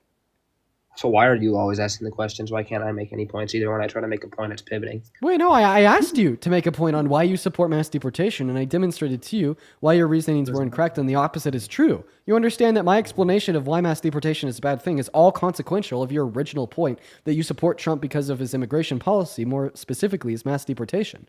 So why are you still running away from my explanation of why you were wrong and mass deportation is a bad thing for America? Right. I'm not saying that your analogy is bad. It's just not the way things are going to go, and that's not the way any Democratic presidents in the recent history Then have give an went. argument for that. If you want to say that I'm wrong about what mass deportation will lead to, give an argument for it. Don't just say it. I'm not saying you're wrong. I will admit that you are smarter in this area, in this field than me. But what I'm saying here is that you can't be going on the streets rioting, number one. Number two, you can't just let them come in and stay in. If I want to go to Mexico, if I want to go to Mexico, I have to get in there legally. All right, we're going to kick you because you can't respond to any of the points. And I mean, I don't really expect Trump supporters to be able to respond to these points because they're true. Like, you respond, you end up conceding. So, of course, they're not going to respond. Danny, what's up? You support Trump? Hey, yeah, I mean, I voted for him, but I'm in the middle when it comes to party leaning. Okay. I don't do right or left. For sure. Well, let's have that conversation about why you support Trump. One thing that I will say here real quick is there's a lot of people really scared about like a third world war. 1 second. Savannah, you were saying that I was running in the chat. Oh, Dean Parker! You're really good at this game. Okay, anyways. A lot of people are like scared about like a third world war. I've honestly seen a lot of people asking me if we're going to go to war. So I'm gonna talk about what we know. I'm not gonna reference the national security meeting that Donald Trump called tonight. I mean, you guys will get my thoughts and my take on that tomorrow. But listen, guys, no, I honestly don't think that what's going on right now is indicative of a third world war. Of course, global tensions are high, but I don't think we're anywhere near close enough to the tensions required for a third world war. I'd say that's kind of a ways away. But I mean, this doesn't mean what's going on isn't bad. This doesn't mean that tensions aren't high, but definitely like don't believe that we're going to war. It's bad for you. It's also bad for the people around you. Like a bunch of people spamming into the chat, oh, we're going to war. Like, no, I wouldn't say that we have enough reason to believe that yet. Now, like my stance here might change in like the next 24 hours, depending on what the outcome of this national security meeting is. It's a possibility that, maybe this meeting is being called because we're going to deploy troops in Iran or some shit. Okay. All right. Well, then we're in war. All right. And that could be a start of a third world war, at least by proxy, because next thing you know, then China and Russia and India and North Korea could have their boots on the ground in Iran. But like, don't believe that yet. Okay. We don't have good enough reason to believe that. If I were you, I would be just kind of keeping your mind open to the breaking news, listening to what's coming out of the White House, and don't engage in fear mongering. I'd say right now, making the claim that we're going to go into World War III is fear mongering. Gone, thank you for the racing helmet. So just keep that in mind. Keep that in mind. But anyways, no, seriously, sorry for keeping you waiting. Danny, take it away. Why do you support No, Trump? it's okay. Yeah, so I do want to give a little bit of background on like what led to me supporting Trump, because I was like very much like Democrat leaning. Like I was like watching the elections for 2020, praying that Biden would win, and then when he did win, I was like, thank the Lord. So it's funny, I ended up voting for Trump, but So why do you support him? yeah, so the main thing was I do come from Mexico. Like I was born, raised in Mexico, got my residency, became a citizen here in the US and everything. So the whole thing is just in Mexico, like right now at least, the southern border to Guatemala is being closed, and no more immigrants from the southern border are being allowed to cross into Mexico to then go into the U.S., which is a whole thing that like kind of sparked me into wanting to vote for Trump because of like that. And then what started happening where I'm from Colorado, what happened in Aurora with the apartment complexes and everything that kind of started going into chaos. One second. I'm like, why do you choose? Do you see Dean's shirt? Look at Dean's shirt right now. I know. He's currently in Colorado. I have a Please question. Tell him where are you from in Colorado? I am actually like Thornton area, like How would you know? from Aurora. If you live in Thornton, you're not gonna know what's going on in Aurora. I mean, yeah, like I used to go to Aurora all the time, and then it just started kind of getting bad. There was shootings all the time. So What, there was dude? no point going. Aurora's been bad forever. I mean, seriously, like growing up, I remember being like a young kid, and my mom was like, "Stay away from Aurora." You know what I mean? So it's like come on, don't make this false equivalence. I mean, yeah, it's been bad. I mean, there's parts of my neighborhood that is like, really bad. There's always like drive-bys and things like that. I mean, it happens a lot, but it was just like the whole thing with like all the people that ended up getting kicked off their apartments because of the Venezuelan migrants that came in, which I mean, my main issue was just Didn't the mayor of Denver deny that? Didn't the mayor of Aurora deny that? I mean, he denied it, but the people Wait, suffering. I'm sorry. I mean, like, What reason do you have to believe it? Did you hear someone someone's testimony on it? I mean, honestly, mainly like social media. Yeah. Social media is not a good source. Well, not always. Just it saying, can social be a media. bad source. You can find the information on social media, but just saying social media is not a source. That's what's considered a trust me, bro. Have you heard this? A book. Yeah. Look, I found your source. Okay. I mean, yeah, literature is a great source of information. It's like the main thing you want to go through. But yeah, I mean, that was just really mainly what it was. It was just sparking that. But personally, at least, holy shit. I do actually regret a little bit the whole voting for Trump. And I do get like the people that are upset. I mean, I'd be upset too if I'm worried that any of my friends and family are just going to get picked up from the street and basically labeled at this point. But yeah, I was just hoping it was the whole, because he was discussing the whole, oh my gosh, my English, my words. It was discussing like the whole of basically having like criminal aliens, like people that were committing like murder, rape, things like that, being the ones deported. And then I was just turned into this big old mess where everything's just going crazy. People are trying to protest, and then there's like people actually causing chaos inside the peaceful protests. Wait, were you saying that the reason why we were protesting is because just because people who are in the country who have committed crimes are being deported? No. No. It was like because ICE is going into communities, kidnapping people without due process. Yes, that's what I mean. So like it violent started crimes or bad going crimes. to shit when he started just deporting anybody and everybody. I mean, like I have. So do you disagree with that, right? So yeah, like obviously now I disagree with it. I'm like, what the hell? Because now I have to worry if like my mom or dad gets picked up from the street. Then So do you like I regret agree on supporting that. Trump? Do you regret supporting Trump? Honestly, yeah, like on a part. I mean, there's parts of it that I'm like, okay, like what the fuck, you know? As a whole, I mean, like as a whole, like if you could go back in time, would you still have voted for him? I probably wouldn't have. Honestly, I wasn't even wanting to vote for Trump. I just like I really was not confident on like the news, what's it called? The news speeches that Kamala was making. I just wasn't very confident on what I would hear from her. And I was like, I don't know if that's someone I want to vote for. And I was going to vote for someone else. The only two viable candidates were Kamala Harris or Donald Trump. Clearly, Kamala Harris is significantly better than Donald Trump. What reasons do you have to believe that Donald Trump was a better candidate? Well, he was making plans on making the economy better, and then he was making plans on lowering house prices and making it more affordable for first-time home buyers to purchase homes. No, you're thinking Kamala Harris. No, name me one policy that Donald Trump had for housing affordability. I'm sorry. I was like, let me think, because it's been a while. Like, once I voted, I was like, that's it. I don't worry about this anymore, you know? And it was really just a like done deal. Like, I voted, and now I'm just gonna hope it gets I better. understand, but Kamala Harris was the only one that had a policy for first-time homebuyers. Yeah, Donald can you Trump tell didn't me have a housing the affordability plan policy. that she wanted to do? Hold up, Donald Trump didn't have a housing affordability policy. Kamala's was a $25,000 tax credit for first-time homebuyers for new homes. Okay, so it was mainly okay. I mean, that would make sense at least. Man. And what do you think about the whole like big companies purchasing homes and then turning them into rental properties? Hate it. Making That's why houses Kamala be Harris ran not on available policy in the to. housing market.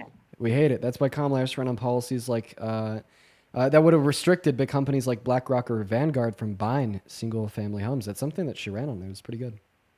Well, I mean, yeah, I saw RFK Jr. running it too, and that was my main interest. I was like, yeah, like please get these homes more available because I wanted that. Personally, actually, yeah, it was RFK that I was like, okay, like he's trying to make houses affordable. He's trying to regulate the FDA and make sure like they're actually testing these things. So I was supporting RFK, and then he dropped from the race. And RFK doesn't believe in science, neither does Donald Trump. If you want to base healthiness right on something that is actually meaningfully going to make people healthier, then it has to be based upon science. Dude, the only candidate that actually believes in science here is Kamala Harris. I'm looking at some crazy imagery right now. What is it? Iran strikes on Tel Aviv today. I've never seen anything like this. I mean, I'm like seeing like hundreds of these of these missiles that look only to be like a couple 100 feet above the ground, seeming like they got hundreds of missiles to kind of bypass their dome there. That's nuts, man. I can't even believe that. That's this is a crazy picture. Wow. Yeah, no, Iran is definitely ramping it up against Israel. You know, what I will say is, you know, I really do have a heart for all of the innocent civilians involved everywhere. You know, it's why I've been pro-Palestinian for so long, is because of the 54,000 innocent civilians that have been killed by the IDF. I have a heart for the innocent civilians everywhere. You know, every country. But my God, dude, Benjamin Netanyahu like seriously did bring this on himself. Attacking them, then calling it preemptive self-defense. At least that's my take. But no, seriously, I have a really big heart for innocent civilians everywhere, including some of those in Israel. Even though I disdain their Zionist views, it's hard to not have a heart for, you know, people getting bombed. But seriously, dude, Netanyahu, what an incompetent lunatic that has done so much damage and so much harm and brought that harm on so many people, including some of the innocent civilians in Israel now.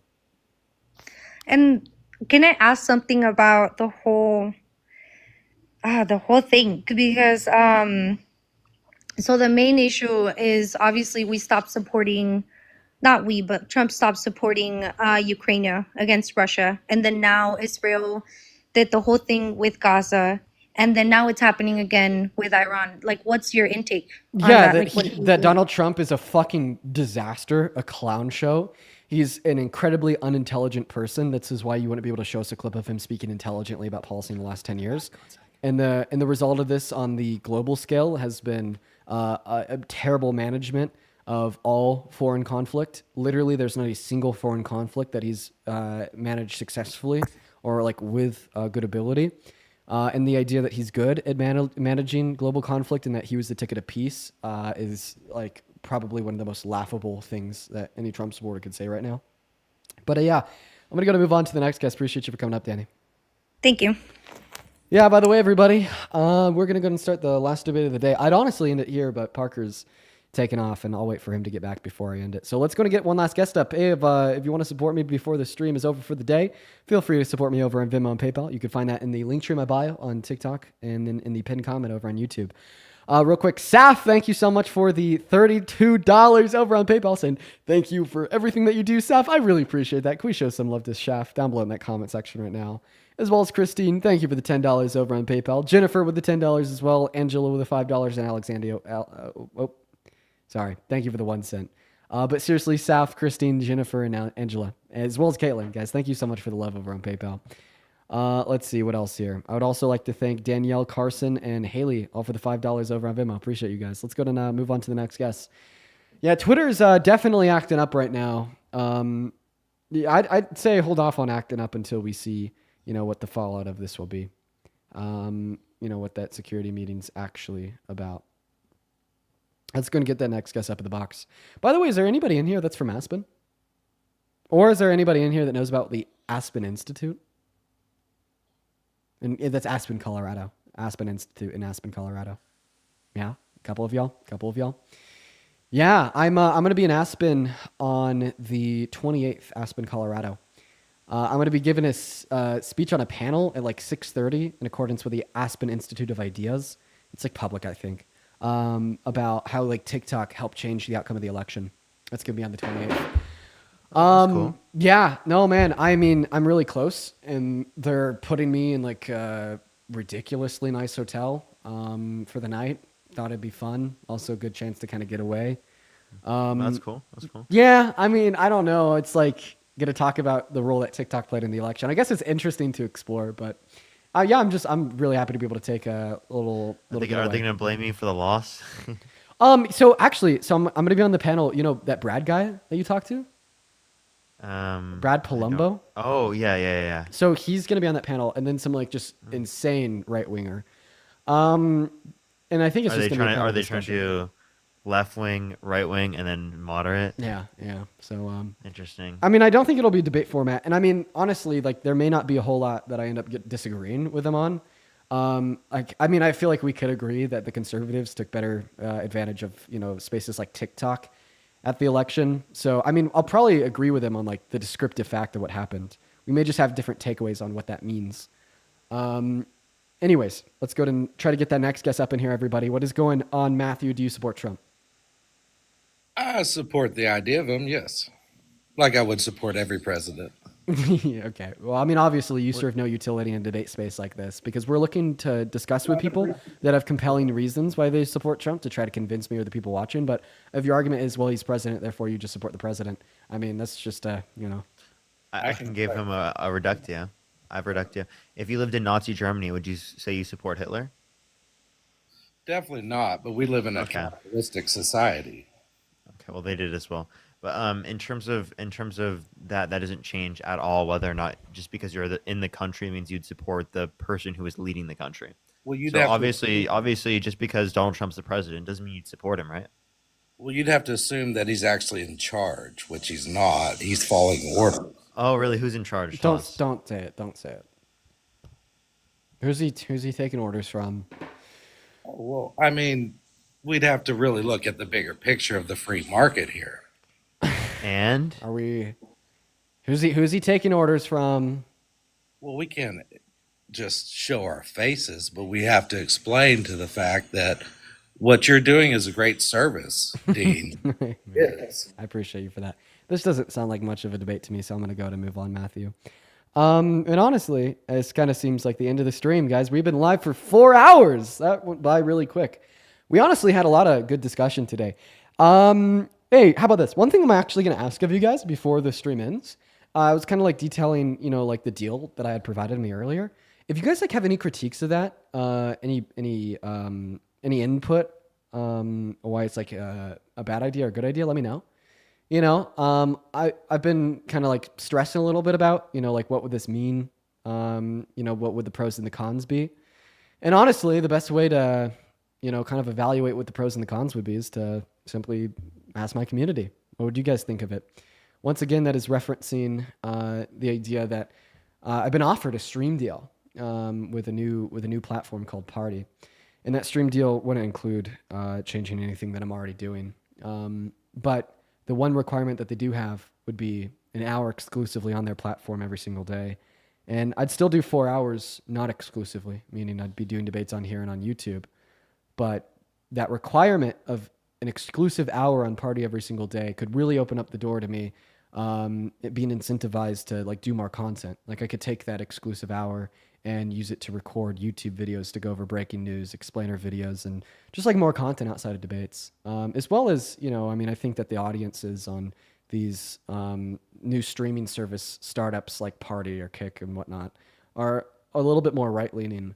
So it'd be cool to kind of expose them to liberalism. I mean, I honestly, I can't think of, like a better stream to pop up on party.com when one of these like Republican, like 17-year-old boys go on than Dean explaining why liberalism is a good thing. You know what I mean? So it's worth thinking about. If you could think of any cons, you should let me know.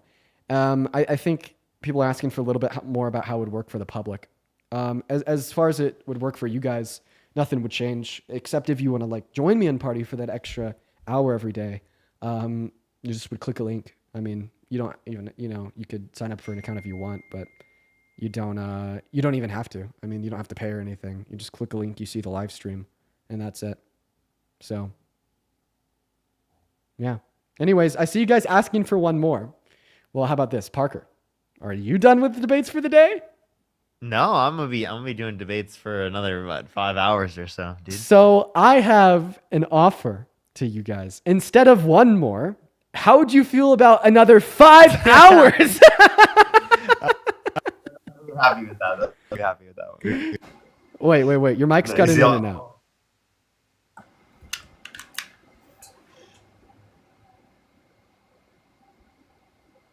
Wow, now it's not working. No! No! Hold up, my microphone's cooked, bro. They want one more from you, Dean. That's what they want. My YouTube can't even hear me right now. I'm not gonna lie. I'm so hungry. I'm sorry, everybody. I'm really hungry, guys. I'm gonna go get some food. I would love to give you guys one more, but I'm not gonna lie. My stomach is growling, you guys. It is growling. So I better go eat. Anyways, I'm really happy to see like that you guys kind of like the idea of maybe me taking the stream deal. That makes me really happy. You guys like I've been like stressing. It's like what if like I kind of present this idea to the to the community and they're like, look at this performative grifter. You know what I mean? Because that was kind of like my first reaction as well. It's like I don't really know if I want to, but I put a little bit more of more thought into it. And I was like, there's actually a lot of positive outcomes that could be generated from this. But anyways, we'll wait for Parker to get his shit together down here. Well, I just gave up on the audio. I'm just gonna go over to. I'm on YouTube and TikTok. I'm starting on PC. So. Okay. All right. Hey, for everybody on the YouTube and TikTok, you guys know where to go. Go to @ParkerGetAJob if you're on YouTube and @ParkerGetAJob if you're on TikTok. Y'all already know it. And MJ, thanks for the $10 super chat saying, Dean, you're crushing it. Appreciate that, MJ. Now, I'm going to go and hop off, go grab some food, but give a raid to Mr. Parker, Parky Barker Poo, @ParkerGetAJob on YouTube and TikTok. I love you all, and I will see you tomorrow. And by the way, maybe that stream deal will start soon, so you'll see some more content on the YouTube, breaking news and whatnot every single day if we get that running. But love you all. Have a good rest of your evening. Goodbye and good night. One last time, @ParkerGetAJob on all platforms to go watch his stream. More debates for another 5 hours. Peace and love, y'all. Take care. Bye-bye. All right.